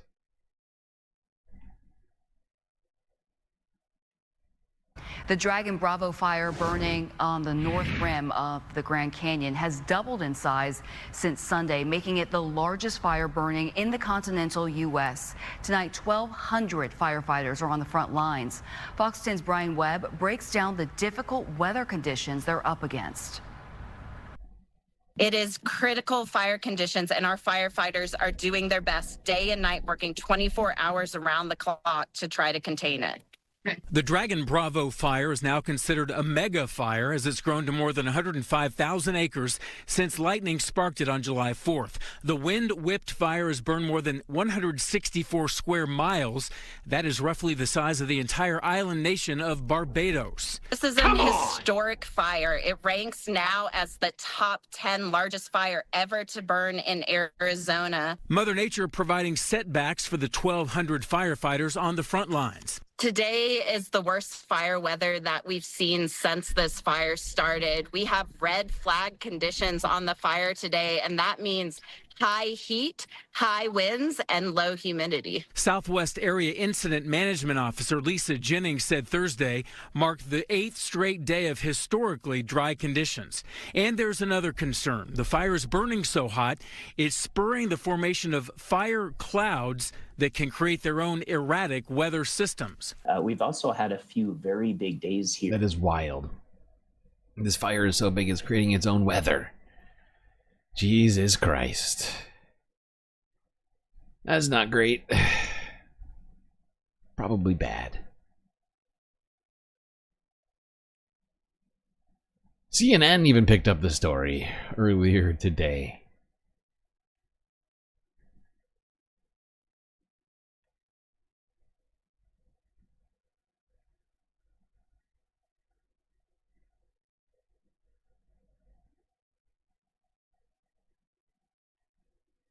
And we begin with a growing wildfire burning along the Grand Canyon's north rim. The Dragon Bravo fire is now the largest wildfire in the U.S. mainland. Crews are bracing for worsening weather today as they work through bone-dry conditions, heavy winds, and extreme heat, trying to get the fire under control. The fire is just 11% contained. The fire was sparked by lightning on July 4th and has now scorched nearly 180 square miles of land. That's about 3 times the size of Washington, D.C. Experts say the fire is intensifying enough to create its own weather, in fact. This time-lapse video shows a fire cloud forming in the sky, which tend to form over raging wildfires and volcanic eruptions. Joining us right now to discuss is Lisa Jennings, a firefighter and fire information officer with the Southwestern Incident Management Team, and she's also joined by her interpreter. Lisa, great to see you. So you're bracing for more critical fire weather today after a more humid day on Friday. What is the latest there? Yesterday, we had a great window of opportunity, and it was really the first good weather day we've had in almost 2 weeks. We keep saying even a good weather day on this fire would be a bad weather day on any other fire. But what it did is it allowed our firefighters to essentially go on the offense, get close in on the fire, and try to increase containment on this fire that's been incredibly hard to contain. Wow, I mean, these pictures are extraordinary. You've, talked about fire clouds being spotted over the Dragon Bravo fire, which can eventually generate lightning, wind gusts, and sometimes even produce tornadoes. Tell us more about this threat, how prevalent it has become during the battling of this fire. Yeah, so that red cloud that you see on that clip, the technical term is a pyrocumulus cloud, and that's just as you said, it is a fire cloud. So that superheated moisture that's released when a fire is burning fast and hot through vegetation, as that rises up off the fire, it forms this cloud. That cloud is over 24,000 feet in the air, which for a normal cloud, that's about the height that clouds are at. But if you think this cloud originates on the ground, so an immensely high smoke column, what happens when it gets that high and forms into that fire cloud is then it begins pulling additional smoke and fuels into it, so it gets an updraft wind. And if it can get high enough, that I hate this. God damn it. Smoke clouds forming in the goddamn sky. Made of ash. This is wild. 24,000 feet in the air. Can become a downdraft and spread fire out in all directions. That's what we really watch for. Our number one objective is firefighter safety. So when those fire clouds form, that's when we have to pull back and go on the defense. I mean, that's unbelievably dangerous, on top of a job that is already dangerous. So the latest update, showing that the fire is just 11% contained. The fire was at 26% containment at the end of last week, but then dry heat, gusty conditions, erased much of the progress from the last few days. So is there... Yep. Not a lot of progress on this fire. Just continues to burn.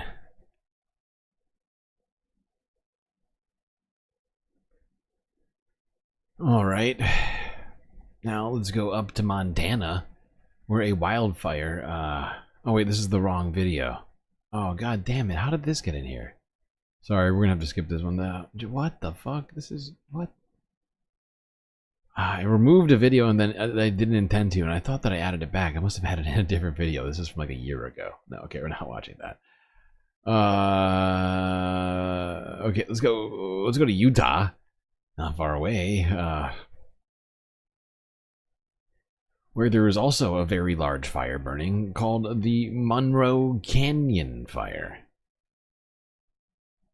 which is so intense, it too is creating its own weather system. That's good.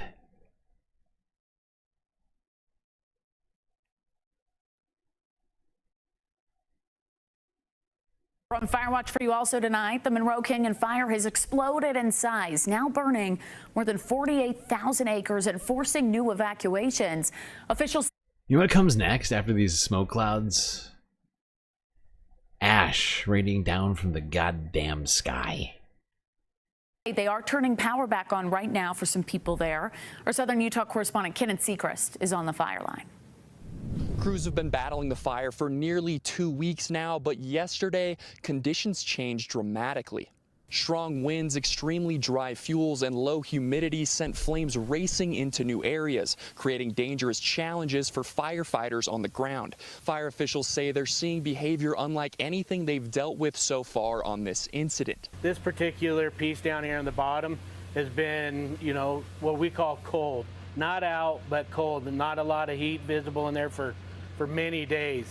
And yesterday when we had those weather conditions happen, it decided it wanted to show its face. Spot fires jumped up to half a mile away from the main fire line, and flames moved fast. One of the hardest hit areas was just south of Monroe City, where growing fire activity prompted a new evacuation order. What we're calling an extreme rapid rate of spread, and it's so dry.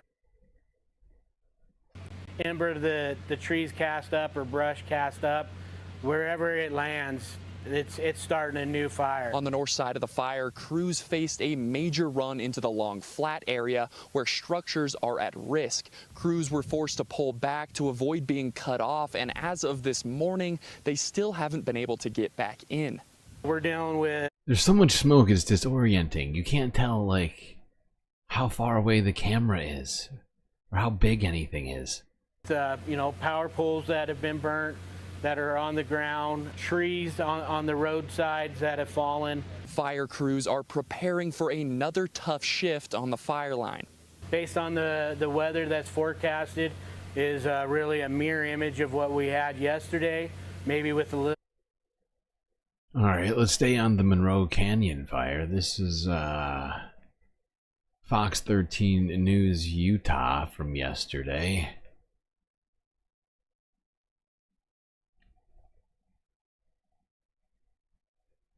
Now, the fire is so big and powerful that it is creating its own weather system. The National Weather Service confirms the heat and the smoke are forming fire clouds, and those can create thunderstorms, lightning, even fire tornadoes. We have team coverage at this noon hour. Matt Johnson tracking our fire conditions headed into the weekend. But first, let's start with news specialist Brian Carlson on these unique and dangerous weather systems that these fires are creating. Brian? Yeah, that is there, the Sharon and Tamara. And there's a big contributor to what's going on there. The National Weather Service here in Salt Lake City, who has a team there on the ground. They tell me when the fire's creating its own weather, there's no telling where it'll go or what it'll do. At times, forcing firefighters to retreat, losing the daily battle against the flames. This is what we're talking about. Fire clouds like this one forming as high as 40,000 feet in the air. This time-lapse of a fire cloud taken last week from the Monroe Canyon fire. All these pyrocumulus clouds up on top of the fire. As the lead meteorologist from the Salt Lake National Weather Service office explains, what comes next can be towering flames, wild winds, or possible thunderstorms. Tough to track, tough to predict, and put firefighters at risk. We had one of those thunderstorms that collapsed on top of the fire. It pushed outflow. It pushed basically fire in all directions. The Weather Service says our ongoing hot, dry, and windy weather is to blame, feeding the flames, even sparking a fire tornado like this one 3 weeks ago. We actually had one. Goddamn fire-nados. Okay, let's go from Utah right next door in Colorado. Right? Are they right next door? Well, they're close. Right? I'm trying to think. God damn it. They're very nearby. Let's go to Colorado, where things are on fire as well. Certainly have been throughout the week. Here's 9 News. 5 days ago, 2 wildfires force evacuations in southwest Colorado.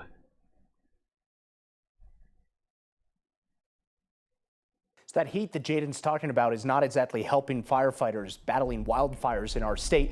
There are now 2 new wildfires burning in southwest Colorado that are forcing evacuations. We know the western half of the state has really been the center of all the fires that have erupted over the past month here.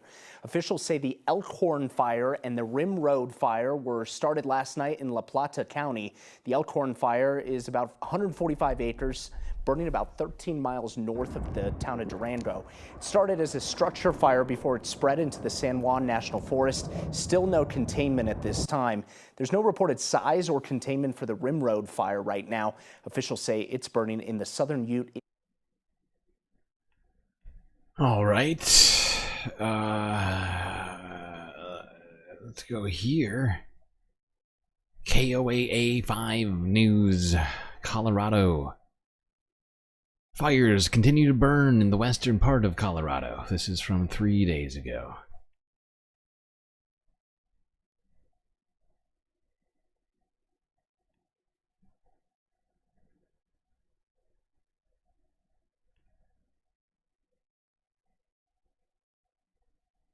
While we're dealing with storms here in southern Colorado, wildfires are still burning on the western part of our state. The one burning in Mesa County, it is still burning more than 20,000 acres. Crews say the Turner Gulch fire is 52% contained. Yesterday, that number was at 54%. Crews say containment dropped because the perimeter of that fire slightly increased. The fire started earlier this month because of lightning. Yup.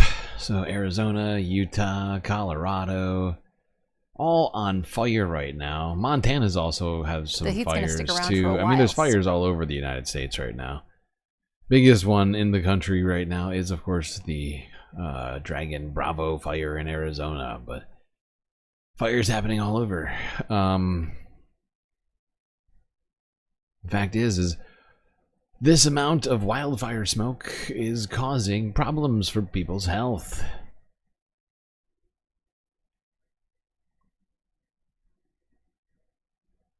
Here's Denver 7 from yesterday. Experts sound the alarm over air quality in Colorado. Help! Help! I'm being repressed!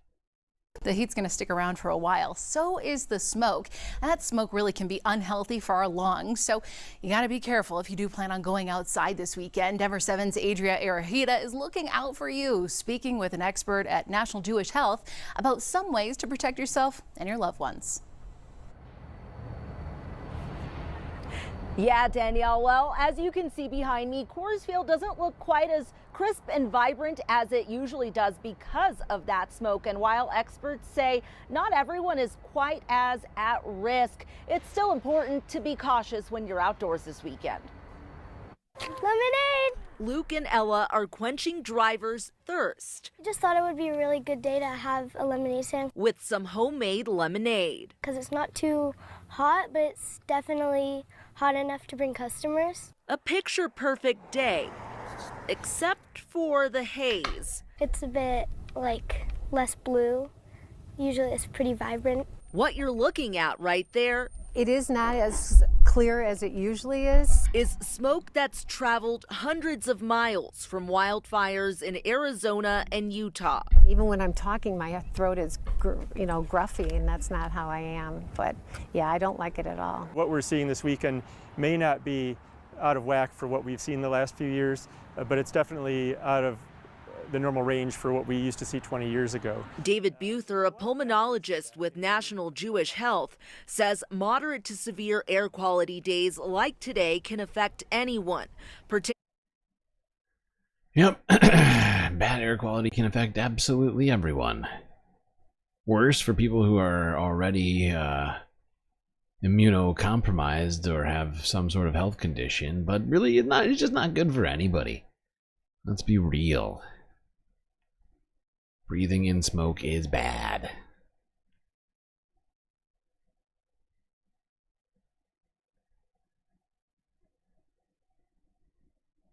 Okay, but according to the EPA, breathing smoke is actually good. Breathing in carbon monoxide and other sorts of hazardous chemicals, actually not hazardous or bad at all for human health. That's right. Climate change denier Lee Zeldin, Donald Trump's EPA appointee and the organization that he runs. The one that's supposed to protect us from bad things and the environment. The Environmental Protection They're Agency doing is the formally- exact opposite. Democracy Now! Amy Goodman.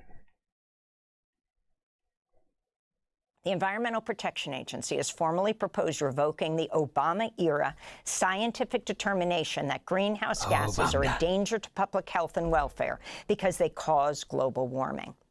The endangerment finding is the basis of a 2009 rule that allows the Environmental Protection Agency to regulate greenhouse gas emissions from cars, power plants, and other sources under the authority of the Clean Air Act. It's been one of the most important legal underpinnings in the federal effort to combat climate change.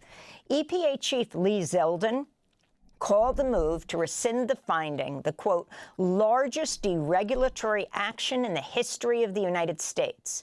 Zeldin spoke on Fox News Tuesday. After the endangerment finding came out, not only were there all sorts of mobile source emission standards, but they also came out with trying to regulate out of existence all sorts of stationary sources. They started applying it to airplanes and more. We're talking about many trillions of dollars. Where does the authority come from? It came from the Obama EPA deciding very creatively with a whole bunch of mental leaps that they were going to just claim an authority that we believe, after a very plain reading of these Supreme Court cases, we don't have. While EPA Chief Zeldin was talking about dismantling climate regulations, Fox News was airing an extreme heat alert warning on the bottom of the screen. So hot right now. The graphic said 162 million Americans were under high heat alerts at the time of that interview. That's the hot. EPA relied on a new report from the Department of Energy to justify the proposal. The authors include several scientists well known for their rejection of the scientific consensus on climate change. Meanwhile, the EPA's Climate own and data everything shows are the same word. transportation is the sector most responsible for greenhouse of the scientific consensus on climate change. Meanwhile, the EPA's own data shows transportation is the sector most responsible for greenhouse gas emissions. The Sierra Club condemns Zeldin's move, writing, quote, as if any doubt remained, the Trump administration has formalized climate denial as the official policy of the United States government, unquote. Democratic Senator Ed Markey spoke at a rally outside the EPA Tuesday. Listen up, Lee Zeldin. The science is against you. The law is against you. You can try to censor our information. You can try to silence our scientists. You can try to fire hundreds of biologists and chemists and physicists. But you cannot change the science. You cannot change the reality of the harm which is being done by greenhouse gases as they are sent up into the atmosphere. I don't want reality. The endangerment finding is backed by the science. It's backed by the law. It has withstood every attempt to challenge it so far, and it will continue to withstand any challenge which is being made. The Texas climate scientist Manuel Salgado of We Act for Environmental Justice also spoke outside the EPA. He described last month's devastating floods that killed over 130 people in Texas. Unfortunately, my hometown and the surrounding communities know quite viscerally what the danger of climate change is. Less than a month ago, on July the 4th, the area was struck by catastrophic floods. This flooding resulted in an egregious and frankly quite preventable loss of life. Over 135 people, including 27 children and young people, passed away at Camp Mystic. This is all due to supercharged floods from greenhouse gases. I cannot imagine how awful it feels to lose a child in a climate disaster. But what I do know is that if Lee Zeldin, Donald Trump, and the billionaire polluters that they serve get their way, millions of Americans will know that feeling quite well. Yep, we're living in terrible times right now. And the Trump administration is literally throwing the coal into the furnace and driving us faster forward towards climate collapse, rather than recognizing the science. We have a bunch of climate change deniers in the fucking White House and in the federal government now directing agencies and everyone else vicariously through them. Ah, boy, it's not good. Not good at all. Let's go back to things that are on fire. What do you say? Let's go north to Saskatchewan, Canada, where more people are being displaced by the massive wildfires that have been burning in the center of Canada all year, which now amount to millions of acres having been burned in just a few short months. More communities in northern Saskatchewan have been forced to evacuate due to wildfire and wildfire smoke. On Thursday, Clearwater River Dene First Nation called for an evacuation due to the nearby park wildfire. The nation shared in a Facebook post that buses carrying evacuees are headed to Bonnyville, Alberta. Environment Canada says the forecast in the area doesn't look promising. We do see a number of fires burning in northern Saskatchewan and north central Saskatchewan.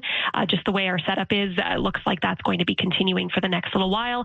And of course, with hot and dry weather, the risk of more smoke from those fires. Heat and air quality advisories are in effect for northern Saskatchewan. On Wednesday, administration for the village of Pine House shared in a Facebook post that the village would evacuate everyone except essential workers. Pine House is under threat from the Muskeg fire and the Knee fire. As of 3 p.m. Friday, there are 71 active wildfires in the province, with 71 active wildfires in Saskatchewan. Basically all of Saskatchewan is on fire right now. This is ridiculous! Okay. Let's go to CTV News once again. To Manitoba. I think I did these in reverse order, didn't I? Whatever. Let's go to Manitoba, where wildfire smoke over Winnipeg is prompting air quality concerns.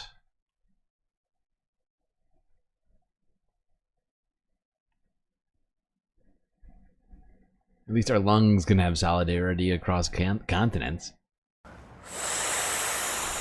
Connie Settee has lung issues and uses a puffer to help her breathe at times. She says she's trying to stay inside as much as possible. Today the smoke is getting... I can starting to affect my breathing a little bit. She was forced to leave her home community of Cross Lake in northern Manitoba at the beginning of July. She thought she had escaped the smoke by coming to Winnipeg, but that didn't last long. As I know the smoke is here again, I can smell it right away when I walked out. Environment and Climate Change Canada says Winnipeg and the city of Flin Flon in northwestern Manitoba are seeing air quality health index ratings of over 10. The warnings come as the province is dealing with 136 active wildfires. Jesus, look at that picture. Oh my God, Chad. Look at this thing. This is ridiculous. This is ridiculous right here. This is ridiculous! Holy fuck. It looks like it was made by this looks fake. Like this looks like CGI or something. This looks like some sort of like this like an alien nuclear bomb in some like fiction movie. That is insane. Everything about that looks fucked up. We're just not enjoying being outside, and when we do go out, it's short-lived. Noelle Drimmy lives in Flin Flon. She says the lack of rain is causing the leaves on the trees to change colors, and the whole city smells like a bonfire. My husband and I, we both have like scratchy throats. We've been coughing, lots of runny noses and things like that. And yeah, and the air, it smells terrible. Data from Environment and Climate Change Canada shows the month of July was the smokiest month on record in Winnipeg. Environment and Climate Change Canada says smoky conditions are a health risk to everyone, including seniors, pregnant women, and children. The weather agency says smoke can reduce visibility. Yeah. Not great. People across North America all just breathing smoke all day because the planet is on fire. So hot right now. All right, let's go back to the United States, down to Maryland. Ay, ay, ay. Wait, why is this here? This one should be way down here. This doesn't even make sense why this is here.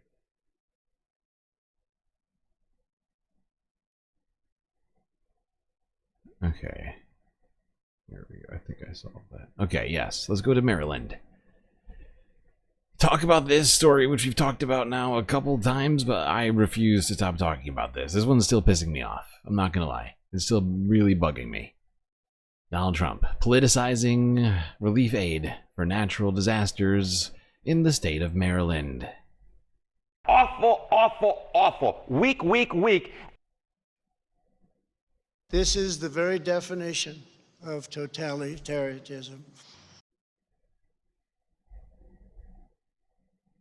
This morning, Maryland Governor Wes Moore is slamming the Trump administration's decision to deny FEMA funding to his state. So this is in response to devastating flooding back in May. The governor had asked the federal government for millions of dollars to rebuild severely impacted roads, bridges, and also buildings in 2 counties.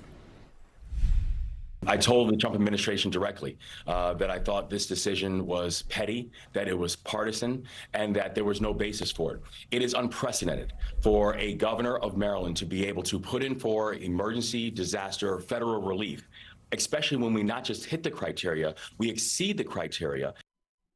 A FEMA spokesperson telling CNN when we had asked about this that it worked closely with Maryland officials to evaluate the request for aid, noting, quote, this decision, just like all disaster requests, was based on policy, not politics.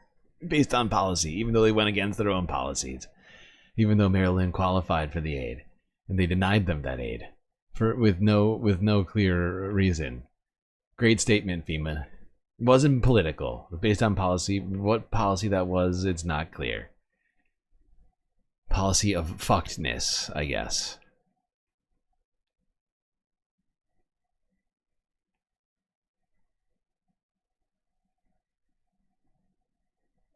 Alrighty. Speaking of floods, Queens residents in New York very frustrated by flooding damage which occurred in the most recent flash floods. Of course, New York has been hit by 2 massive flash flooding events in the last few weeks.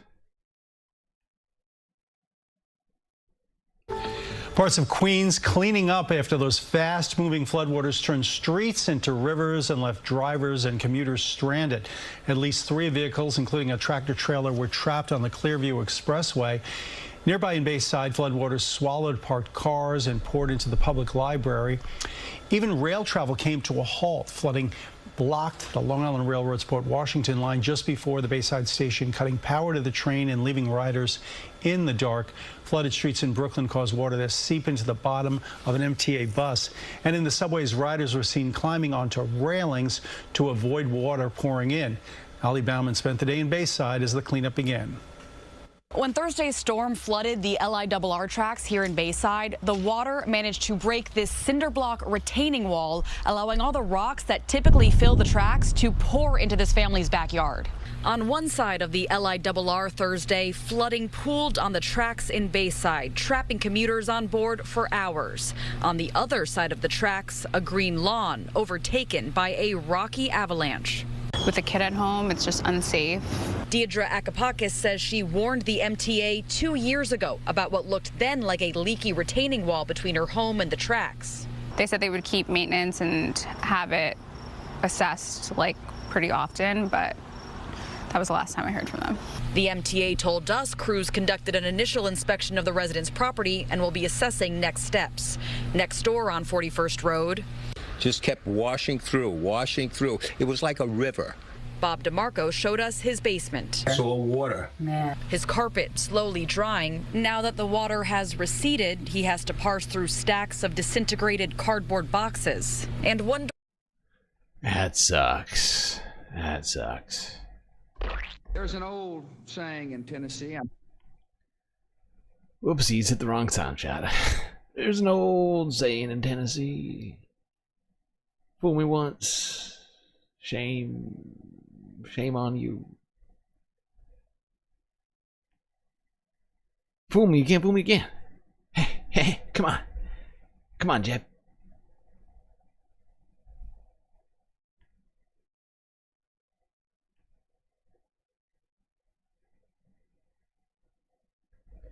All right. What time is it? Okay. 5 hours into the stream right now. We are getting... Jeez, we're getting close to the end of the secondary goal. We only have 20 minutes left on that secondary goal. And we need 3 $5 super chats, or like, whatever. We'll take 5. We will also take 5 $2 super chats, because that would be exactly what the goal says right now. And I'm not going to parse a few dollars here or there. But we are short right now. Completing that goal, it's making me very nervous. All right, let's do some space-based news.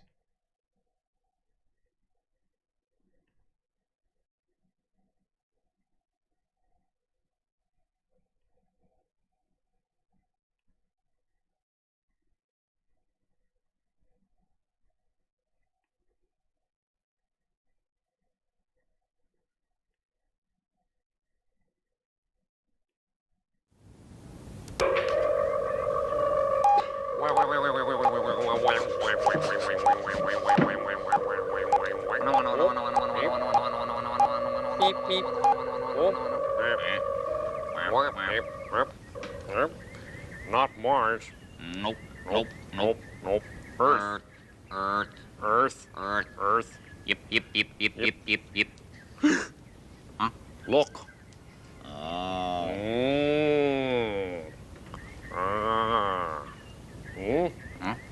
Hello. Greetings. Hello. Okay. We're not gonna watch the whole thing. There we go. I just wanted to throw that in there for some fun. The Martians from Sesame Street. Today we've been talking NPR, PBS, the end of the Corporation for Public Broadcasting, so I figured I'd throw them in here in the space news portion. It only felt right since we were talking about them earlier, and this is a galactic broadcast. My God, Soul Life has done it for everyone in this moment. Finishing the second goal with one single $15 super chat. You cheap MFs, says Soul Life. How rude. Thank you, Soul Life. Much appreciated. You have done it, and you know what that is. The done thing. The thing that is done is, of course, the goal, and that also means that we get confetti.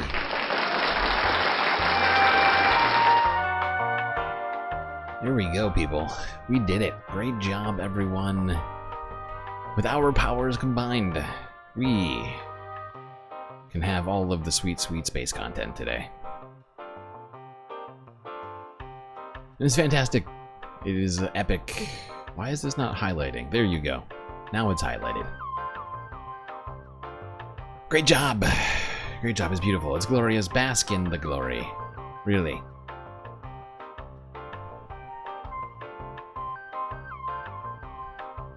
This space fams knows no bounds to its epicness. That's right. Soul Life on his own birthday. Contributing to the Galactic News Network so that everybody else can enjoy the show. What a guy. What a guy. Overwhelmed by your generosity. And thank you to everybody who contributed to the goal. Throughout the evening, we've gotten there, finally. I knew it would happen.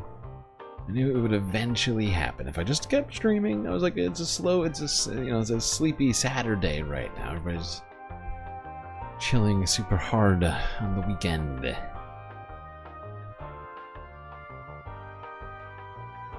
Alright, let's go to some actual space news. 4 new astronauts arrived to the ISS earlier on Saturday, very early Saturday morning, I believe. Could have actually been Friday night. Whatever. Not irrelevant.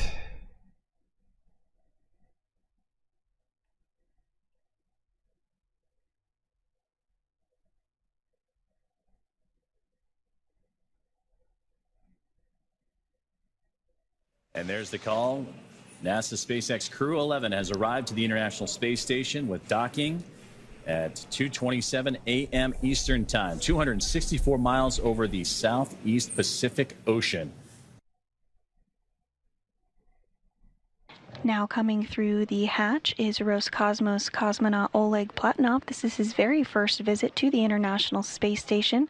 Some big hugs there with NASA astronaut Nicole Ayers and Johnny Kim. And next through the hatch is JAXA, or Japan Aerospace Exploration Agency astronaut Kimi Yu. Good morning, good afternoon, everybody on the ground from the International Space Station. And Endeavour crew, welcome on board. Yokoso, Daburo Pajalabach. Well, there we go. More astronauts arriving on the International Space Station to do some science. Some galactic science. Only bad thing about this story is that they all arrived on a goddamn billionaire spaceship. It's fine. I'm fine. It's gonna be fine. Alright. Let's keep this thing going and move on to the Earth news portion of this stream. Down in Latin America ways, El Salvador. The El Salvadoran government is essentially paving a path for the coolest dictator, Nayib Bukele, to stay in power indefinitely.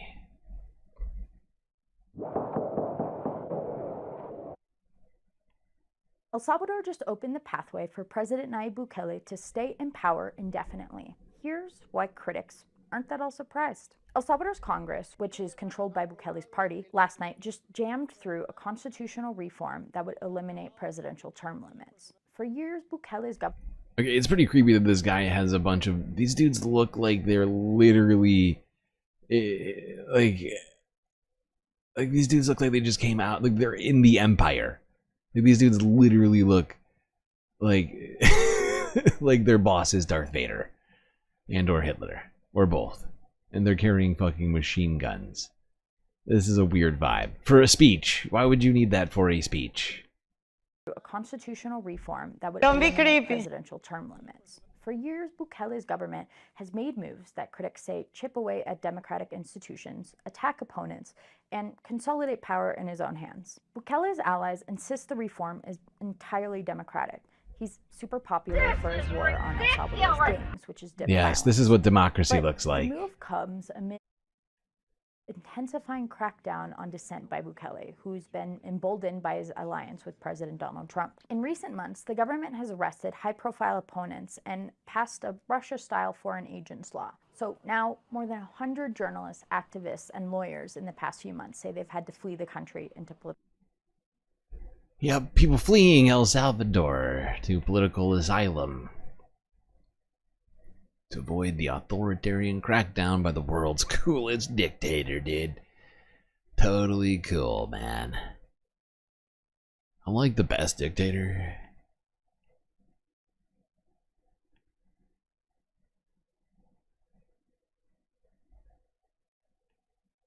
All right, let's move from El Salvador and down to Brazil.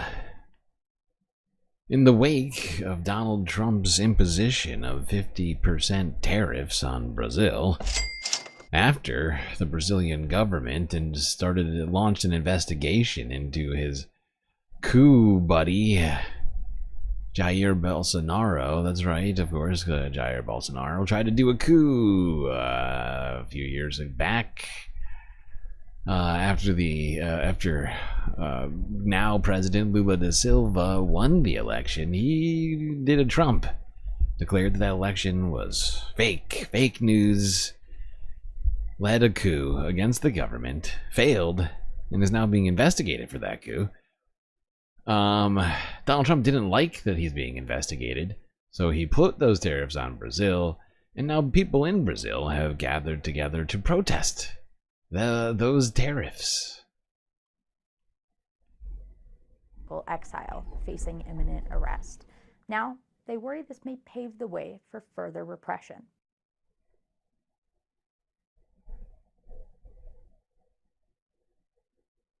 Brasil, aqui não é uma república das bananas, não. Aqui tem o povo brasileiro, aqui tem o presidente Lula, que está sendo muito firme na defesa da soberania nacional. E nós precisamos dizer que os canalhas da família Bolsonaro, que os canalhas da extrema-direita, que foram pedir para o imperialismo norte-americano agredir a soberania nacional, isso não vai passar barato. Isso o povo brasileiro jamais vai perdoar. Os traidores da pátria, os traidores do PL, os traidores da extrema-direita que vão entrar para a lata do lixo da história. Por isso... Yeah, that guy, I don't know exactly what that guy is saying, but he sounds pissed off. And here's a fact for you. The United States exports more goods to Brazil than it imports from Brazil, which means that we are the ones who have the trade imbalance with Brazil and not the other way around. And yet Donald Trump is levying this tariff on Brazil. It makes no fucking sense. It makes no goddamn sense. It goes against everything that he's been saying. They're doing exactly what Donald Trump claims he wants from everybody.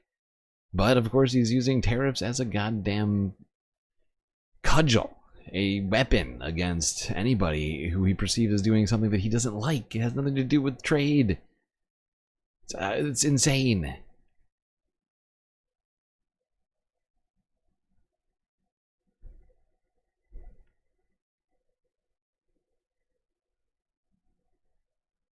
Alrighty.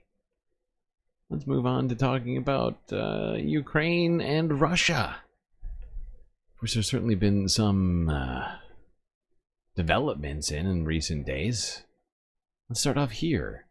After recent strikes on residential neighborhoods in Kyiv, Donald Trump came out and called Vladimir Putin disgusting. Disgusting.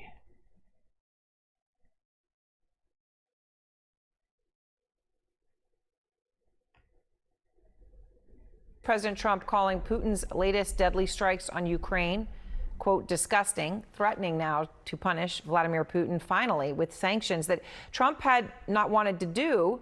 Now he's talking about them more, but he is admitting that they may not matter. I don't know that sanctions bother him. You know, they know about sanctions. I know better than anybody about sanctions and tariffs and everything else. I don't know if that has any effect, but we're going to do it.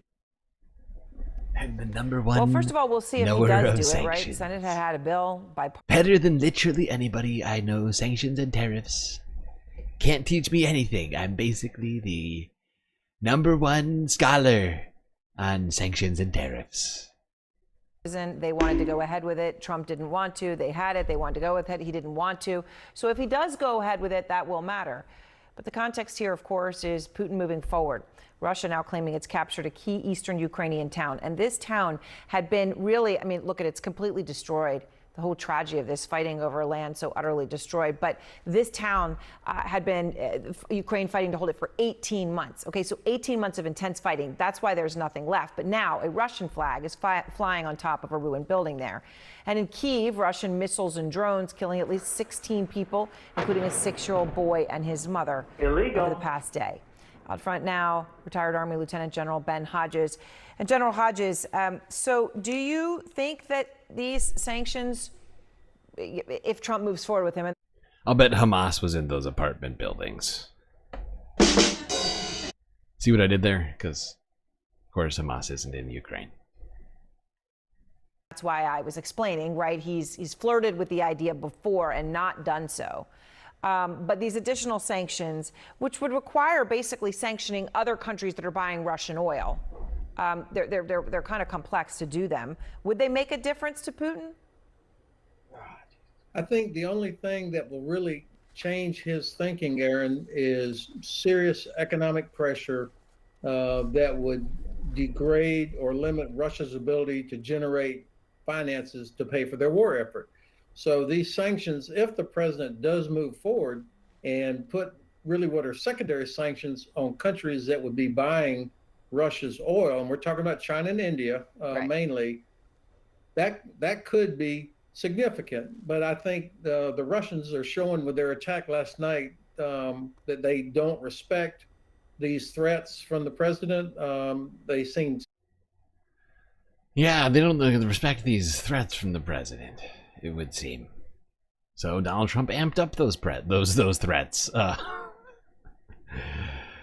Within 24 hours, Donald Trump declared on Truth Social he was ordering nuclear submarines to go towards Russian waters. Back to live now from Fox, as we are learning right now that President Trump has ordered 2 nuclear submarines he positioned in regions near Russia in response to threats from former Russian President Dmitry Medvedev. And this is that post there from President Trump from Truth Social on your screen. He says, based on the highly provocative statements of the capital F President of Russia. I cannot talk right now. I'm so tired. Capital F former President of Russia, Dmitry Medvedev, who is now the Deputy Chairman of the Security Council of the Russian Federation. I have now ordered 2 capital N, capital S nuclear submarines to be positioned in the appropriate regions, just in case these foolish and inflammatory statements are more than just that. Words are very important and can often lead to unintended consequences. I hope this will not be one of those instances. Thank you for your attention to this matter. I still find this statement to be fucking hilarious. Words are very important. Precision of language, please. Precision of language, says Donald Trump. Why is there people are just like being so vagabond and lackadaisical? Like they just like laissez-faire with their words. Why you think about the consequences of your words? Okay, from the guy who tweets 30 times a day. People, you're like not thinking through the things you're saying. What's up with that?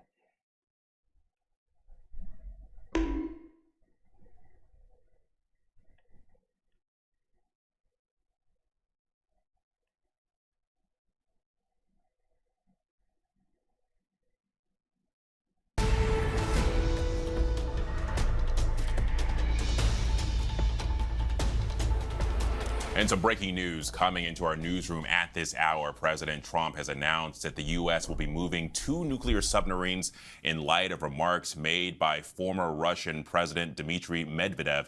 Trump and Medvedev have traded jabs in recent days after the president shortened the deadline for Russia to make a ceasefire with Ukraine.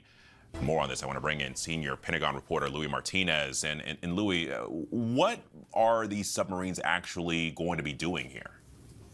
That is a really good question, Alex, and actually triggers a whole lot of other questions. Number one, were these already submarines that were deployed to the area as part of the regular deployment of the U.S. submarine force around the world? What kinds of submarines are we talking about? If it's an attack submarine, that means this is a submarine that engages only other submarines. Is it a ballistic missile submarine? It's what's nicknamed as a boomer, something that carries a nuclear-tipped ballistic missile that could carry an intercontinental ballistic missile, what's known as an ICBM. Is it a hunter submarine? These are all different questions that are being raised by this very vague. Yes. Donald Trump has a lot to say, but is often very vague. So we don't know what this means. And the fact is that, you know, usually the submarines are already out there and they're trying to stay inconspicuous, if you will, trying to avoid attention. And so this sort of calls attention to them to some degree, one would think. In a way they probably don't want, I would assume. Let's go on now here. This is from yesterday. Forbes breaking news. Donald Trump defends moving U.S. submarines near Russia to reporters.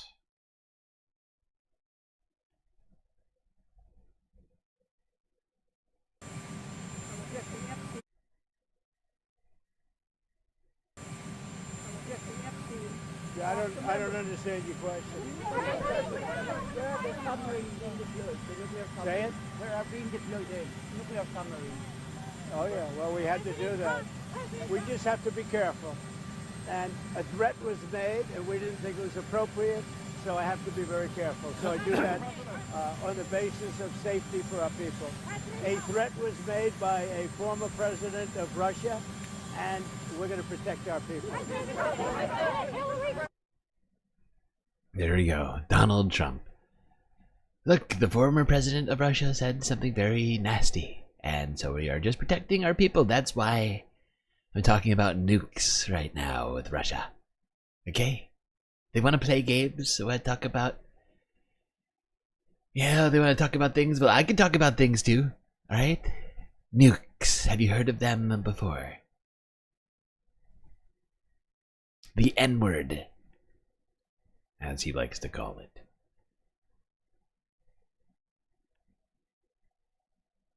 Now, amidst all of this, Russia continued to advance in the eastern regions of Ukraine. Here's France 24 from 22 hours ago. It's Russia's biggest advance on the ground since November. Moscow's forces have captured more than 700 kilometers squared of Ukrainian territory in just a month, mostly concentrated in the Donetsk region in the east. Since 4 months, Russia has been racking up victories, claiming one territory after another. Today, Moscow claims to control nearly 80% of the Donetsk region. Our troops are advancing along the entire front line, in the border area, in the Donetsk Republic, Luhansk, Zaporizhia, and Kherson. We are present more or less everywhere, in some places more than others. But overall, it's positive, thanks to the bravery and heroism of our men. Vladimir Putin claims to want a lasting peace. But in July, Russia launched more drones towards Ukraine than ever before, since its full-scale invasion of Ukraine in 2022. 6,297 long-range drones to be exact, intended to saturate Ukrainian air defense systems. Volodymyr Zelensky has repeatedly called for a face-to-face meeting with his Russian counterpart, so far without success. I believe Russia can be pushed to stop this war. It started it, and it can be made to end it. But if the world doesn't aim to change the regime in Russia, that means even after the war ends, Moscow will still try to destabilize neighboring countries. Here we go.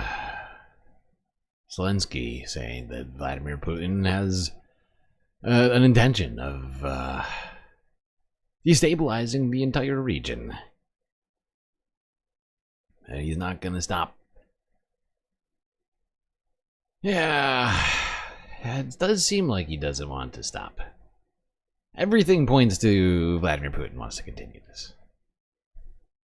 Especially since he refuses to send any serious officials take seriously any peace talks that have been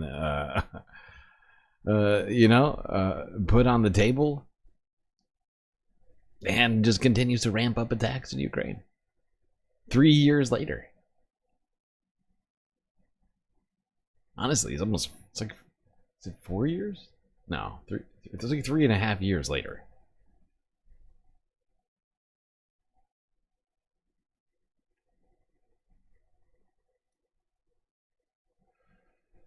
All right. Let's see. Yeah, all right. Let's move now to talking about the Middle East. Democracy Now! Now, this is from last week, but since we didn't stream enough this week, we just figured we would cover this one now. Didn't have time to do it yesterday, but another Freedom Flotilla aid ship sent out to go to Gaza to break the illegal blockade which Israel is waging upon the region. Here's Democracy Now! From last week.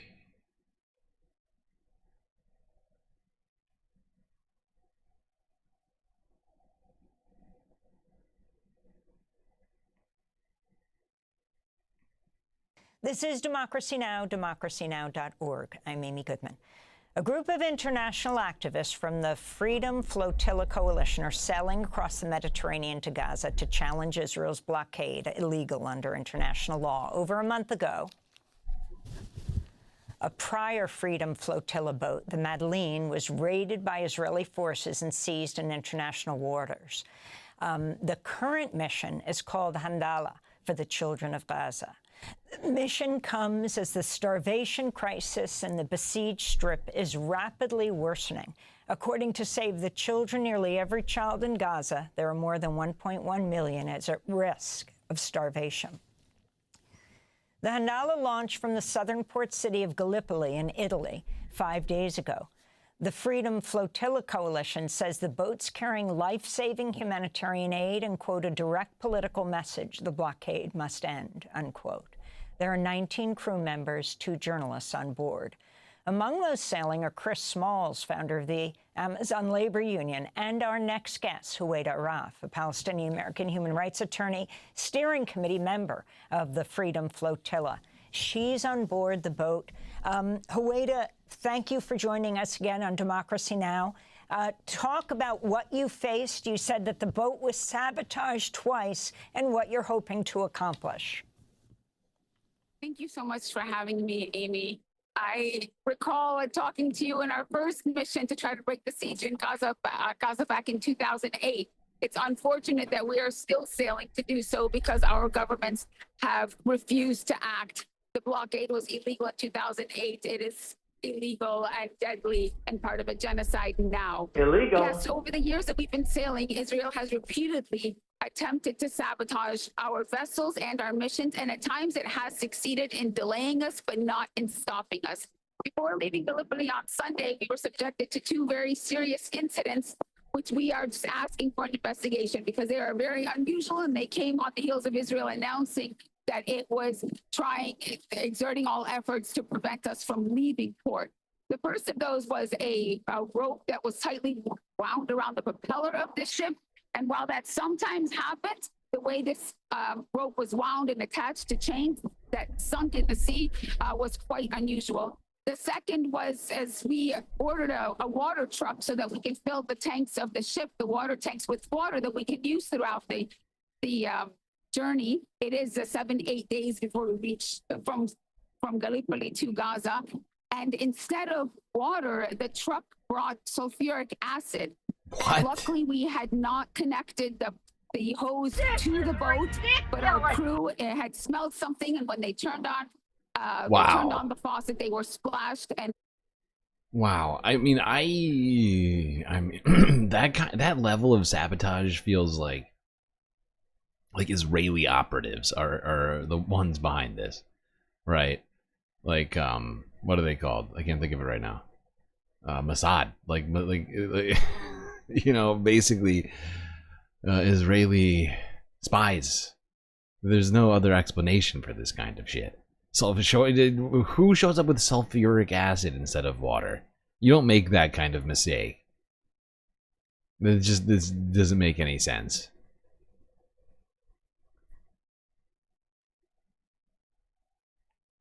And burned. That could have been catastrophic. So, you know, again, Israel announced that it was trying to stop us in various ways. It has sabotaged before. We suspect it was another attempted sabotage, but we are now focusing on just getting to Gaza. We got out of port safely. Everyone is safe, and we are focused on trying to get to Gaza.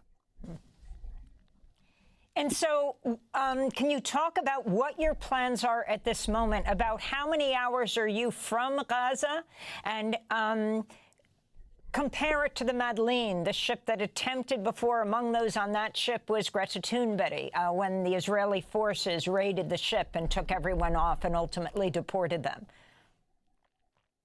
Yes, currently we are approximately 2 days from reaching Gaza. We are less than 24 hours from the point where Israel attacked the Madeleine and abducted everyone from international waters, taking them against their will to Israel. We, you know, over the years, Israel has tried various methods to stop us. It has been very violent, from attacking, beating, abducting, arresting, jailing, and even killing our volunteers. 2010, a flotilla that I know you also covered and I was on, Israel killed 10 of our volunteers. But that did not stop us, and it's not going to stop us now. Yes, Israel attacked and abducted the activists aboard the Madeleine. 1 month before that, they bombed one of our ships that was preparing to leave from Malta. It actually violated European airspace to attack a civilian humanitarian vessel. Illegal. And right now, we know that this is very much a possibility. This is a scenario that we may be attacked by armed, violent commando forces that will overtake our ship and abduct us all. We hope that's not the case. We've been put. Yep.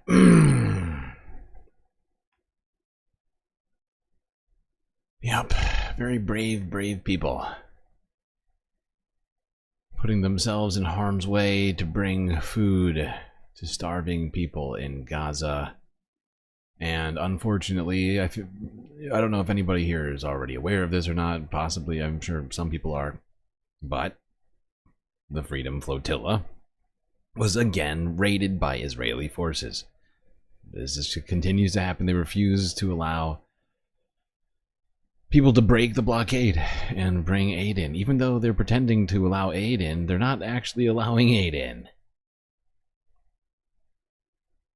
Let's go here now to Novara Media, where one of the Gaza Freedom Flotilla members, actually the same woman, if I'm not mistaken, Huwaida Araf, recounted this raid of the boat.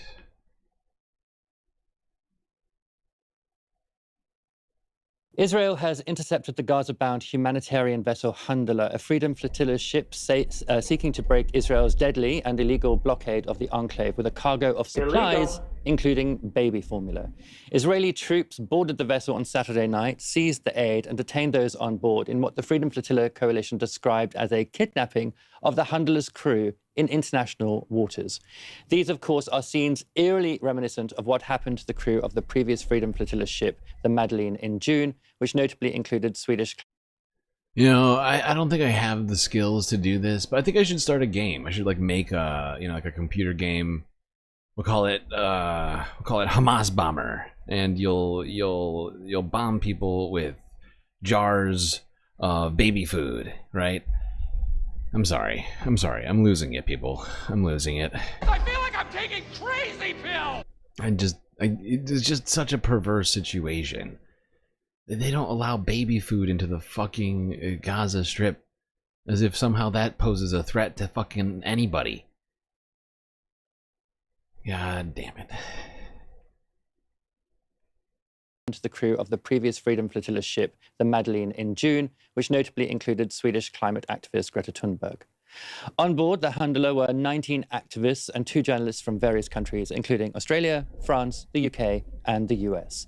One of those activists is Palestinian-American human rights lawyer Huwaida Araf, who made the Handler's aims very clear to an IDF soldier over the phone. And we are sailing lawfully in international waters where you have no jurisdiction, have no lawful jurisdiction.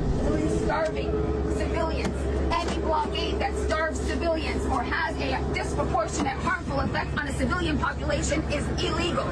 And therefore you have no authority to enforce an illegal blockade. And as such, you are not permitted to use any kind of force to enforce an illegal blockade. We demand that you stand down, that you not attack the civilian vessel that is carrying only humanitarian aid. Why are you afraid of baby formula and teddy bears that are destined for the children of Gaza? You spew your propaganda about Hamas. This vessel carries food and baby formula for children that your government is deliberately starving. Your blockade is deliberately starving children to death. You have no authority to enforce an illegal blockade. This is a war crime. You are responsible for the health, well-being, and safety of all civilians aboard this vessel, and any attack on us is a violation of international law for which you will be held accountable by the international community. Despite that impassioned laying out of the international law situation, Israeli soldiers, surprise, surprise, boarded the ship anyway and seized its cargo of baby formula, nappies, food and medicine. All terribly dangerous things. And once its crew had been taken to an Israeli prison, one activist was reportedly subjected to actually pretty appalling violence. Chris Smalls is an American union organizer, and he's the former head of the Amazon Labor Union and one of the most high-profile figures on the Handler. He was reportedly choked and kicked by Israeli personnel while in detention. The Freedom Flotilla Coalition posted this on X. When he reached the Israeli prison, US human rights defender Chris Smalls was physically assaulted by 7 uniformed individuals. They choked him and kicked him in the legs, leaving visible signs of violence on his neck and back.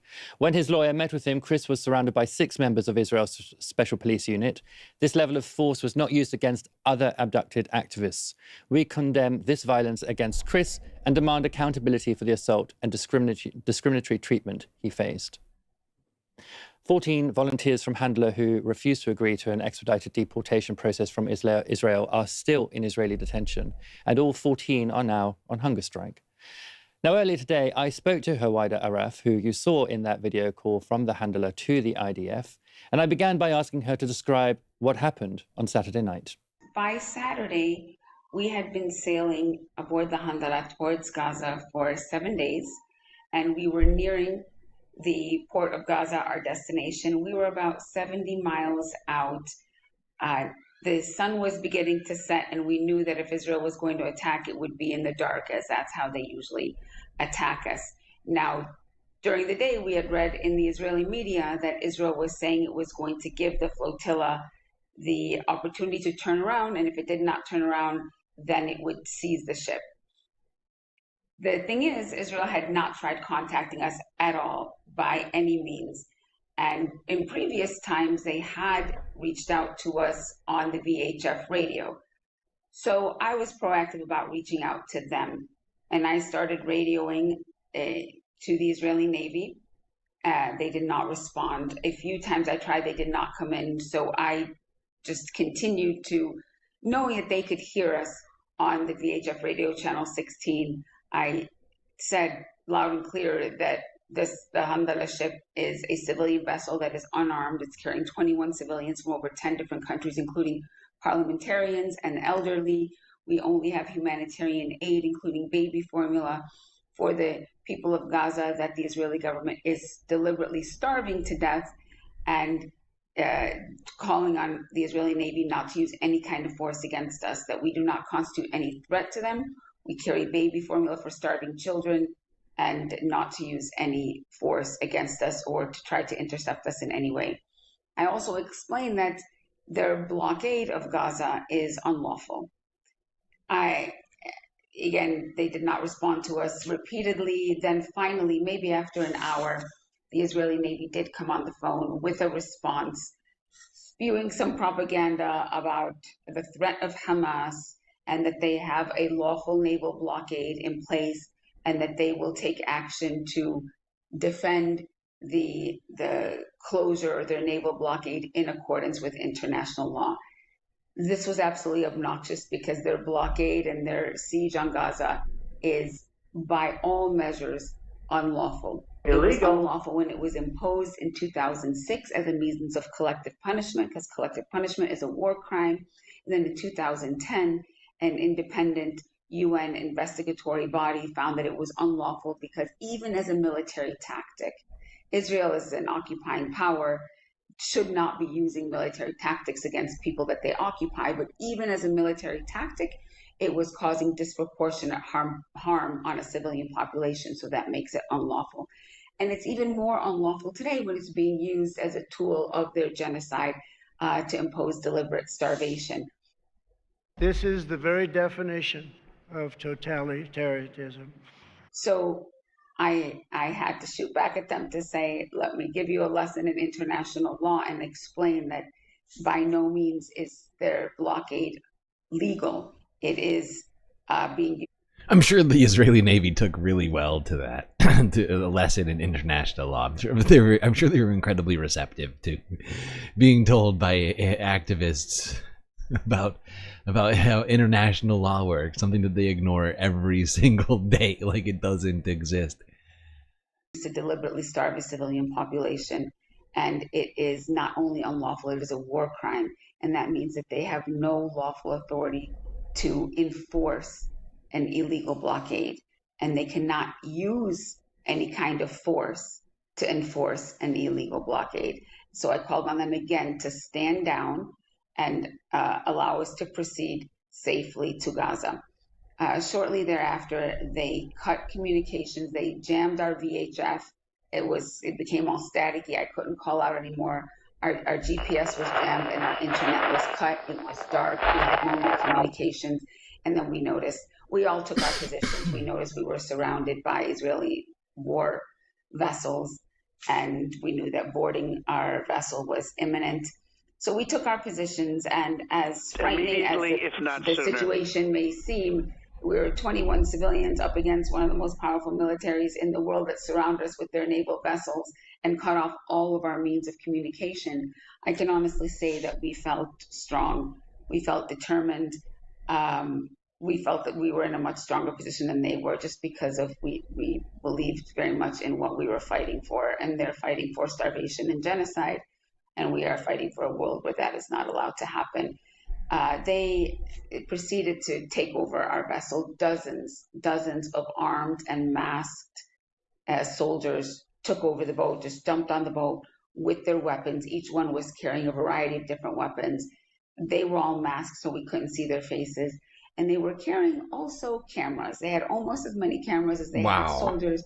And we knew that that was for their propaganda campaign. Wow. So they illegally boarded a boat and then brought along cameras to document the crime. Great. Illegal. Honestly, the determination of these activists in the face of such daunting opposition, I gotta say, is truly incredible. We're not gonna listen to the whole recounting. It goes on for about 30 minutes, so we're gonna keep this moving.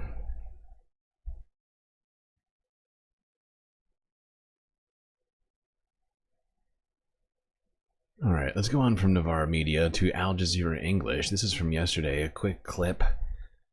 Palestinians apparently view the Gaza Humanitarian Farcical Foundation as a symbol of control and manipulation.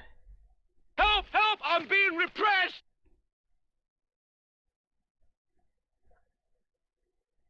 There is no meaningful change, in fact, till now, even during the US special envoy visits to the notorious Gaza Humanitarian Foundation. If we just took a look on what was happening over the course of the past 22 months, we can see that Gaza is still witnessing a culmination of tension, unprecedented military escalation, and deepening humanitarian crisis that has been politicized and militarized by the Israeli military. And it has been very obvious once the notorious Gaza Humanitarian Foundation started its operations in Gaza, where getting food has become very dangerous and humiliating, as many Palestinians started to view this suspicious foundation to be not a humanitarian actor, but as a symbol of control and manipulation. And people on the ground are expecting little from the Witkoff's visit to the notorious Gaza Humanitarian Foundation to bring any kind of turn. I just realized I meant to have this in a different spot. I don't know how this got here. I meant to put this like 3 videos later. How did I do this? Okay, that pissed me off a little bit. Okay, that's my bad. We'll come back to Steve Witkoff's visit in a little bit. I don't want to feel like I'm getting ahead of myself here. I might actually try and rewatch this. We only watched like 56 seconds of that. But let's go on to Navarra Media once again. This time, Navarra found, honestly, I do not watch Tucker Carlson's podcast, but Tucker Carlson had on John Mearsheimer for some reason. They had a discussion, and something strange is happening. Yeah, Tucker Carlson. Yes, let's get into that. I won't get ahead of myself on this. Something strange is happening to Tucker Carlson.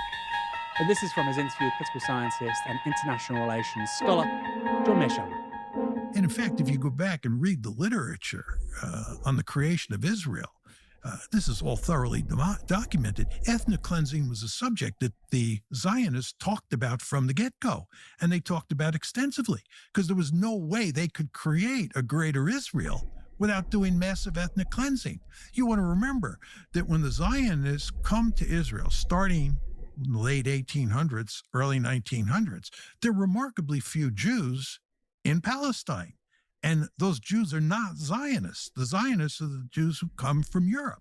Right. And they understand that they're moving into a territory that's filled with Palestinian villages and Palestinian people. And the question you have to ask yourself is, I gotta say, it's hilarious to look at Tucker Carlson's face, like as he's like learning for the first time about colonialism. It feels like he's like from Europe. He's like never heard of colonialism. He's like, wait, white colonialism? That's bad? What? My brain is broken. That hurts. That hurts my little brain. Right. And they understand that they're moving into a territory that's filled with Palestinian villages and Palestinian people. And the question you have to ask yourself is, how can you create a Jewish state on a piece of territory that's filled with Palestinians without doing ethnic cleansing, massive ethnic cleansing? Illegal. And the answer is you can't. So they're talking about and thinking about ethnic cleansing from the get-go. So the idea that they wouldn't think of what the situation looks like after October 7th is an opportunity to do ethnic cleansing, you know, it belies. So it wasn't really a land without people for a people without land. Absolutely not. Absolutely not. Classic Carlson, isn't it? He says something, you know, which he knows it wasn't a land for people that land. He knows that's not. So what you're telling me is this thing I already know. Anyway, it's a nice sort of personality tick. It's quite amusing. And there's, of course, the Balfour Declaration of 1917, which is the starting gun for the State of Israel. At that time, I think about 7% of the population of Palestine, 7% was Jewish. Mostly settlers, but of course you have very long-standing Jewish communities there as well for literally thousands of years. 7%. And in that document, published in 1917, Palestinians and Arabs aren't mentioned once. It's not mentioned once. Okay, hold on, we can't watch this whole thing.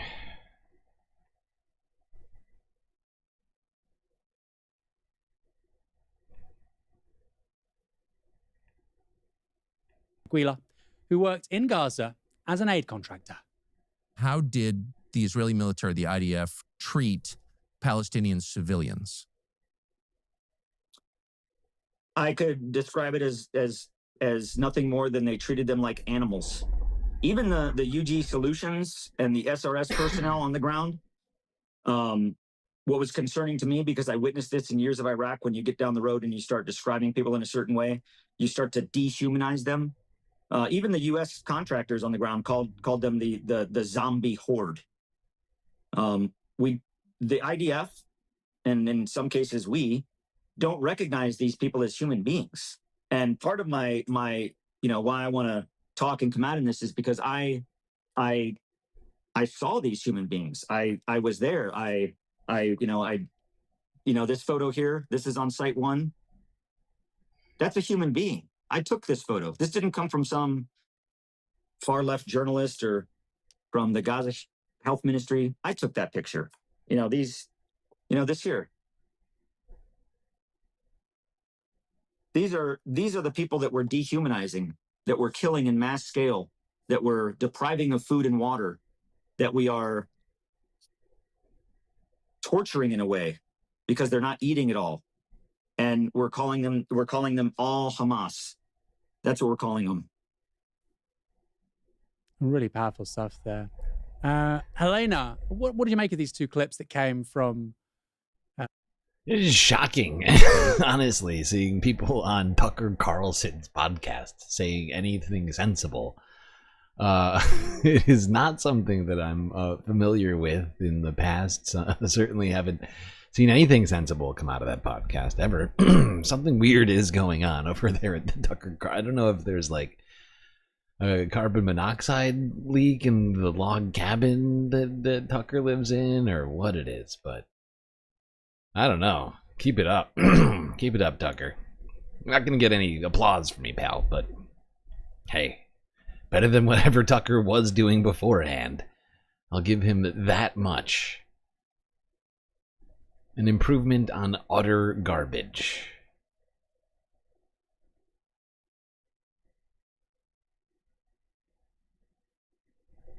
Nice break from white nationalist talking points. All right, how are we doing on time right now?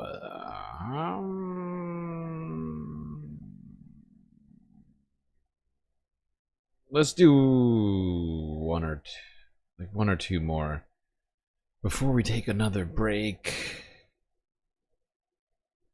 That's right, we are going to make it to the fourth half today.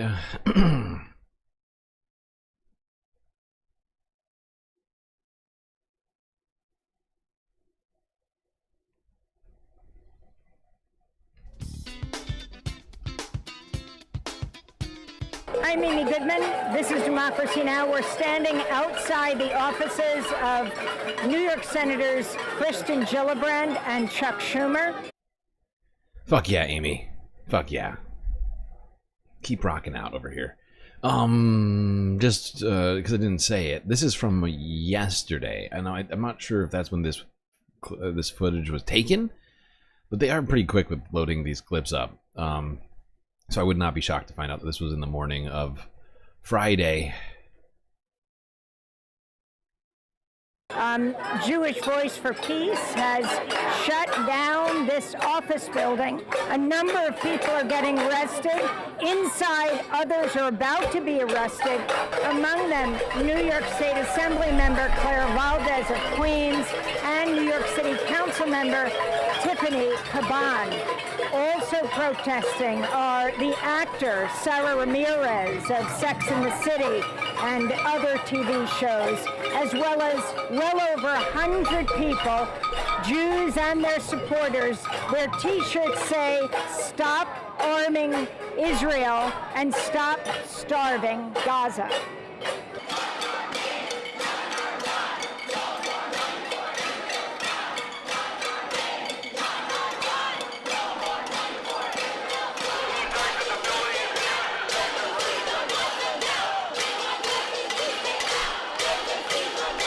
My name is Tiffany Caban. I'm council member of the 22nd District in Queens. Are you getting arrested? We're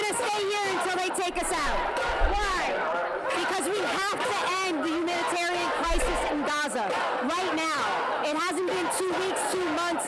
It has been far, far too long, and our government is funding this genocide. What can you do as a New York City council member?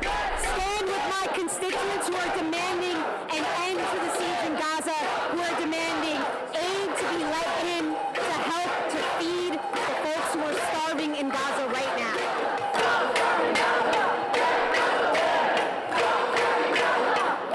I'm here because it's unconscionable for anyone to stand by while a genocide is perpetrated on innocent people. We're seeing a human-made famine unfold in Gaza that we've been warning about for years and months now. We need to let aid in as soon as possible. We need to stop funding a genocide in Gaza. The senators in New York State are complicit in that if they do not stand up against it. That's why I'm here.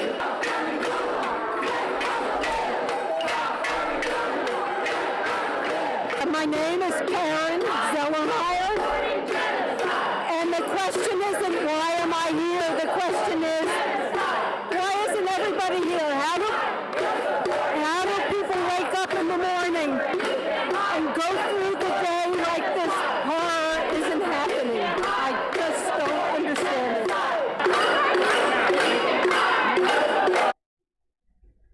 There we go. Peaceful protesters being arrested outside of Chuck Schumer and Kristen Gillibrand's office. I can't wait for the next primary on those two.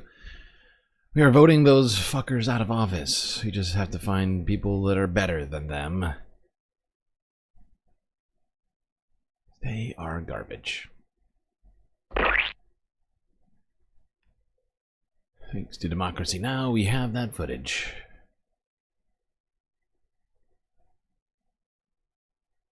Don't be loud, but don't fry the audio. Well, you know, it's hard. It's a hard situation because you have a lot of ambient noise. Very loud, bangy.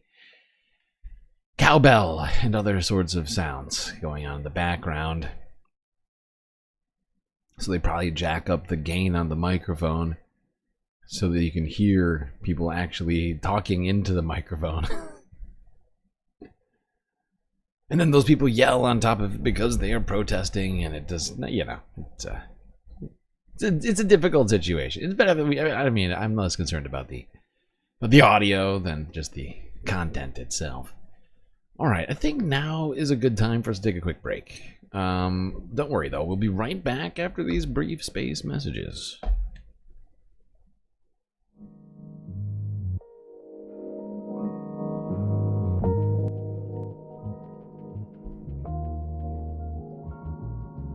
Okay, I hope everybody's been enjoying the show so far. If you haven't already, hit the like button and don't forget to subscribe. Hit the bell icon too so you get the latest notifications from the Galactic News Network. While you're at it, do also consider contributing to the Galactic News Network, as we are completely funded by individuals such as yourself. Thankfully, we have a myriad ways for you to show your support for GNN. Things like YouTube, super chats, super stickers, and memberships. Cash App and PayPal if you prefer your money go directly to funding the stream rather than the bottom line of Google. But the very best way to get the most space benefits for your Earth dollars is to go on to Patreon and become a Galactic Patron. Just 10 cents a day, $3 a month. All it costs to become a Galactic Patron, or a cornucopia of space benefits awaits you. That's right, Space Spams. You could get in there. The low price of $3, get yourself a galactic avatar, shoutouts at the end of every stream, secret Discord channel in the Discord server, and much, much more. Anyway, chat, that's enough for me. Enjoy the break. Grab yourself a drink, maybe a snack, and I will be right back.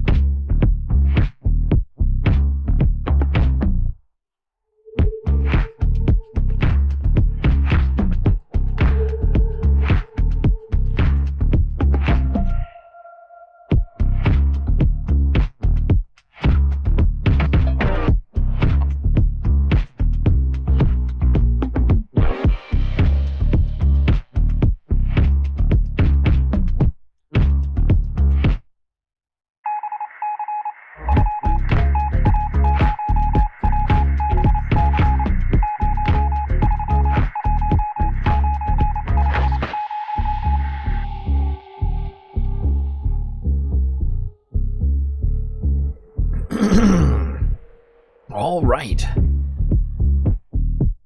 That, of course, was the telltale signal that the next half of this spacecast is about to begin. That's right, chat. Break it's over. Fourth half is coming up next. So buckle up those seatbelts, space fams. Time for us to get back on the space road. Let's see. All right, yes, let's go here to the Majority Report with Sam Cedar from yesterday. Talk about Mehdi Hassan, who seems to be kind of fed up with liberal Zionist bullshit. Aren't we all?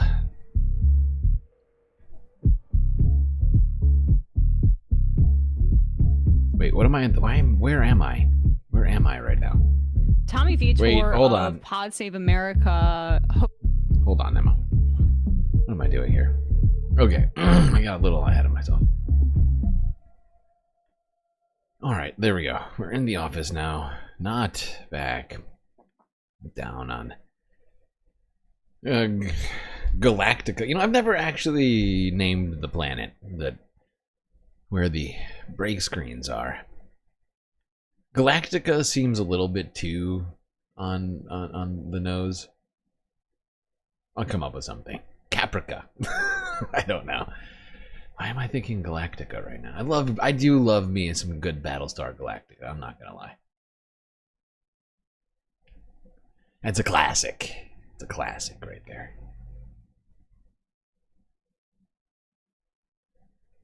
Apollo, Starbuck, Dama. I mean, come on. Come on. All right. Let's go here. Tommy Vitor. Whoa. Of Pod Save America hosted a debate between Mehdi Hassan and Jeremy Ben-Ami, who is the founder of the liberal Zionist group J Street, which seems to kind of be the go-to group by which like almost every Democrat, save the insane Zionists like John Fetterman, get their talking points for. And unfortunately that includes like Bernie, and I think it seems like AOC is also listening to them a bit from some of her statements. The offensive and defensive weapons, particularly. That fissure is coming from J Street, and our argument here is that not cutting off defensive funding, aka the Iron Dome, doesn't mean that the Iron Dome goes away immediately. Israel can fund their own Iron Dome if they want to, but what's more powerful than that is the United States being the bully that stands behind Israel as it commits genocide. We provide Israel with diplomatic cover at places like the United Nations, which is collapsing at this point, that like diplomatic cover, because we're standing alone with this horrific government in Israel. As even France and Canada recognize the Palestinian state, and Keir Starmer is dancing around potentially doing so in the UK. Mm-hmm. So what's important about, I think... Yeah, Keir added in some weird like caveat. He was like, unless like a two-state solution, unless Israel does some stuff that and it's a weird distinction that he decided to make. I still don't quite understand what it is Israel's supposed to do. It's just, I don't even understand why go there. Being principled on both offensive and defensive weapons for Israel is that if the United States removes its diplomatic cover and also its funding for things like the Iron Dome, it would force Israel to have to actually diplomatically engage with their neighbors. And they would not be able to be so belligerent without the big bully behind them. And this has been a sea change in Democratic politics too, where the Gallup poll that seems to have actually wakened some Democrats up 2 years into this genocide, showing that only 8% of Democratic voters approve of Israel's actions in Gaza. It's forced this reckoning, and you have liberal Zionists flailing about. So Tommy asked this question to Mehdi basically, he had a friend who was a liberal Zionist who's saying he no longer feels at home in the Democratic Party. We all know people like this, and my answer would be like, all right, don't vote for Democrats. Don't do it. I'm staying in the race. Jesus, that's loud. Is there a maximizer on this? Do I have that? That's too much. It's too much. I'm staying in the race. Take this maximizer down just a little bit. I'm staying in the race. Okay, that's slightly less offensive to my ears. Sorry, people. I do need to work on leveling the board volumes. It's just tough. There's a lot to go through. There's 128. I just need to sit down here for like a half a day and like even them all out. It's a big ass project to do when you really nail it down. I'm distracted by this mashup that Sasha G is typing in chat. I love the part when Luke Skywalker marries commanding officer Saul and all the Borg applauded. This is confusing. This is confusing. My brain is broken now. Thank you for that.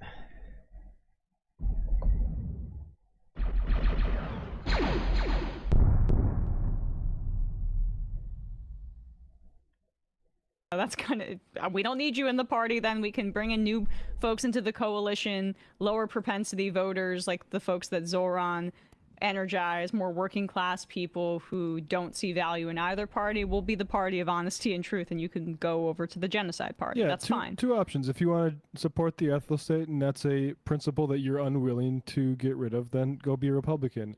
On the other hand, you can join the growing number of people who are saying, oh, I used to support Israel, even like a two-state solution. Israel's actions have made that untenable. I'm going to join the reality-based community and change my mind on insisting that the left part, the nominally left party in the United States supports the ethno-state too. It is also better politics because there is a consultant class that's trying to convince you that we should only be focusing on 0.5% of the electorate, largely suburban, affluent Republicans, who they think that they can appeal to by throwing trans kids under the bus or supporting a genocide in Gaza. And that is not the way to win elections. It's the way to force a constituency that a professional class or wealthier people would want. We see what Zoran did. We saw what even Obama did in 2008. How you win in landslides is mobilizing non-traditional voters, and this issue of Israel-Palestine is motivating. There's no doubt about it. So with that long prelude, here's Tommy's question to Mehdi Hassan, and his answer was just like perfect. Sentiment I'm taking away from what Jeremy's saying and what I've heard from some people in my life, people I love, politicians I know, activists. I mean, on Positive America Monday, I talked about some positions I'd like to see the Democratic Party take. That meant, my list was like not funding the Israeli military, recognize Palestine as a state, don't take money from AIPAC, some other stuff. And I got a message from a friend, a good progressive Democrat who was genuinely hurt. And he said to me, you are making the Democratic Party tent feel smaller to me. He said, there's room in your new Democratic Party for Zoran Mamdani and, sort of anti-Zionist views. Arabs. But me, a liberal Zionist, I'm no longer welcome in the Democratic Party as you described it, because I think the U.S. should support Israel. And I guess I'm wondering, what would you say to a liberal Zionist who feels that way, who feels like they're no longer welcome in the kind of party I'm outlining? So your friend may be a progressive. Hit the bricks. Oh, no, sorry. Also, I said Arabs. I meant to say Muslims because in relation to Zoran, just want to. I don't think you can be pro-war or pro-apartheid and be a progressive. I just don't know how you can do that. At this point, you got to pick a side here. You can't be pro-apartheid, pro-oppression, pro-genocide. And also be on the side of the people who are supposed to be pro-human rights, pro-civil rights, and things like that. Like you can't have some random exception halfway across the world, but except for Israel. Israel is allowed. They can do whatever they want to do. Let Israel do the crimes. Illegal. But he's what's called a PEP, right? He's a progressive except Palestine, because there is this carve-out when it comes to liberals and the approach to the Middle East that we want equality, human rights, progressive values, except on this one conflict. And I would say, spare me the self-victimization. I just mentioned earlier to Jeremy, the entire Democratic Party in Congress does not support Palestine. It still supports Israel, even while 8% of Democrats told Gallup this month that they support Israel's actions in Gaza. In Congress, it's about 88% of Democrats. So the actual Democratic Party, the organized party, the leadership, the establishment, the presidential candidates, the senators, the donors, or organizers, the DNC, they are all hardcore still pro-Israel. They are not pro-Palestine. The idea that your friend would say this is a party that welcomes Zoran Mamdani, are you kidding me? Zoran Mamdani has still not been endorsed by Chuck Schumer, has still not been endorsed by Hakeem Jeffries, had Islamophobic abuse thrown at him by Kirsten Gillibrand. Give me a break. If anything, it's the other way around. You have a pro-Palestine candidate, a Muslim immigrant, as the Democratic mayoral nominee, and the party can't even get behind him. Why? Not because of his freeze the rent policies, but because of his Palestine position. So I would say that this kind of wanting to be the victim is great, but it's not true at all. And Israel behaves in the same way. Oh, we're oppressed by everyone. No, you're a nuclear power in the Middle East that just bombed 4 of your neighbors and has kept millions of people under apartheid and occupation for decades and thumbs its nose at international law, the Geneva Conventions, the ICC and the ICJ. So this whole self-victimization stuff, it's all a distraction from the fact that babies are being starved to death in Gaza right now. And if that's not what we're talking about, then sorry, forgive me if I don't accept your progressive credentials. No, you know, I just think that this is, it's just too simplistic, Mehdi, and I really respect you, but you know, you are just simply making this into a black and white issue and not hearing. Genocide is a black and white issue, Jeremy. Forgive me. Right, but right, it is, but not in this one reason. Pro-Israel, it's insane. It's insane. He basically capitulates to Mehdi, like, but in like a very offhanded way. He's like, yeah, you're right. Genocide is black and white, aside from in this one instance where it's actually fine, and I don't know why everybody's repressing me right now. Jesus fucking Christ. Black and white issue and not hearing. Genocide is a black and white issue, Jeremy. Forgive me. Right, but you know, if you make this into I mean, he's doing a Mick Mulvaney. He's doing a Mick Mulvaney right now, right? You know, I don't want to throw the baby out with the bathwater, but I'll throw a fucking baby out, okay? Don't make me do it. Are pro-Israel or you are pro-Palestine, we are condemning these people to forever war, and we're condemning people to have more generations of genocide and famine and bloodshed and horror because you have to pick a winner and you have to pick one side. And I think where I fall, I believe it is where the majority of the Democratic Party fall, where I know Tommy's friend, you know, the liberal Zionist probably falls, is we are looking for a win-win out of this. We're looking for a way in which the Jewish people can feel that. So we had cut it off, or I'd seen the clip on social media that didn't include this answer, and I wanted to keep it running because I was curious. What he's still saying is an endorsement of the apartheid. That's basically exactly what the answer is that there has to be a winner, and that we're condemning people to perpetual war because what is implicit in his answer is that Palestinians and Israelis cannot coexist, and we cannot end the apartheid. They have to be separated, and we have to maintain Israel as a Jewish state by whatever means necessary, which is where we got in the first place. And look, even in the situation where you say, okay, there needs to be an intervening stage where there is some sort of two-state demilitarized situation before, you know, we can harmonize these two countries where one has committed genocide on the other. Sorry, I'm distracted by the siren. The sirens. Yeah. You want to keep going and then it'll come back to you? Let's let him keep going, then I'll probably remember what I was trying to say. Is we are looking for a win-win out of this. We're looking for a way in which the Jewish people can feel that they do, in fact, have a state, that they have a right to have a national home in, and that the Palestinian people, too. Where are the borders at this? Yeah. Because again, this is, you look at what's happening in like just the West Bank, like where draw the borders. Right. Because yes, what I was going to say was this. Even in this situation where it's like, okay, look, one state where everyone's voting in the same elections, not going to happen by like 2030 or whatever. So we need to do some sort of, okay, Ro Khanna and folks are leading towards recognizing Palestinian state. Okay. The problem is not going to be that, the problem is going to be Israel and Israelis particularly. Yeah, I mean, for me, like, I just find it ridiculous. I mean, Mehdi basically said this, but like, it's ridiculous for people, Democrats, to be claiming that they're somehow being ostracized and shunned from a party where practically every single Democratic senator and a vast majority of, basically just all representatives in Congress take money from pro-Israeli organizations like AIPAC, and then be like, why am I the odd man out? It's like, you're not even the odd man out. You're just separated from the actual base. All right, you're represented perfectly fine, and you're just upset that people happen to disagree with you on genocide, and that you might be seen as being on the wrong side of such an issue.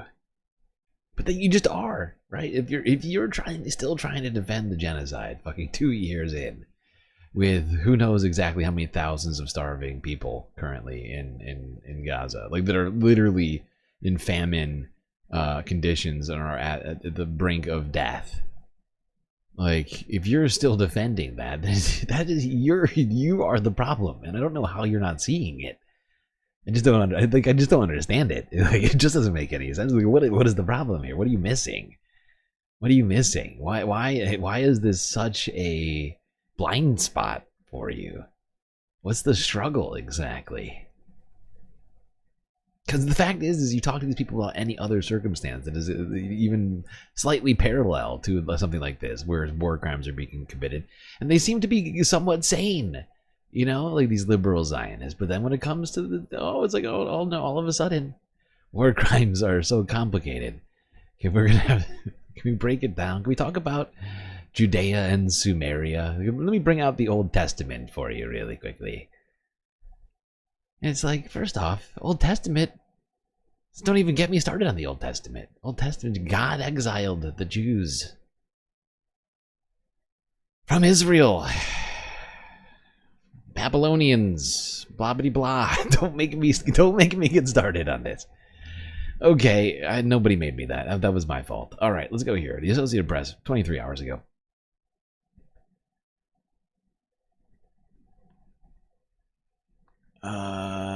Yes, let's talk about how people living in Gaza are having to dedicate their entire lives, every waking minute of their conscious survival is being used to find food, just to live, just to stay alive.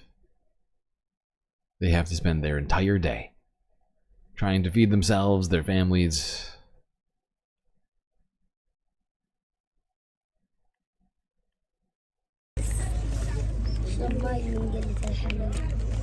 صوبنا واحنا في زكيم ورحت عاد اجيب كيس طحينه صوبنا يعني. Shit.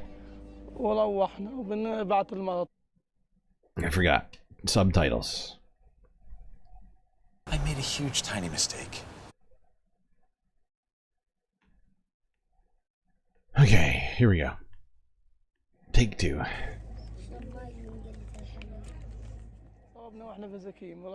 I was injured in Zakim. I went to get a bag of flour and was injured.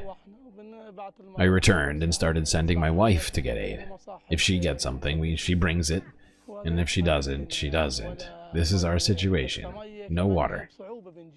Even water is difficult to obtain, and with fighting, aid is also difficult. It involves gunfire and blood. Life isn't beautiful. The situation in the charity kitchens is difficult. We don't see any kitchen or anything. Sometimes we stay hungry all day. I swear to God, the children go to sleep hungry. And I send them to collect 9 ulan for the fire, or firewood. And I, an injured person, sit.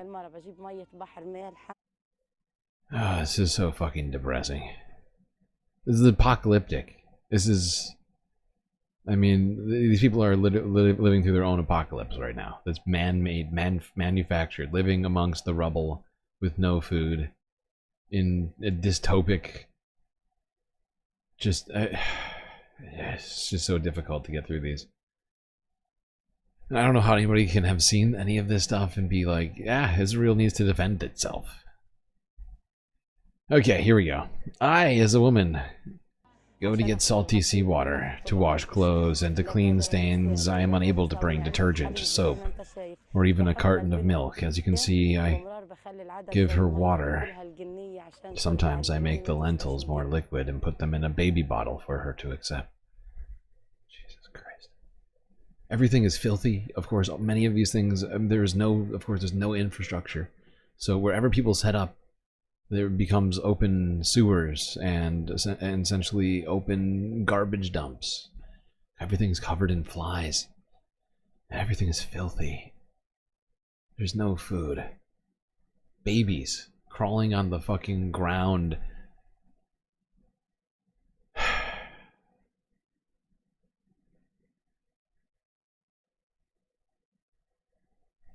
This is unacceptable. This is unacceptable. I don't understand how anybody can allow this child to continue. This doesn't have to be this way.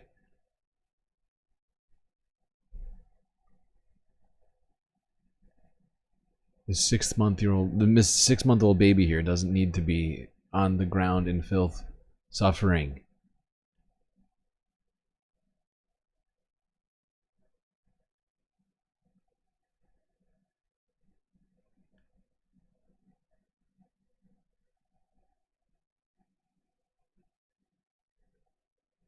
Okay.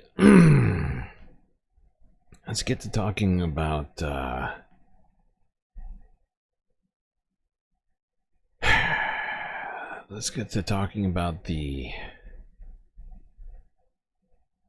recent visit from United States Representative Envoy Steve Witkoff, who showed up in Gaza to observe the fake aid agency Gaza Humanitarian Foundation yesterday. Let's go here first to this Associated Press from this one's from yesterday. Doctor in Gaza asks Steve Witkoff to visit the hospital.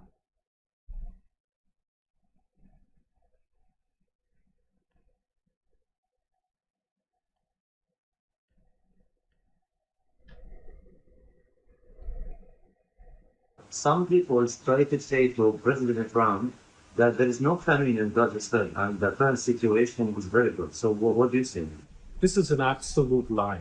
This is absolutely not true. Because I've seen that with my own eyes. And I would like to have Mr. Witkoff come here and talk to me 2 days. And I'll show him. Okay? Mr. Witkoff, just come here right now. In fact, I'll meet you in the deconflicted area outside of the hospital, and I'll escort you into the hospital. If you arrange the deconflicted area, which is not far away from where you are, I'll meet you there in person. Almost the majority, I mean, definitely the majority of people have signs of malnutrition, both the adults and the children.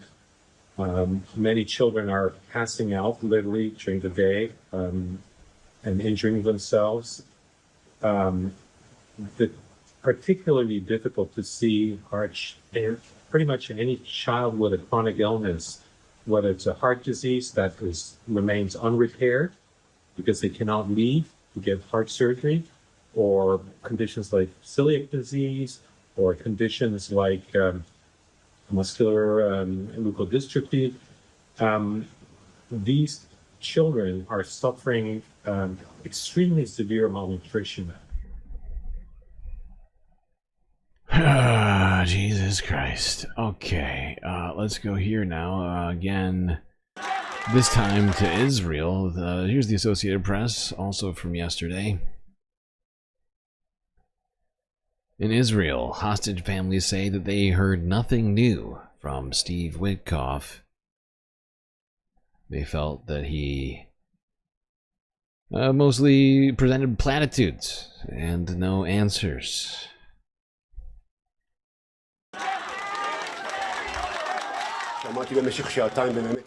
I listened for 2 hours. With all due respect to Witkoff, he expressed sympathy, believed this was important to us, and showed interest in listening to the stories. But I didn't hear anything new from him. I heard that there was pressure from the Americans to end this operation. But we didn't hear anything practical. Nor did I hear that when I asked him to exert pressure and set a time frame, even if there was a deadline, we received no answers.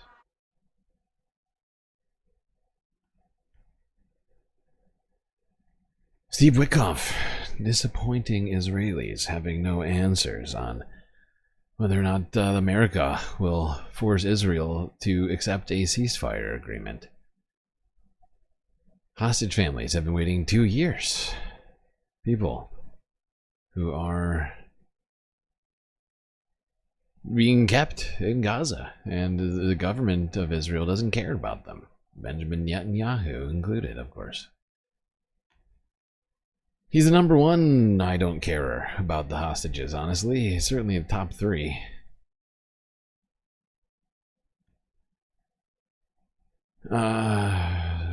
Let's see. I mean, there's clearly not enough pressure right now, and from many different places, but especially the United States.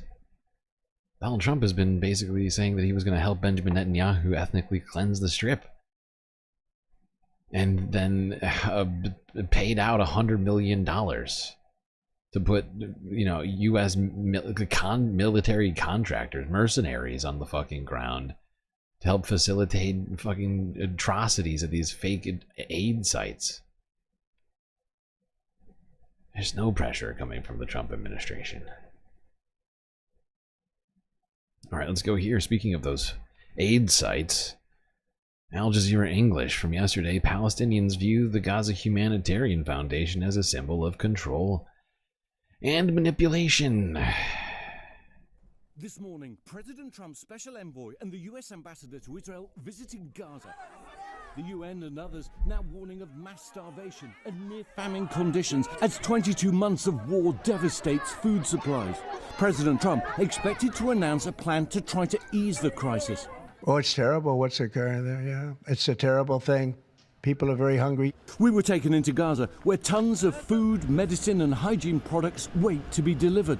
There are literally mountains and mountains of aid waiting here to be delivered to the desperate people of Gaza. Here you have sacks of fortified flour, essential supplies to make bread. And yet, according to the UN and almost every other aid agency, just a mile or so down this road, people are starving to death. Israel blaming the UN and other agencies for not distributing aid fast enough. You hear what they say, what's coming in right now, this is from the head of the UN, is a trickle, and what's needed is a flood. Well, I'll tell you this, as we're speaking, there are trucks waiting in Gaza after Israeli inspection, and all the UN needs to do is pick them up and stop talking. But in a statement... Yeah, but Israel has continued to do strikes this whole fucking time, right? And they refuse to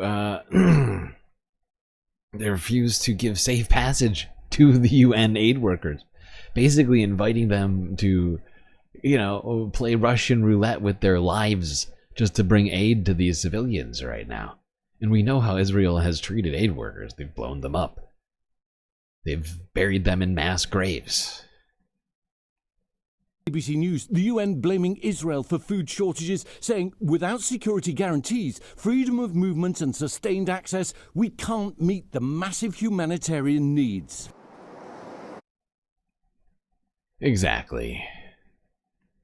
Oh, I just realized this was ABC News. How did that happen? My brain is broken. I'm tired, people. Jesus Christ. Okay. Now to Al Jazeera, I guess.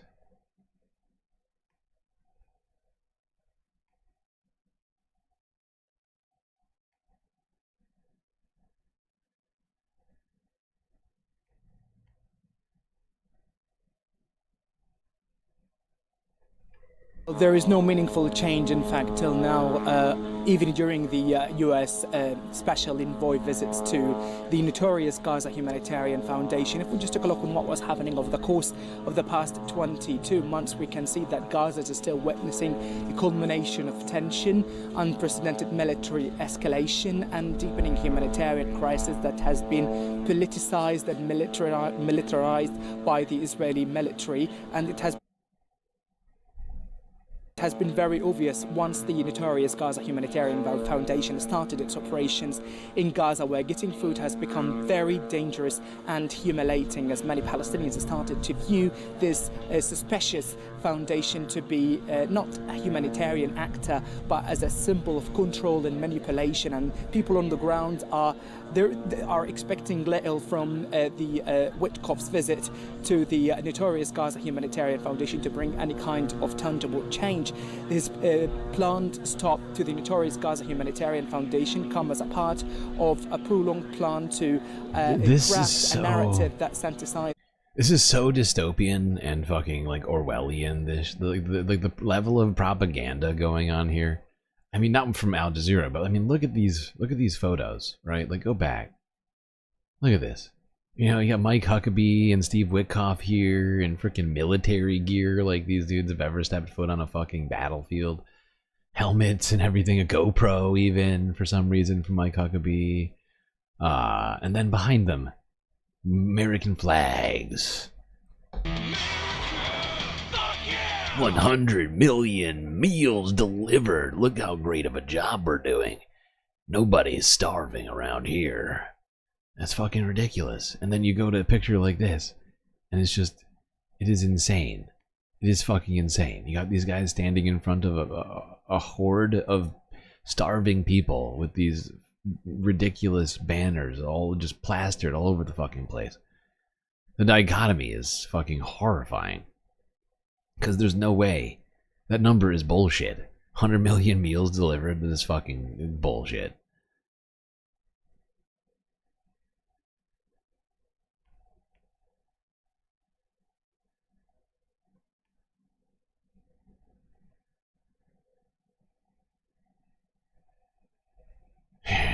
Speaking of Orwellian level propaganda, let's go to Fox News. See how they covered this. I couldn't help myself. I was like looking up videos on this.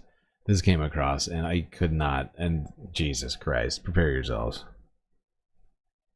Welcome back and Alive now from Fox. I'm Austin Westfall. A live look at the White Great House, stuff, where Austin. it's 8:09 in the nation's capital, 5:09 on the West Coast. Great. Let's continue our White So glad House we know what coverage. time it is. We just talked about the latest on the Russia-Ukraine war. What would we do without Austin to tell us what time it is? None of us have phones with the time on it, or, you know, whatever. Like, without Fox News, we would have no idea what time it is. As it relates to the Trump administration. Now let's move over to the Middle East. Let's get the latest on the Gaza war as it relates to the current administration. It's not every day, as I said before the commercial break, it's not every day that we see Americans visit Gaza. But today it happened. Special Envoy Steve Witkoff and U.S. Ambassador Mike Huckabee went into the enclave.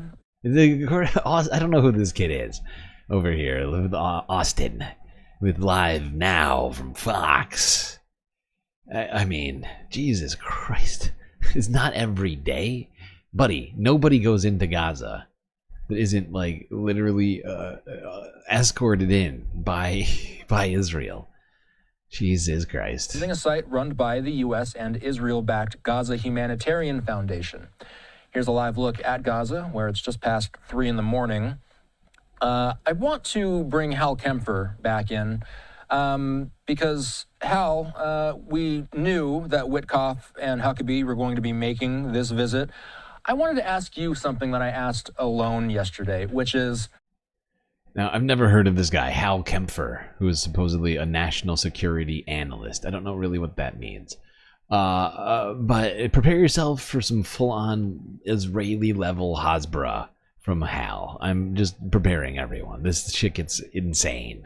How much were these guys actually able to see within Gaza? Presumably, it's not safe for them to be brought to the areas that are struggling the most, correct? Oh, it's not safe at all. And you saw they were wearing ballistic vests, ballistic helmets. I would say, except for Steve Witkoff, he took off his helmet and he was holding. It's not safe at all. All those starving people might kill Steve Witkoff. It's fucking idiotic. This shit is fucking idiotic. The only people who are a danger to anyone right now in Gaza is Israel and the U.S. military contractors that are on the ground, shooting people and blowing them up. And he put a MAGA ball cap on, so it was a little bit of a different look that he had. But Great, but they nice. knew that it was a high Outfits, nice outfit commentary. Thank you. situation, but they were out there for hours, literally checking out the HGF, the joint U.S.-Israeli food. This guy doesn't even know what the fucking name of the organization is. He just called him the HGF. What's the HGF?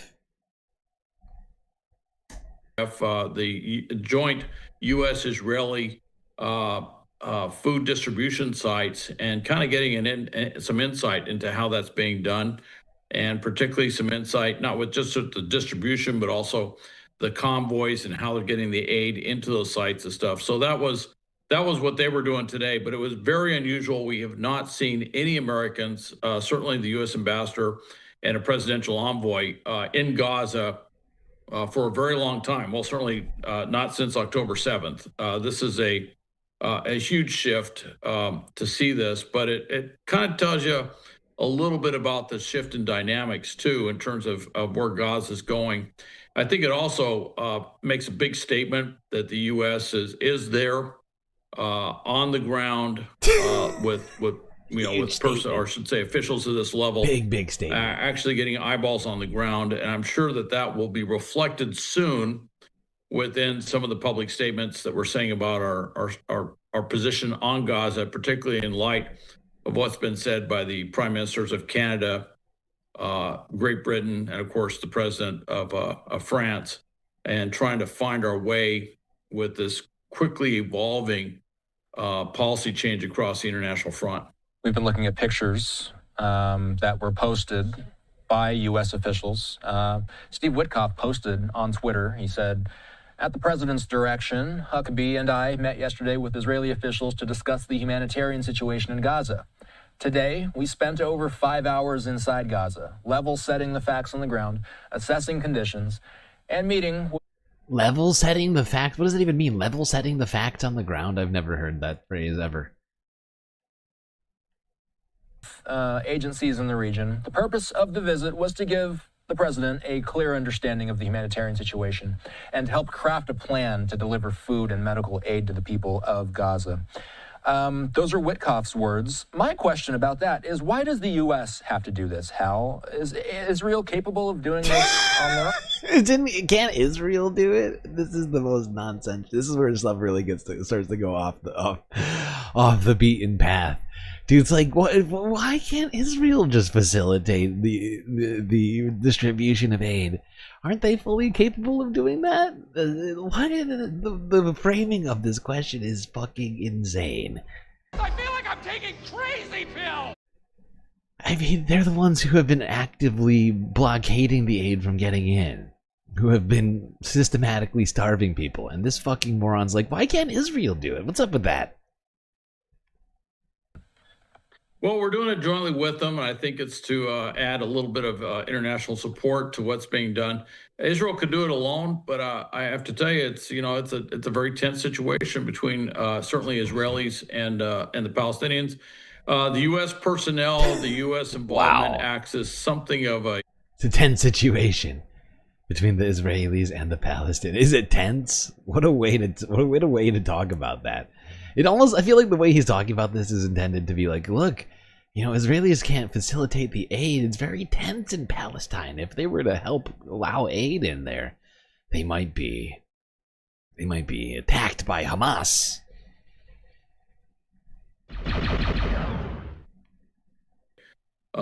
Mitigating factor, if you will, in terms of how those things are run. It also puts a third party in, if you will, helping to run those things. So it's not just the Israelis. Also, it helps. There was no other third parties that existed? that were distributing aid? I'm trying to remember. Well, I could have sworn at one point, weren't there some other people? Oh, that's right. All of the humanitarian organizations were doing it. All of those third and fourth and fifth and sixth and seventh parties that existed were not allowed into Gaza anymore because Israel has been blockading them and refusing them freedom of movement within the Strip and refusing to give them guarantees. But I mean, the Fox News propaganda hour over here is wild. And they just go on and on and on about this shit. Like, basically, like, oh, it's all basically Hamas. They go on to say, oh, Hamas is stealing all the aid, and that's why America has to be there. Okay? That's basically what it boils down to for them. Like, look, Hamas is just stealing all the aid. Benjamin Netanyahu told me that Hamas was stealing all the aid, and that's why we got to get in there and help commit war crimes.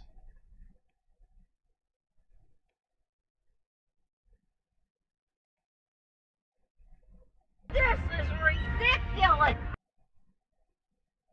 Here's an example of why aid organizations don't want to travel through the Strip. Let's go here to the Associated Press. From 8 hours before the stream started. Explosions!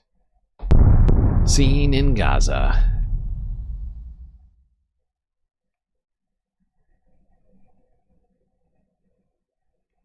Hold on, I'm gonna replay this. Go to the beginning. There we go.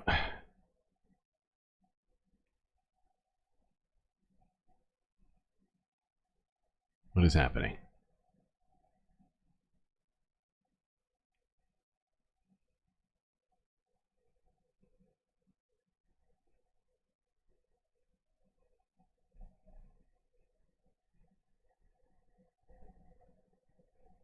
Jesus fucking Christ.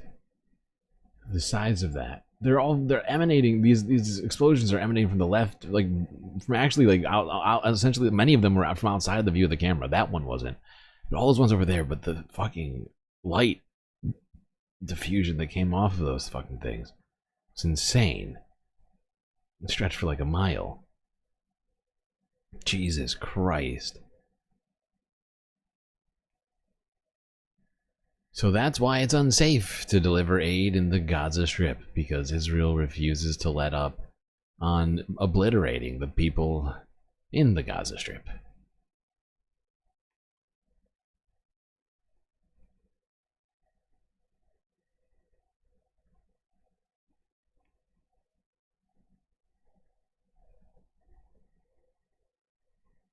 Okay. Wow, we are getting through these way faster than I thought we were going to today. I had nearly 100. How did we get through 100 videos this quickly? I blasted through these today. I was like, dude, this is going to take me like 8+ hours. We only have a handful of videos left. Sheesh. Don't worry. We'll do an extra long after-hour stream. That seems fair. It's the weekend. We deserve it. Eesh. Okay, let's go. Let's leave Gaza for now. We'll be back there, I'm sure, throughout the week. But let's go to Syria, a place where some real horrible stuff has been happening lately, and an economic crisis is unfurling as well in the region. Here's TRT World from yesterday.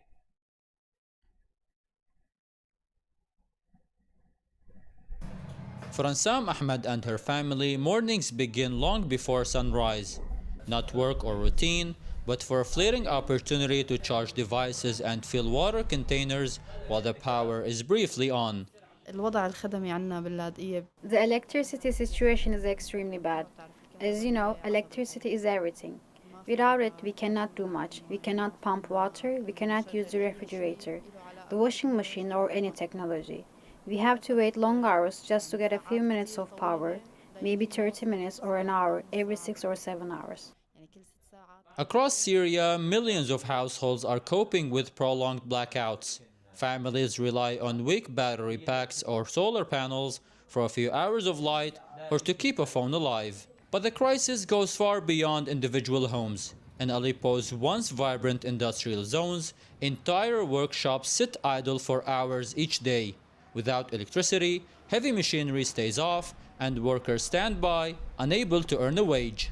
We're suffering greatly from the power outages. Every day we face several hours without electricity due to maintenance or other issues, and it's damaging our equipment. Right now, we're waiting for the main power line to be restored. Everything, the workers and the machines, is at a standstill. Electricity shortages have become a bottleneck for economic recovery.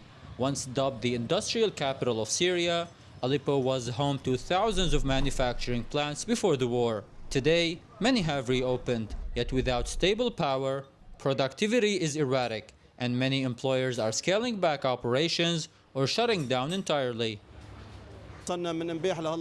This area in Aleppo is the heart of Syria's industrial sector. Now that the roads have reopened after liberation, we urgently need reliable services, but we're still dealing with frequent power cuts. The current daily average for many neighborhoods sits at 2 to 3 hours of power a day, yet many still cling to hope for a brighter tomorrow, literally. From family kitchens to factory floors, the lights in Syria remain off more often than on. However, people continue to push forward. But as the country struggles to rebuild its economic engine, many say real recovery won't come until the power returns. Till then, darkness here has become the new normal. There we go. Things in Syria dire. Lack of power throughout the country, causing people to live in a very archaic fashion, causing a great deal of difficulty and strife for Syrians. And amidst what everything else that's been going on, which really, I mean, I don't think there's any other word for it. War crimes that have been happening in the country after the fall of Assad. We've seen multiple instances of this. And, you know, things are not getting better. They seem to be getting somehow worse right now in Syria. Just to be a stable government would probably help.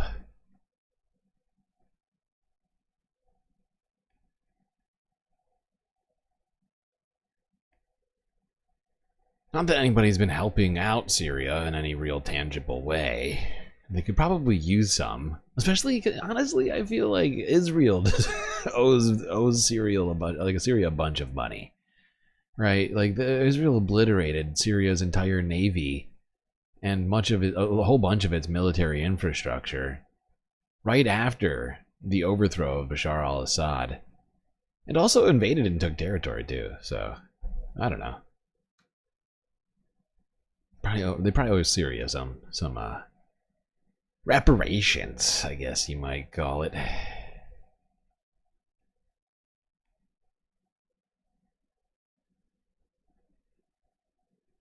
I've lost my place. Oh, okay, here we are. Yes, let's go from Syria to India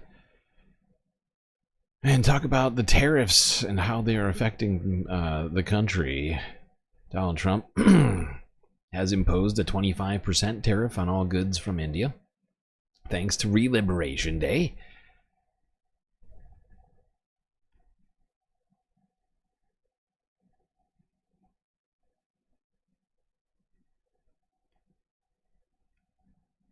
India's had a market that's been pretty much closed to American products, and we've been wide open to theirs. And I think President Trump is frustrated with the progress we've made with India, but feels that a 25%. I think it's hilarious to suggest that India needs to buy more stuff from the United States. First off, the standard of living in India is much lower, so the ability to buy American products is greatly reduced. Not to say that there aren't people with money in India, but I feel like all the people who can afford to be buying American products to some degree are, or at least American branded products. But is it way easier to just buy them, I don't know, directly from the manufacturer, like over the border in Thailand or something? Man, it's fucking nonsense. Oh, India has to buy more stuff from us. Right. And I think President Trump is frustrated with the progress we've made with India, but feels that a 25% tariff will address and remedy the situation in a way that's good for the American people. Right. Well, I think that what's going to happen is that India is going to cut their prices to the U.S. the market share. That's what everybody. So India is going to cut all of their prices. Everybody in India is going to cut all their prices by 25% just to be able to sell in the United States. That is laughable. That is laughable. It's not going to happen. This is a nonsense statement from this fucking idiot. This guy's living in a fantasy world. But the whole Trump administration is living in some sort of horrible dystopian nightmare. Or we're the ones living the nightmare, they're the ones that are living the fantasy world. Yeah, actually that makes more sense. Whatever. Let's stay in India, go to here to Reuters from yesterday. Talk about how India is being shaken by these Trump tariffs.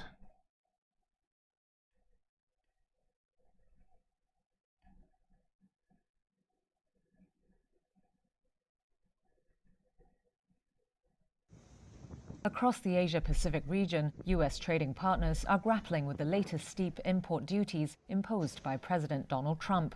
In India, nearly $40 billion worth of exports could be hit, an Indian government source told Reuters on Friday, after the world's fifth biggest economy was given a 25% rate. The country is engaged in trade talks with the United States, the source said, but without a deal, the rate singles out India for harsher trade conditions than its major peers. It also potentially damages the economy of a strategic U.S. partner in Asia that is seen as a counterbalance to Chinese influence. Apparel Export Promotion Council Secretary General Mithileshwar Thakur said the tariffs aren't legal. When you are a member of WTO, you negotiate a bound tariff, that you cannot go above that tariff. This reciprocal tariff does not honor that principle. Trump's new executive order also includes a 20% duty for Taiwan. Taiwan's government said its rate was temporary and that it expected to reach a lower figure. Some South and Southeast Asian countries were able to breathe a sigh of relief. The U.S. tariffs on their exports were lower than threatened and leveled the playing field with a rate of about 19 to 20% across the region's biggest economies. The world's second largest garment supplier, Bangladesh, welcomed the reduced rate. Nearly a quarter of its $40 billion apparel export sector goes to the U.S. Better news yet. I can't wait for the bread lines. I'm excited about those. Get my one potato, half a loaf of bread for the week. It'll be exciting. It'll be like a fun trip that we get to do every day together as a community. Okay, I'm kidding. We're not there yet, but Donald Trump is in fact creating inflation that doesn't need to be there, which means the interest rates are going to stay where they are right now, and it's going to create a bunch of problems.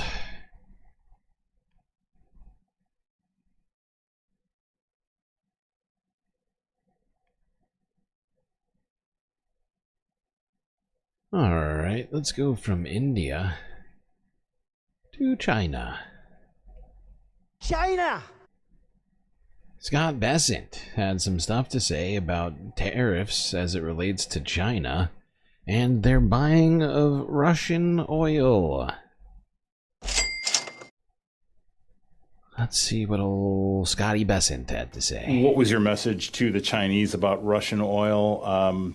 Did you tell them they're on notice, they need to start to pull back? Well, we described, it's not just the president, what is making its way through the U.S. Senate, and hard to imagine anything could get 80 or 90 bipartisan votes in the U.S. Senate, is a bill that will give the president discretion to apply secondary tariffs.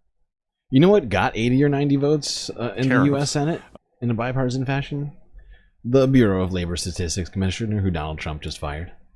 That will give the president discretion to apply secondary tariffs on sanctioned Russian oil from, I believe it's from 0 to 500%. I believe he's used 100%. And we've heard from several of our European counterparts, NATO allies, even Canada. Well, Canada is in NATO, that they will be following on that. So we would expect most of the Western alliance that has been supporting Ukraine to follow on that. So I think anyone who buys sanctioned Russian oil should be ready for this. What was their response to that warning?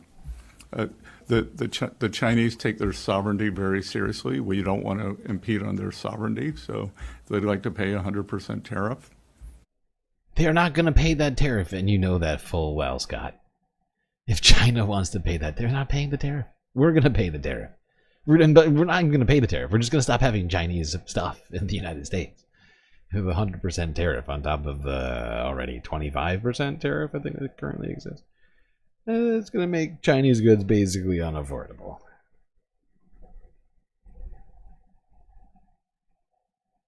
But old Scotty Besant loves obfuscating reality from the public.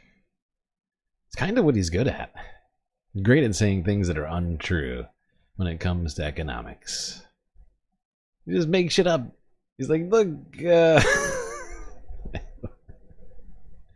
look, if you lower interest rates, that'll help with inflation. Okay, let's go here to South Korea. Talk about the fake South Korean deal that was announced a few days ago. Here's the AP from Thursday.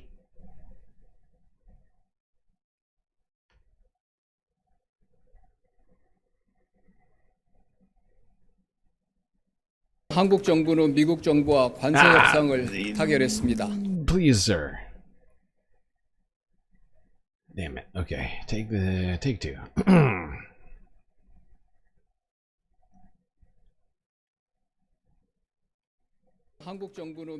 The Korean government reached a tariff agreement with the United States government. The reciprocal tariff the U.S. is to impose on South Korean... I love how he's calling it a reciprocal tariff, even though South Korea isn't tariffing U.S. goods. Love that. Okay, the reciprocal tariff from the U.S. is to impose on South Korean goods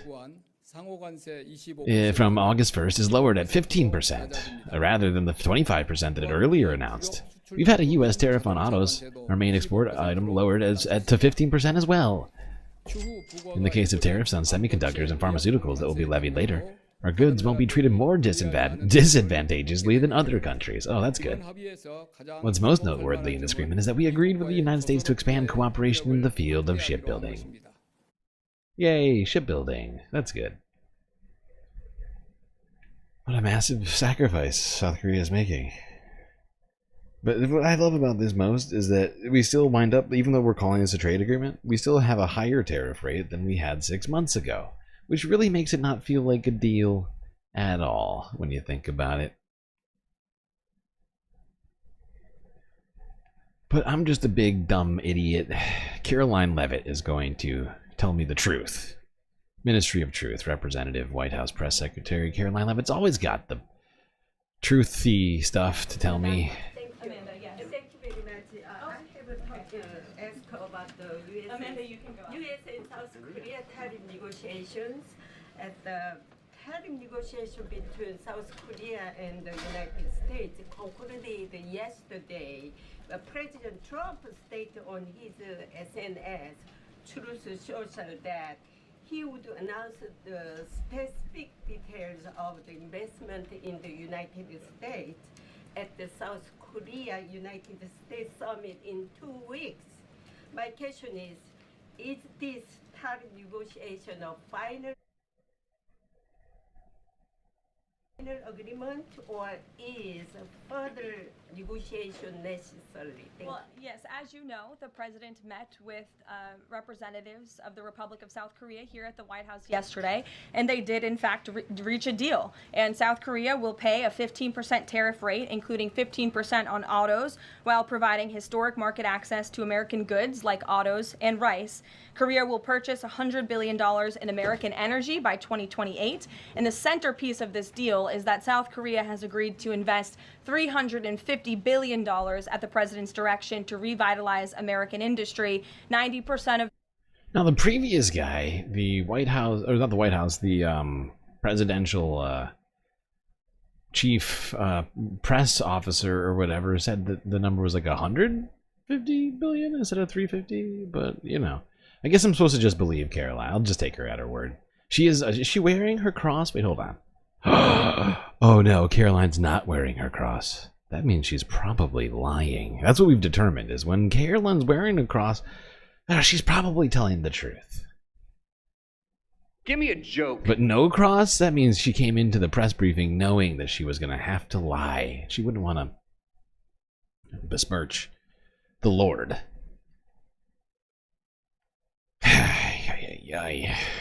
All right, one last video of the night, everybody. Great job. Great job for making it this far. Not just in the stream, but in life.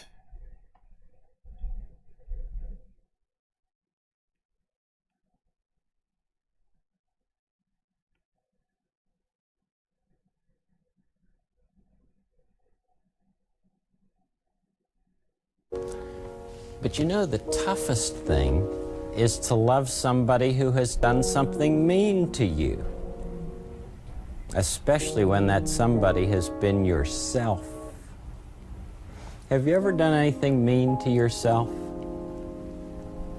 Well, it's very important to look inside yourself and find that loving part of you. That's the part that you must take good care of and never be mean to, because that's the part of you that allows you to love your neighbor. And your neighbor is anyone you happen to be with at any time of your life.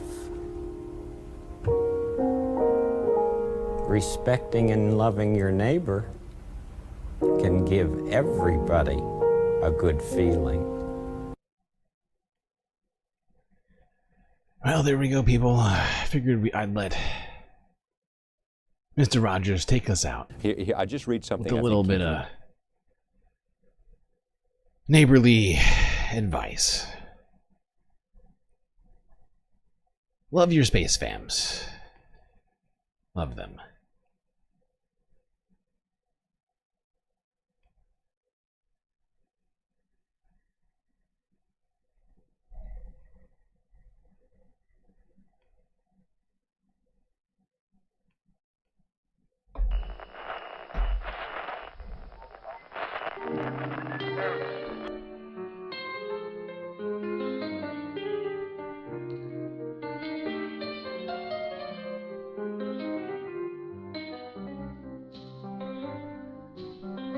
Well, it would seem that we got through another stream. It was quite long and also rather difficult, but thankfully, we had each other to get through it.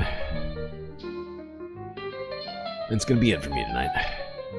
Till I see you next, you stay classy, Galactic Stream Nation.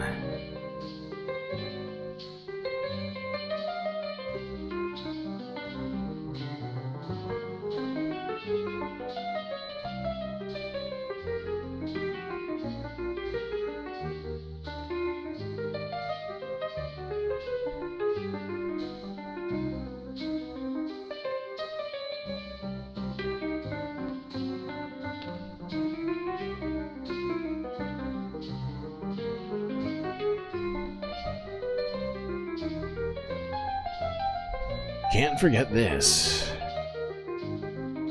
These are your galactic patrons. Gabby, Goth Dogs, Aaron W, Schmegley, PB, Mitty, Afroponics, Gnarl by Nature, Interplanet Janet, Godcat, Robot Cat, Disco Wolf, Kelly Braiding, Sammy, Geodragon, The Anti-Corporatist, Obsessive Audio, Moanoa, Nadia, Choki, Skelts, Selena, Mrs. Jen, Omega Star, Sasha G, Pitchforks Dragon, Vincent Morales, Donald James X, Evan from Portland, Lovely Pariah, Mish, Becky, The Cypher, Icebreaker, and Columbia Rican, New York. That's right, all these people here help produce the show with your eyes and ears just got done enjoying. You can too for just a few US dollars a month on Patreon.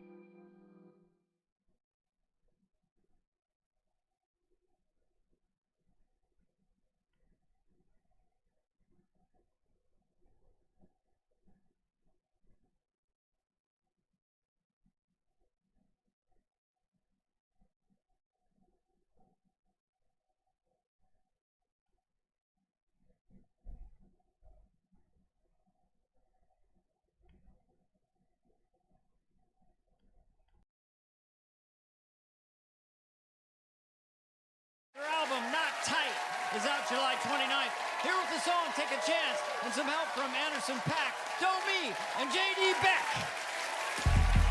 You're only funky as